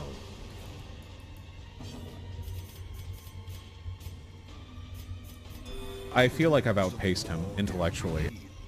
Ooh. Thank you. Jesus Christ. Because I'm putting 100%. What's the difference between a liberal and a libertarian? Well, they're totally different things. They sound like similar, but they're totally different things. Do you ever feel like an NPC in like someone else's life? What do I need more here? I think herbs, right? I should have camped first. Fuck.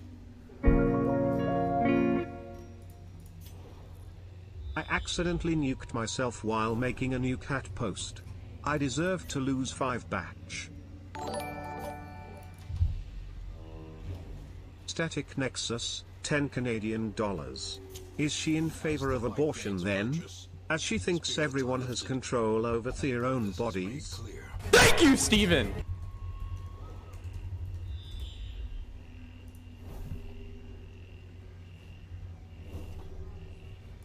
Because I'm putting 100%. Oh my god, that's Scout. Weren't you gonna play with Lily a few weeks ago? Yeah, I said I'd play Valorant with her, but I can't do it on this computer. You're a fucking statistician! You can play Valorant on that computer. I mean, I guess you don't want to. And streaming, it's so irritating. Like, I think I'm in. Valorant's... Is that demanding? Yeah, it's probably not that demanding, but like everything is just like hard. Like this computer idles at like 70C. Okay. It would be fun to watch you play. Yeah, but you have to not think about that. The new Ryzen processors just run hot. No. That's not the problem. The problem is that like anytime I'm streaming, it lags a little bit, like every now and then. So I finally downloaded Hardware Monitor to see what was going on, and I think it just keeps thermally throttling itself, and that's like annoying. $5. You might not be tistic enough Yeah. for Stellaris on Have you stream, tried using but it's the nVenc best for 4X your game streaming? ever I think made I already do. If you can hang. Thank you, Steven! It just runs hot. But I mean, like, I'm using this like way more than anybody would normally use a laptop, right? Fuck. Like, average people aren't streaming for like Genius, dude! 7 hours and running the GPU and all that shit at the same time. Like, that's not like normal use, I don't think. I almost wonder, maybe it might be better for you actually not to use nVenc, if that's the I case feel right like now. I've outpaced like him. to use, Well, but then I don't know if the processor is going to be up to the I like have streaming and all that ascended at the same time. To tier 2. I think you should honestly try it. It might actually be way better. Thank you, Steven! Because you have to remember, like, you only have so much watts of heat dissipation, and I guess if you're using the GPU all the time for streaming, I don't know how effective it is. And it's worth trying and seeing if it's better. Maybe. I mean, like right now my processor's at 97 and my GPU is at like 95. So I mean, yeah, I don't know. Oh, real quick, turn off the stream. See, oh, I guess you don't want to. If you're streaming. I don't wanna. Next time you disconnect, switch it to H.264. I feel like it's gonna lag my shit doing that. But if you That's like not a interactive fucking design, shitty processor. how You have come a you still 5900 masters in in there. me? That's like the Got best some laptop buttons. laptop. I feel like I've outpaced him mobile intellectually. processor. That's the lower wattage one. It should be fine.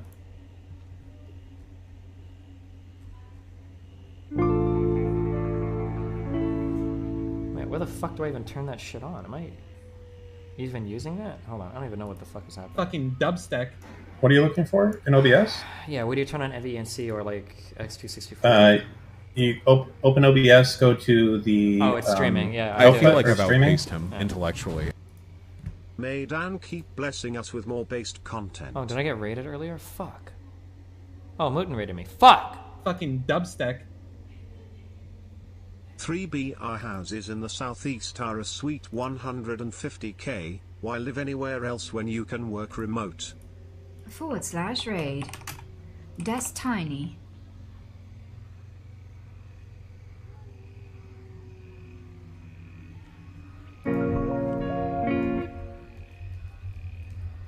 Destiny, do you think buying a place could be beneficial when you retire instead of still renting in Ute 60s or 70s? Thank you, Steven! I don't ask me financial questions, okay? I don't know. Who knows? Those are mysteries.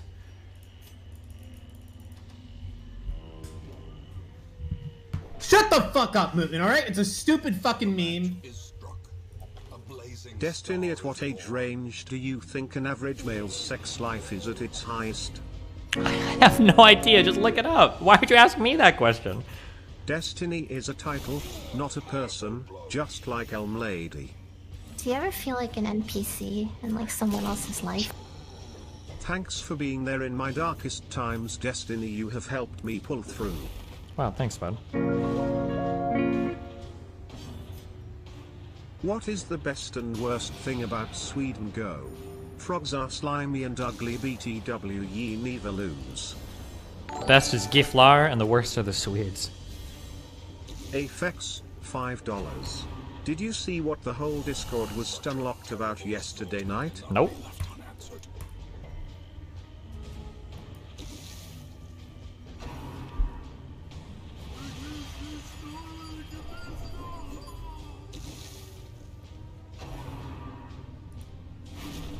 Oh god, please be virtuous. Oh my god, you're so good. A moment of clarity in the eye of the storm. Oh my god, the dodge.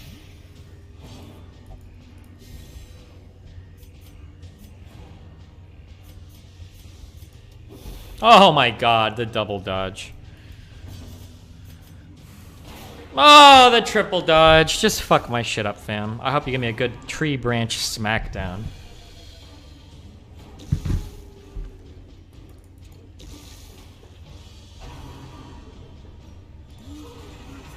You're a fucking statistician! Love you, buddy. Please give Stellaris a try. I think you would like it. Ooh. Okay. Hi. You want to explain to Alyssa what you saw or what's going on? What I saw was you stole my heart, Allie. Would you go to prom with me?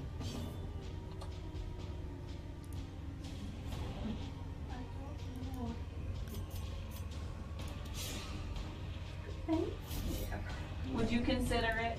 Did you think about it? Okay. Oh no. Didn't mean to. I didn't mean to make you. You're a genius, dude! What's happening?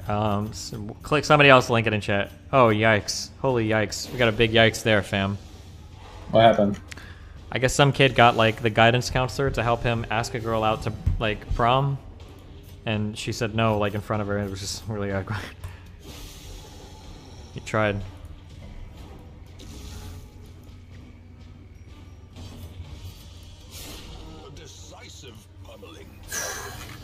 Okay, I don't think I can watch that. Yeah. Watch it. It's good TV, Dan. No, I don't think so. No?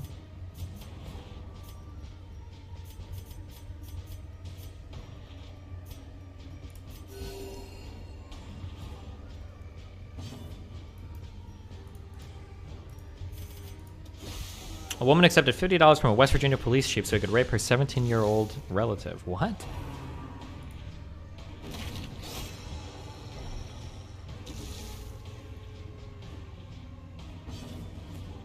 Jesus. Well, fuck, never mind. I was gonna say, only $50. That makes it even more fucked up. But even if it was a higher amount, that would still be fucked up. But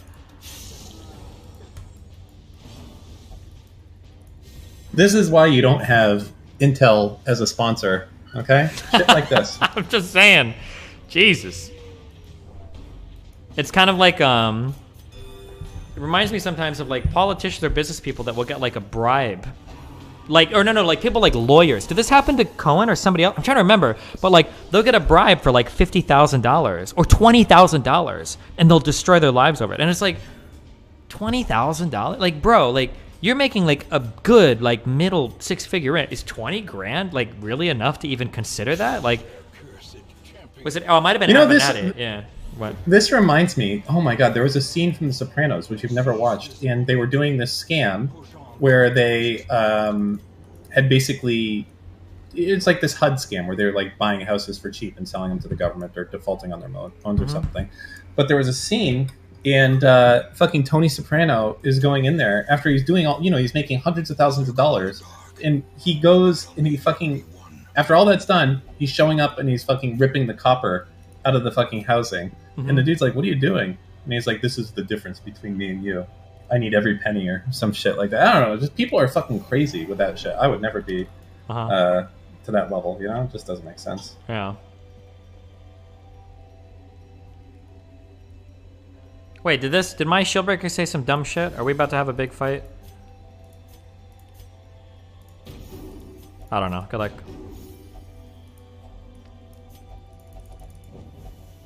Oh, yep. Okay, I think this is my final one of these stupid fucking battles, at least.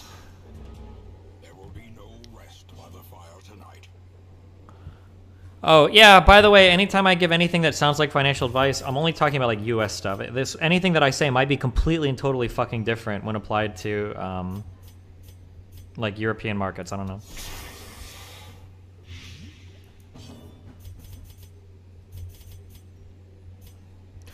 You don't think twice when you see a $5 bill on the floor and go to pick it up. It seems like free money. That's actually true, which is kind of weird, too. Like, if I see, like, a $20 bill on the floor, I'm, like, really happy. And I'm like, I don't know why. Brian's not even talking to me when I pick it up. This guy resisted my blight? Really? Okay.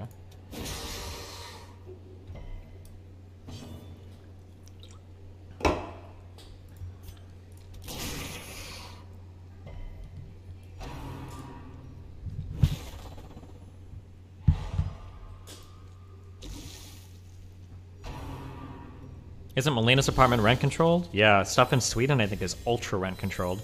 Or a lot of apartments are, yeah. Impressive.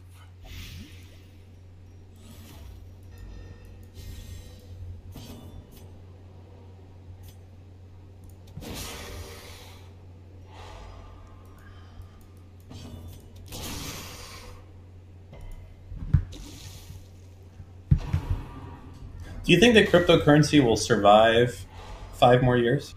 Probably. When I say survive, I guess I mean... At hugely inflated prices or whatever? Yeah, sure. Yeah, what you're really asking me is, do I think in 5 years people will think they can still scam other people that are buying it? I think the answer is absolutely yes, so yeah. I think so. Unless like some huge regulatory body comes in and fucks it, yeah. I can't imagine how they won't do that, though. I mean, they're trying to tax it now, but yeah, who knows? You know, the weakest link of crypto is the final leg, man. It's the last mile. Being able to go to something like Coinbase and turn that shit into fucking into money. Like, that's the only thing. If you regulate that shit out of business, that's the end. No. Yep.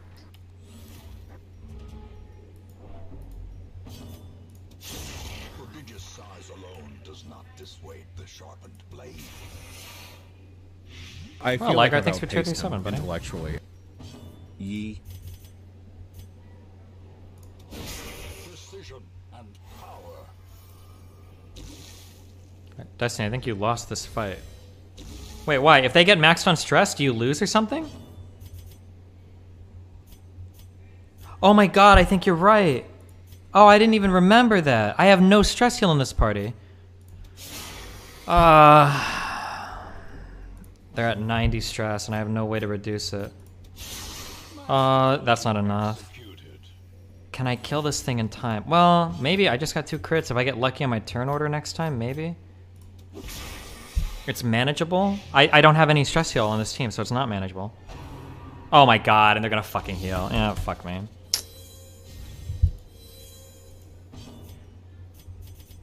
There's no way I can... How dumb. This is like the last fucking dream, too.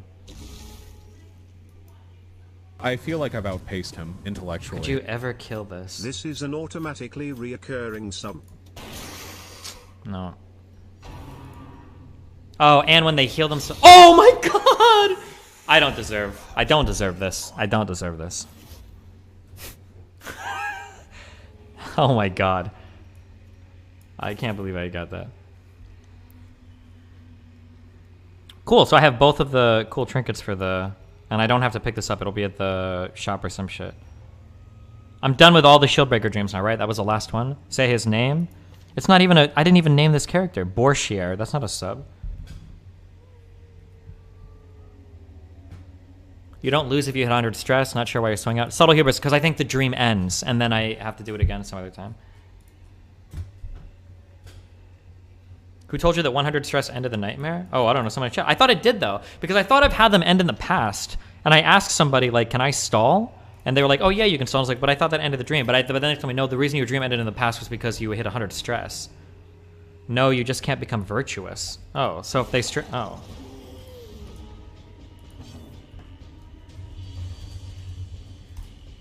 Wait, you left the trinket? The trinket automatically appears later on, I think. Oh, God. Oh, let's see if they become virtuous now. Good luck. Nope, not yet. The ground quakes.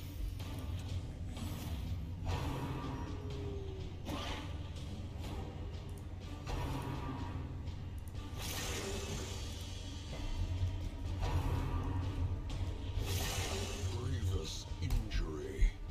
Palpable fear.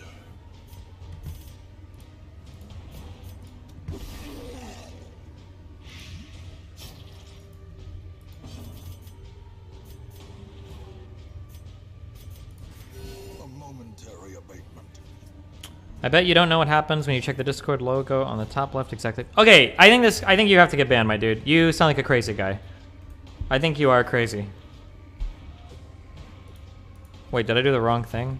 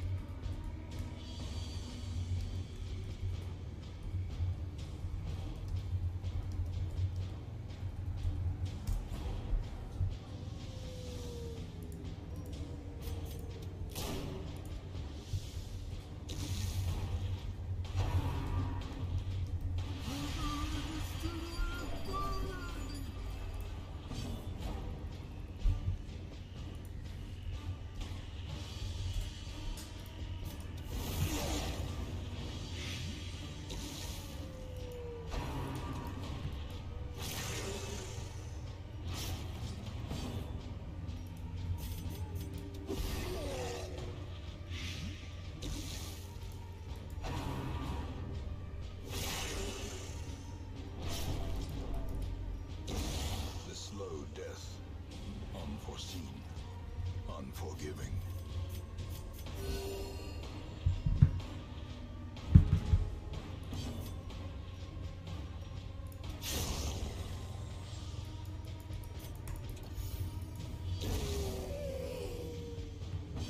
Can you please say what you're doing now in DD? I'm just like running a few dungeons so that I can go do boss runs. I need to get an invitation back to the Vicar or whatever. Crescendo box. +2 speed, plus... Oh, this is actually kind of a cool trinket. That's kind of random. Cool, I guess. Or it seems cool. Right back, 1 sec.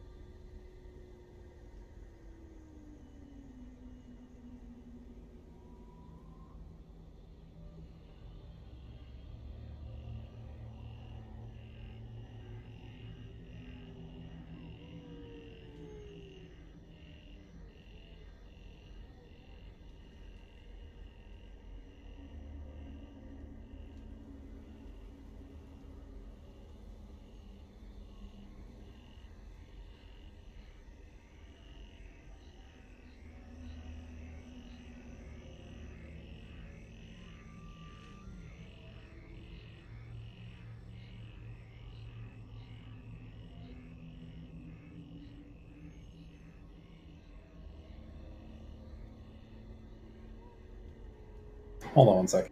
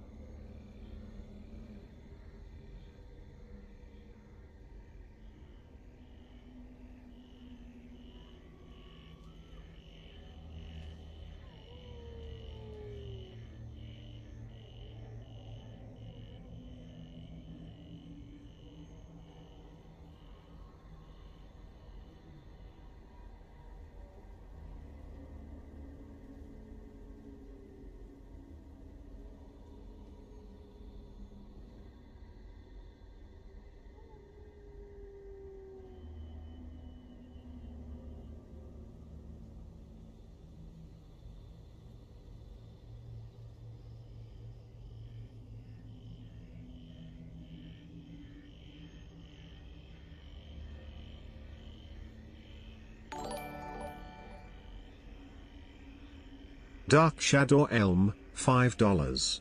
Failure is success in progress. Never give up, chat. Love you all. # not a cult.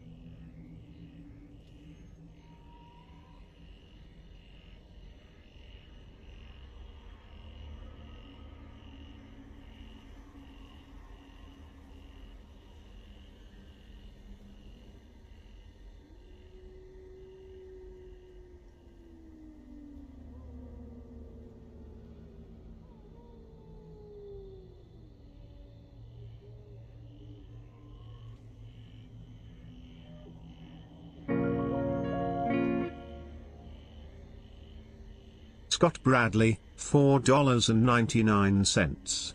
Scott Bradley, $499.99. Scott Bradley, $49,999.99. Scott Bradley, $49,999,999.99.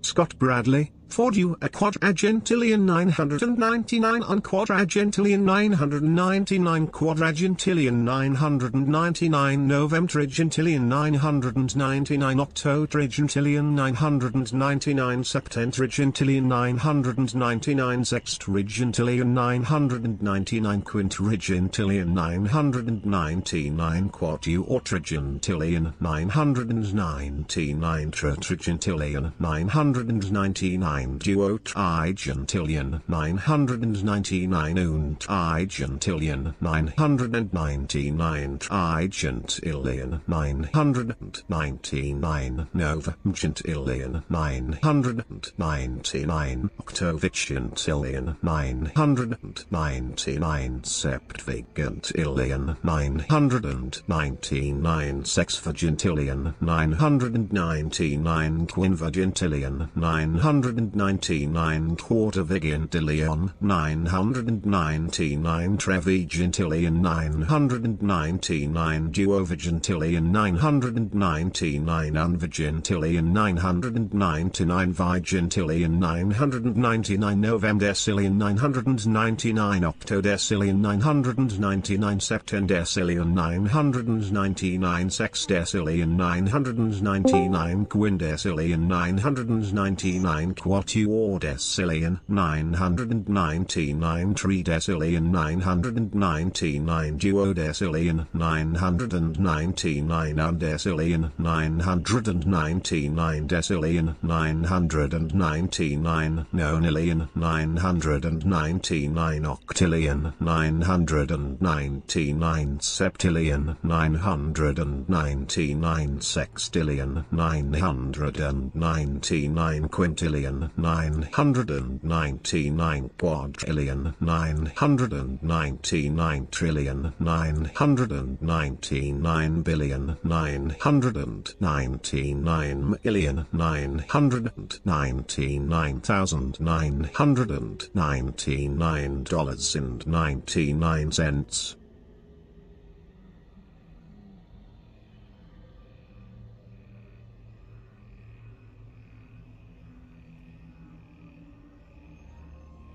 Damn.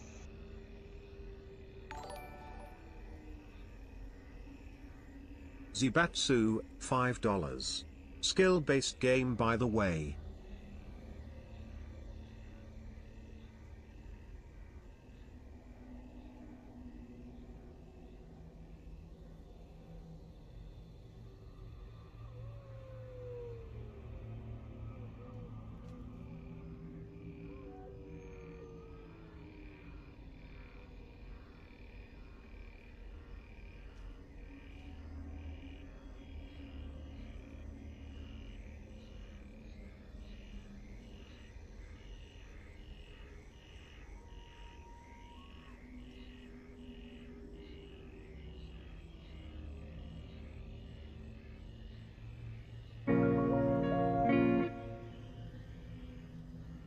I miss the old Dan, straight from the go Dan.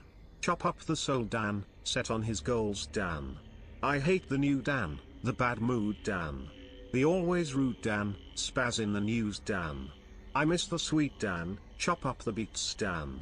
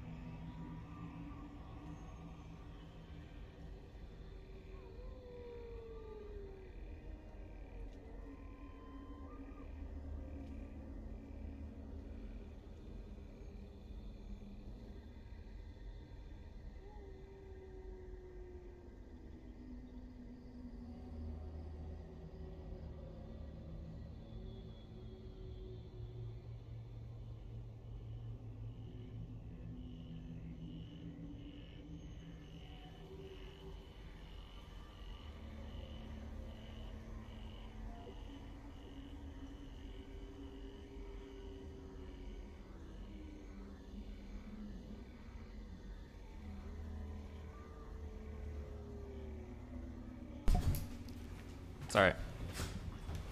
I got hijacked by another streamer. Okay. Is Dan still here or did he leave?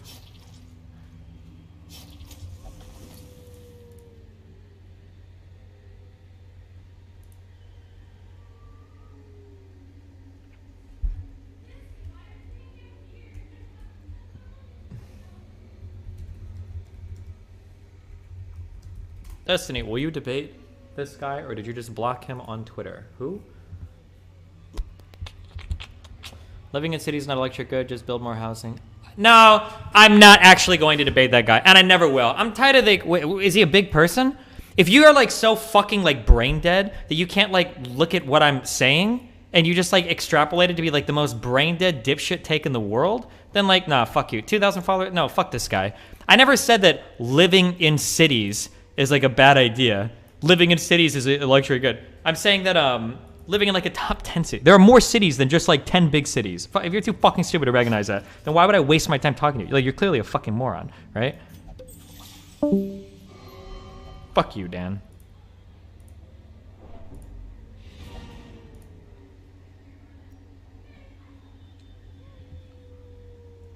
Would you say you've been more hostile to the left or right recently? Because people still think you're saying you're more hostile to the left. I don't know. It's hard to say. It probably comes off as me being more hostile because I know right-leaning people on Twitter. They're gone. They all got banned. There's like literally nobody for me to like reply guide to or anything when it comes to those people. I'll still debate like right-leaning people. It's just really hard to find them. They've all been fucking bullied off the internet by these like insane fucking lefties. The path is clear. We require only the strength to follow it.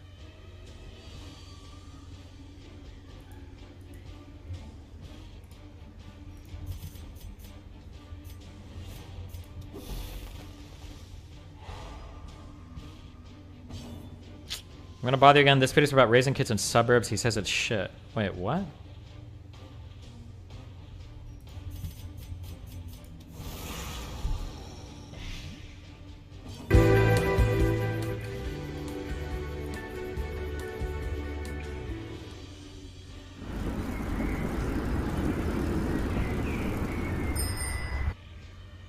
One thing I immediately noticed about Amsterdam, and even more so in some other cities in the Netherlands, is that there are a lot of children around.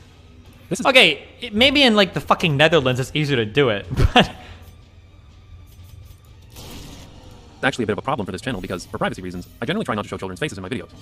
I film mostly during school hours, but sometimes I want to film at rush hour, and there are always kids cycling to and from school and activities. For my playground video, I filmed on a cold Tuesday morning in December, and used the equipment myself, which didn't always go as expected. okay, I don't care.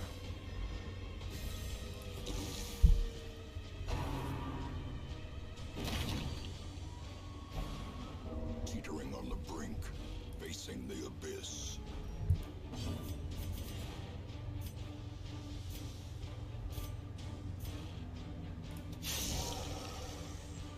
What happened to Odyssey? You still in touch with them? Yeah, I always am. I just haven't done anything with them yet.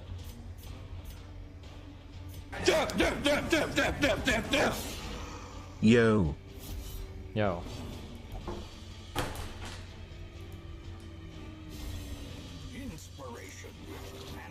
Do you have any more upcoming debates or panels? Not right now, no.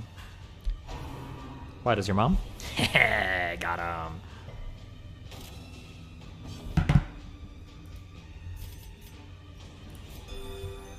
Would you rather only eat dried foods and the only thing you can drink to quench your thirst is cream? Or would you rather have 75% of the weight of your food intake be grass on the field? I don't know what the fuck that means, but okay.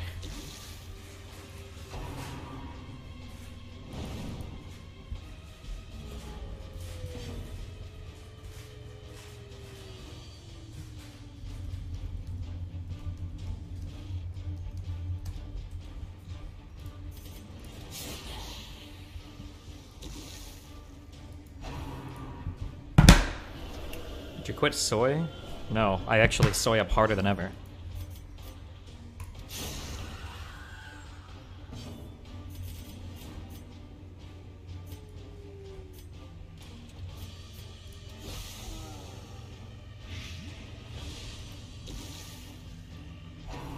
Bro. Okay, we're done after this fight, okay? We're going home. Fuck this.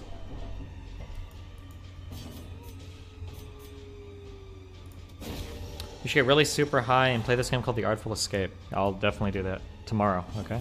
Thank you for the suggestion.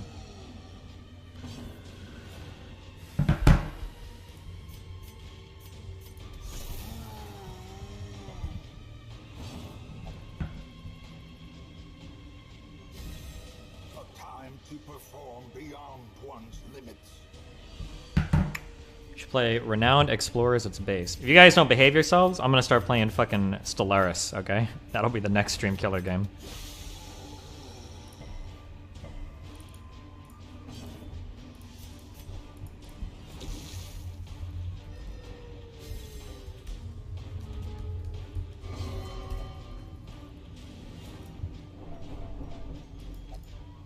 Don't worry, Evie, you're good.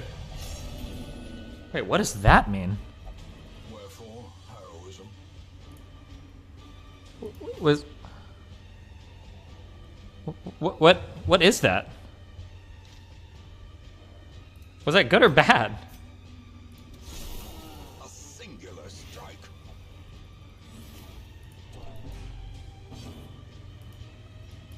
It's a farmstead thing? Which, yeah, I don't know if it's a good or bad thing. Whatever, okay. You're good. One of the 3 worst afflictions. Oh, cool. Size has no intrinsic merit, unless inordinate exsanguination be considered a virtue.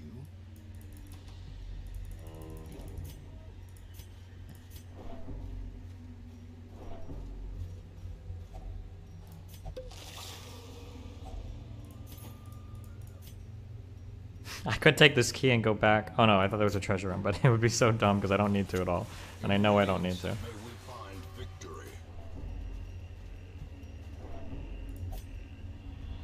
You're good, dude. Okay. Why do you think so many dumb folks unironically think soy will turn you into a woman when it has no basis in reality? And on top of the fact, the ironies they drink, they usually idolize milk. Yeah, I don't know. Just people are just dumb. It's whatever. I think male masculinity is like one of the most fragile fucking things in the universe. Beyond measure, awarded to the brave and the foolhardy alike.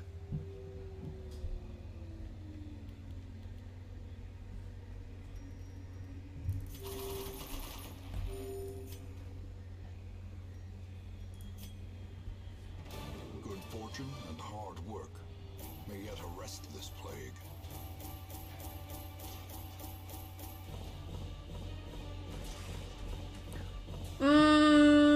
Milk.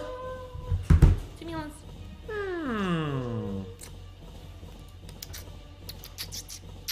How's my meal milk? I'm good. I'm good. No, don't do that. No. No. I'll report you. Good. How are you doing? What are you up to? Playing games. Yeah? How can you be so cute all the time? Stop! Okay, stop! I mean, no! You do this to me. Now I can do this to you. And I know you love it.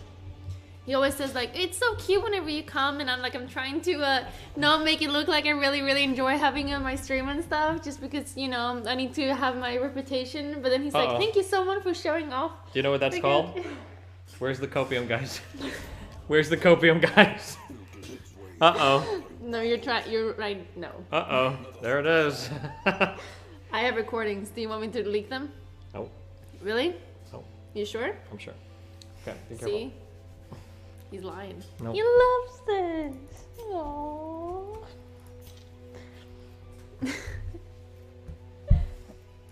Wait, is the food already here? I don't know. You're the one that ordered it. It'll sound on your phone. I think it is. No way. You ordered it like 5 minutes ago. You know. That means it's not here. That big it's line. here in 1 minute. Oh, okay. 1 meal net. Maybe they knew. Maybe they're watching your stream. Oh my god. And they prepared it in advance. Oh my meal. But just put it on the kitchen. Okay.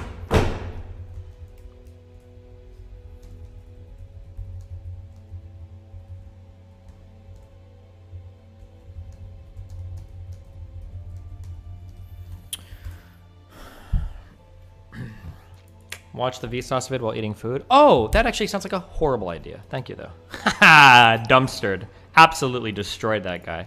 Okay, wait. Where's the best place for me to pick up invitations? Because I'm not getting them. I'm not getting any invitations. And it's pissing me off. Oh, hold on. Where's my...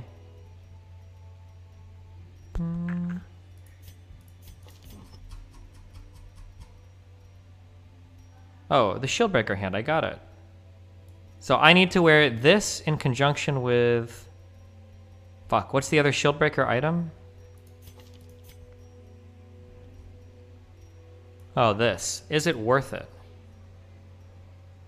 So it's 50% blight resist, 40% blight skill, 40% debuff chance, and then 15% max HP, 10% protection. But they can't be guarded. Do you think that's actually like a worthwhile set of trinkets? So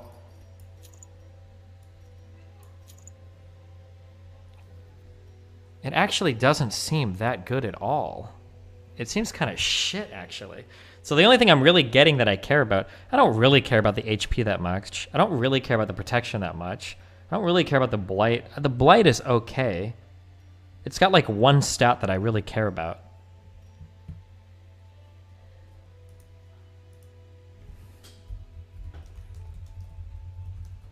Most of the trinket sets suck ass. Yeah, the Highwayman's is almost okay. The Highwayman,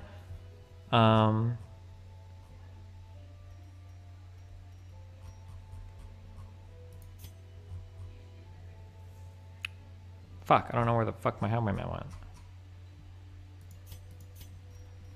Because 10 accuracy is good. 5% crit is good. The 2 speed is good. So like the Highwayman's is almost good. There's a lot of wasted shit though. Like the virtue chance, who the fuck cares?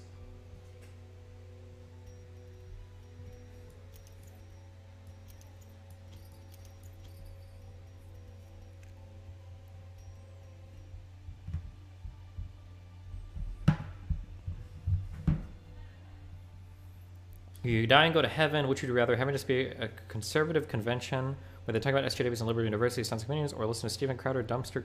Dude, I don't know where are these questions coming from.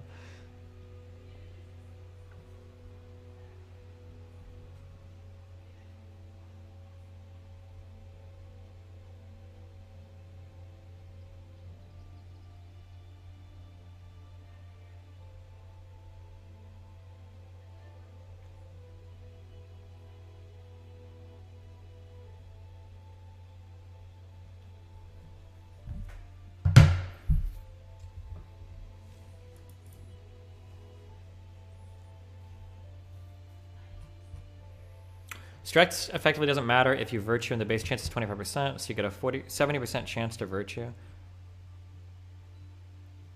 Well, yeah, but 70% chance to not get fucked in a row. Like, why? Why not just take better trinkets? Hey guys, I'm in New York City, just hanging out. I love him so much, and we like relate to him so much. It's like I really like awkward, and like really shy, awkward nerds. And they, shut the fuck up, dude. Speak like a. Hey guys.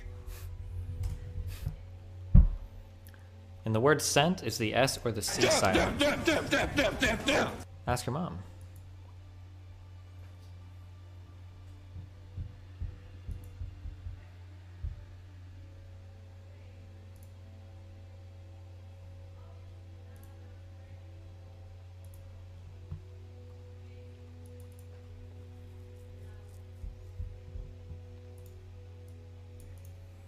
How would you feel like giving tax credits to people with high AQs that have kids? That sounds like a whole minefield of potential problems. Jesus.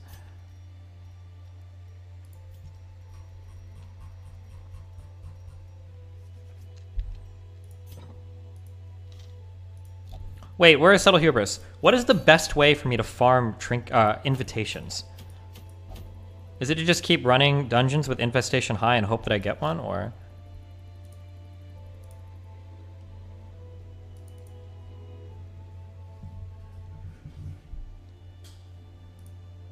Destiny, want to bullshit on the nut? Oh, counterpoints. Oh yeah, we can chat. Let me go get my food and then you can call me. One sec. Please, please, please, please, please. You're a streamer, so your microphone should work. Please just make your microphone work. I don't understand how it's so hard for anybody to have working microphones. Oh my god.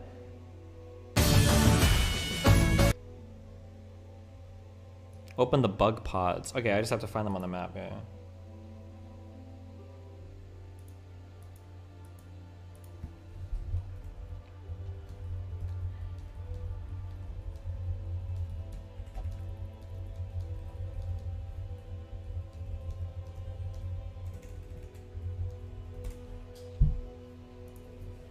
"2v2 debate against Lauren Southern and actual Justice Warrior." Oh, this went pretty well, right?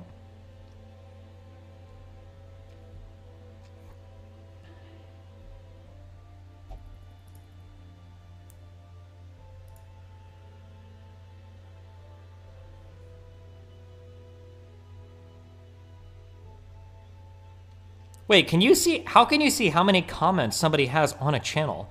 So somebody in my YouTube comment shows up, and then somebody responds to him. 542 comments on this channel. Wait, how does he know that?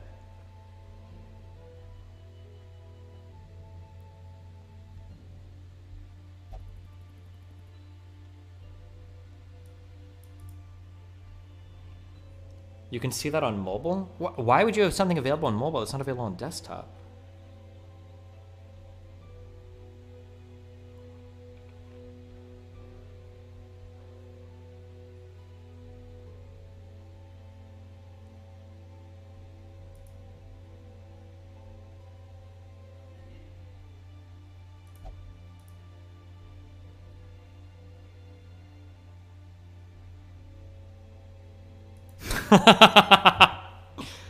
Oh man.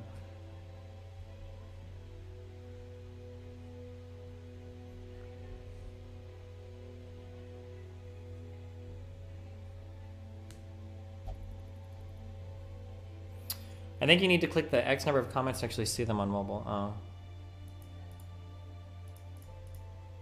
Old editor explains what happened. Oh no, it's Gary. Oh fuck. Oh god, I didn't know that thing went so big on LSF.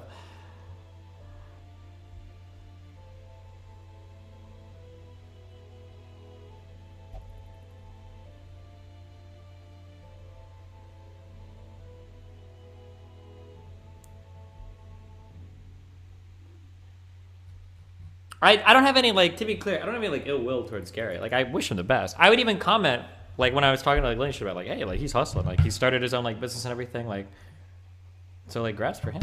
I just wasn't working out for me personally, but yeah. Fuck. Okay, I'll be back 1 second. Getting my food.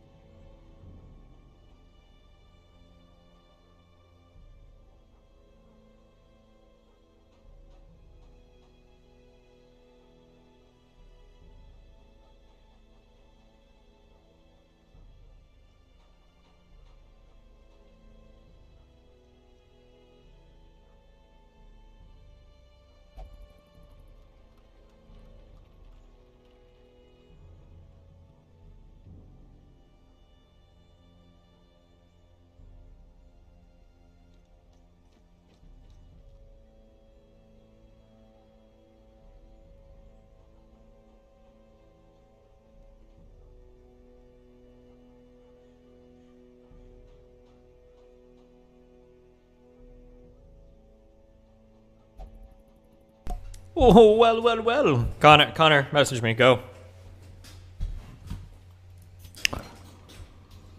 Last link, click. 10 out of 10 are banned. Why? It's so annoying to click links on this computer. It lags so hard. My processor's fucked. What? They treat them like shit. Why do guys... Why do women only like jerks who treat them like shit? Why do guys only want bitchy bimbos who walk all over them?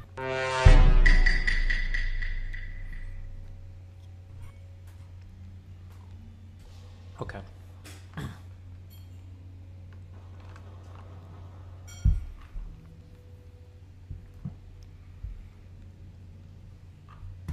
Just showed a picture of a Shinshin.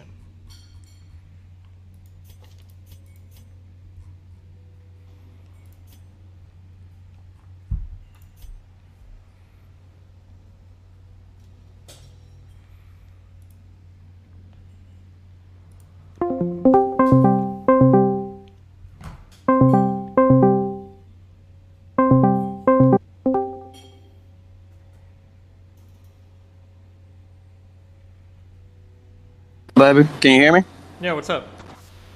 Hey, man. Same old. I'm doing a little bit of like normie wagey shit while we're talking, but it should be less noisy in a second. Okay. So- What does normally wagey shit mean? Yeah. Like you're at a job or? Nah. So, I got to work 40 hours during the week, and I got a family to take care of. So, the wife has that fucking list of shit that you got to do when you're not working, and that's what I'm doing right now. So, Oh, what are you moving working tables. Shit. I got drunk with our mutual friend GKR yesterday for the Dad Bod stream, and we, just cleaning up from that. So. Oh, okay. Yeah. But yeah, so the reason why I wanted to call or whatever to talk is because obviously you and I are, maybe me to I don't know, greater or lesser extent, we're both dealing with the implications of Lauren coming back into the space, and some people wanting to snub her, and she's an evil Nazi bitch queen, and debates and all that kind of bullshit. So I figured it would be cool to kind of get through some of that stuff intelligently, if that's okay. Mm-hmm. Sure. Yeah, so I saw that you reviewed the Demon Mama debate stuff where she was like, hey, Twitch is so toxic. The Twitch panel scene is so toxic. I don't even want to participate in it anymore, and I'm just going to focus on OC. Mm-hmm. But that's like frustrating to me because I don't think the Twitch panel scene has ever been positive. Yeah, and Demon Mama is one of the people that like heavily contributes to its toxicity. So her leaving, her departure is like a good thing, I would say, for the overall positivity of the thing. But yeah. But these are the communities that need to clash, though. So like as shitty as it is, I think Demon Mama and some of her community can rightfully feel justified in the fact that they're bullied for like legitimate and non-legitimate reasons, right? And then Lauren's community, let's face it, is going to be right wing. Mm-hmm. Some more extreme than others, and a lot of the talking points that we see in that audience, at least, are like 5 years old. I would rather like all they've done. I don't think we need people like Demon Mama here. I don't think they contribute positively to the scene at all. And I think that if there's a possibility of giving more space to like more educated and more reasonable left-leaning voices or left-wing voices, I'm like all in favor of that. There's that Australian guy, the Kyosu or whatever guy. I always fuck his name up. Oh, Kyo-san. I fucking love that dude. That dude. There's the Wicked Supreme guy. There's the Pisco 95 dude. There's the GSU Gambit guy. Even Mr. Fanatic usually. There's like he decides whether or not he wants to be good faith or super spicy depending on the day. Mm-hmm. But I think like or there's the Rose Wrist guy. Like there's a lot of these smaller creators. Rose is a fucking killer. I'll just shout him out real quick. When I think giving these guys more space would make for like way better conversations. People like Demon Mom are just there to shit stir. They're not usually engaging in good faith. And then anytime they get like a certain kind of pushback, they can just run back to their community, scream and call everybody transphobic, and then like shit up the space like hardcore. Yeah, but isn't that okay? So, but if we look at the people that you listed, and by the way, it's not that I don't disagree that some of the people that you listed have stellar reputations, and I've really enjoyed debating them. Mm-hmm. But the thing that I would say is we're looking at like predominantly dudes, obviously, and then there's a certain something to be said for like representation. Like I love Neo Morai. I know you and Matty Cakes got beef. Don't know why, but but I'm just saying. It's because no, I'm kidding. Yeah. Okay. Okay. Go ahead. But the point being, like, you know, the problem with the debate space is like, all right, so I agree with you that I've had positive conversations with these people, but then the problem is like one of like representation, right? Because if we all just have a bunch of dudes fucking sitting in a circle agreeing with each other, then kind of like we get the representation accusations where there's not the, you know, the voices of color or all that shit. So that's kind of where, again, I'm sorry, like I've just spent so much time in this space. I'm gonna like, boom, I'm gonna cut through the bullshit. Unfortunately, there's a lot of women on this platform that take part in these spaces that will hide behind being a woman or hide behind being a trans person, and it will literally cripple their brain and their ability to engage with any amount of criticism or any amount of like harassment in this environment that like other people are kind of expected to deal with. And if I have to listen to like another woman or another trans woman complain that like, oh my god, like I'm being criticized, it's because everybody's transphobic, it's because everybody's hating women, it's like, okay, like get the fuck out, just leave, okay? Because there are better people in this space. Like Stardust is good at like, she can deal with like some problems, and she's not a cis white dude. I'm sure there are other people as well. Even Samantha, as much as I disagree with a lot of the shit that she's done, at least she can like go into these environments, be like a bit heated, and like have that shit. Let's see. No, she can throw elbows. Yeah, for sure. The Brittany girl from Politically Provoked has debated a couple people. I don't know if she'll ever go on like a panel show or anything. I haven't been on the panels as much recently, so I don't remember a lot of the names. There are like a couple women and trans women that are capable of like going on and like throwing down. Usually these people leave when I show up or whatever. Oh yeah, RGR, if she'll come back, she can do it. Joanne, the Australian like 7-foot tall girl, she can do it. She's really, really, really smart. So they're there. I don't want, I mean, whatever. I don't want any more of these people that come on and every time they get pushback, they accuse everybody else of being like misogynistic or transphobic. Demon Mama does that so much, and there are a couple other people that do it too, and it's so fucking annoying. Like, just fucking leave, dude. Like, yeah, I hate that shit. Yeah, but you deal with the same volume issues that I think every creator deals with. So, for instance, like, it's really easy to focus on the hyper negative comments and the hyper negative people. Sure. Because if you so interacting with I did a debate with Lauren Sutton, the 4-way debate with Tale of Twin Rabbits. Mm-hmm. I did a debate.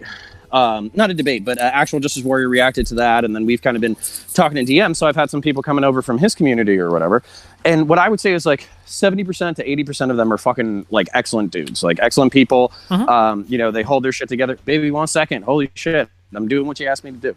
So,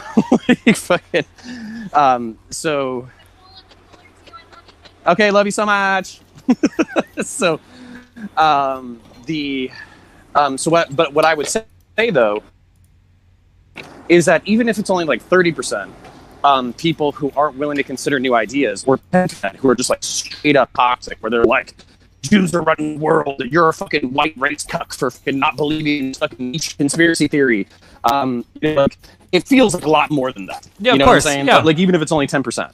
And the numbers can be way lower, by the way. It can be 1%, right? If you've got 400 viewers and there are 4 people that are genuinely toxic piece of shit in your chat, it can like set everything. Yeah, fuck yeah.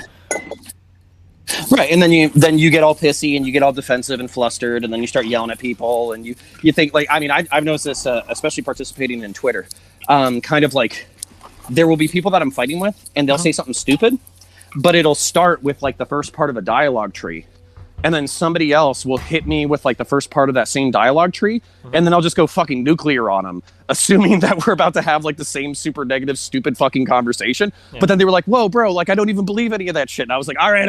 I'm sorry. Like I was a little bit on edge from the last fucking 6 hours of dumb fuck conversation I was involved in."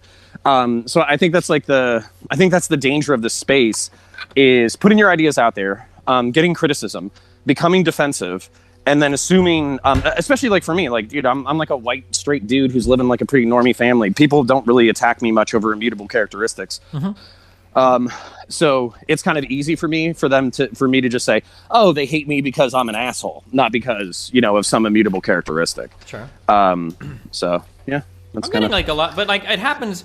I hate to pull like the reverse, whatever, like anti-SJW card. Like I get a lot of people that attack me just because I'm like, like, I don't want to say straight werewolf because I'm bi, but like I'm perceived as like a cishet whatever male, and it's pretty fucking annoying. Like I saw No Comment Chick do another one of these comments where she's like, oh well, Destiny sure does come out here to like defend sexual harassers, and I wonder why, blah blah blah. And it's like, dude, if I ever like just if I ever just accuse like random trans people, like, well, you're trans, you're probably a rapist. Like, dude, I would get so much shit for that. It's kind of annoying that these people are allowed to make those comments about me with like absolutely no blowback. I don't know, that's annoying. Yeah, but that's okay. But then this is where you know, the official policy of the Counterpoints community is trans inclusionary radical misogyny. We don't hate you because you're trans. We hate you because you're a woman. So okay, like, but I'm not like a conservative, so I don't hate women. Okay, so it's a little different for me, right? But like, you know, I mean, obviously shit posts aside, you know, the point just being that like, yeah, like that's a frustrating thing for me, but that's kind of why it's fucked up to say like more, you know, centrist right wing or whatever. But part of the reason why I'm in a rush to get to some level of like perceived equality is because I do want to start treating like everybody like the way that I would like. Yeah. And what I mean by that is like, you fucking throw down at me, I'm gonna throw down at you, and there's not gonna be this fucking complaint that it's like, oh, power dynamics and social perception and transphobia and, you know, sexism and all that kind of stuff. And I'll be like, nah, bro, we're in an egalitarian society. If you were a dude and you said the same shit, I'd be yelling at you just as much. Yeah. Oh, fuck. But yeah, so basically I had a conversation with Aiko kind of about the implications of Lauren coming in. I don't know if Sticks and Hammer has actually come in, but that was something that she said. And so what I would say is Demon Mama's complaint, regardless of whether or not you think it's in good faith, I think it has a point, which is basically that if right-wingers figure out a way to not violate Twitch TOS, they come in, 70% of the audience is just normie conservatives, which is already going to be triggering for a lot of people. 30% of them are like the most toxic motherfuckers that won't consider a new idea, and 10% of them are just like evil motherfuckers. Like, the problem that's going to bring is obviously like raids, negative attention, and all that kind of stuff. And kind of as we've talked about, regardless of whether or not you think that it's like a valid perception, some of these people are just going to shut down. They're not going to participate in the space. They're not going to want to deal with it anymore. I understand that you're kind of taking like an iron sharpens iron kind of approach, and I think that's pretty cool. And that's fine. You know what? Not everybody's cut out to do this type of stuff. And if you're not, then leave.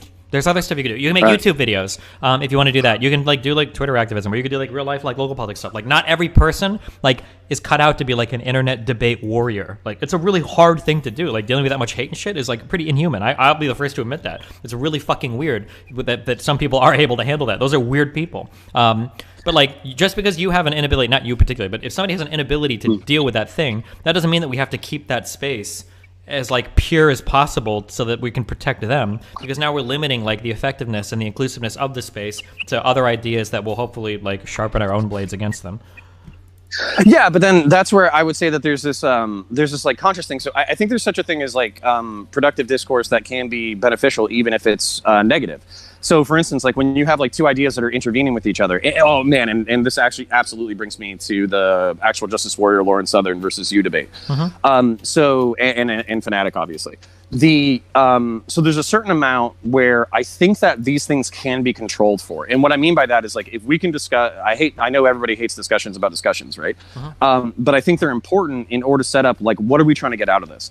Are we just trying to scream at each other for the next 3 hours? That way the audience is entertained. Are we trying to present new ideas to an audience? That way they haven't been considered. You know, are we trying to move the creator that we're currently debating, or are we trying to move a fraction of their audience towards our perspective? And when you kind of like articulate those goals or whatever, you can also articulate like the way that we conduct rhetoric. And to bring this into the four-way debate, one of my frustrations with the way that like a political discourse, especially on Twitch.tv works right now, is we get so hung up in like descriptions and definitions and we fight all that kind of shit. We never even get to prescriptions because we're too busy fucking fighting over a definition that we should set up in the first fucking 30 seconds, find some kind of workable thing and then keep it moving.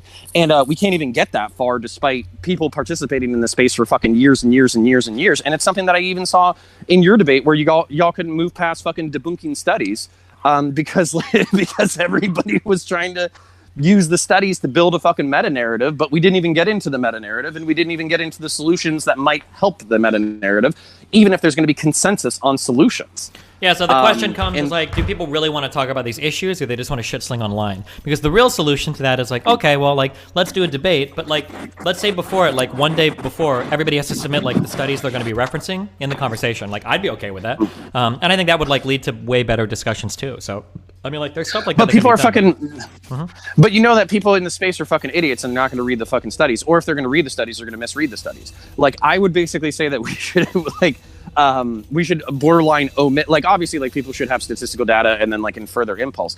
But like, I almost feel like we need to move past that and then kind of like get to like some level of charitability where we're like, okay, you're saying that this study says this. This is how this fits into your meta narrative. But here's my meta narrative. Here's the thing that supports it. And then basically, like, all of us just presume that the other person is coming at it in good faith. Well, Obviously, but like that's the problem is like difficult a lot of our conversations are going to go back to like, well, what does the data say, right? Like, if somebody comes in and argues the Iraq War was bad because we killed 10 million civilians, and someone else comes in and says, well, we only killed 10,000. Well, now you're going to get it's going to be a data-driven argument because like whoever's right there is probably going to be the person that's right in the conversation, right? Yeah, 100%. But then that's where it's like, okay, well, the meta conversation, if we were talking about politics, you want this in the garage?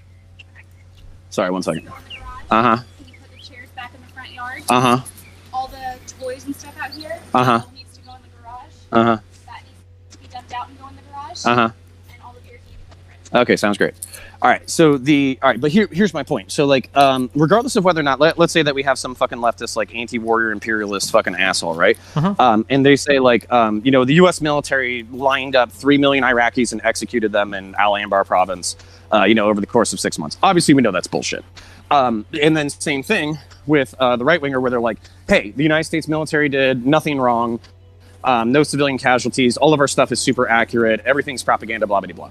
Well, we already know that both of these people are fucking idiots for their perspectives. But at the same time, there's going to be like something that they're pushing towards. The leftist is probably going to be pushing towards something about like anti-imperialism or American hegemony or something like that, how we conduct our global affairs.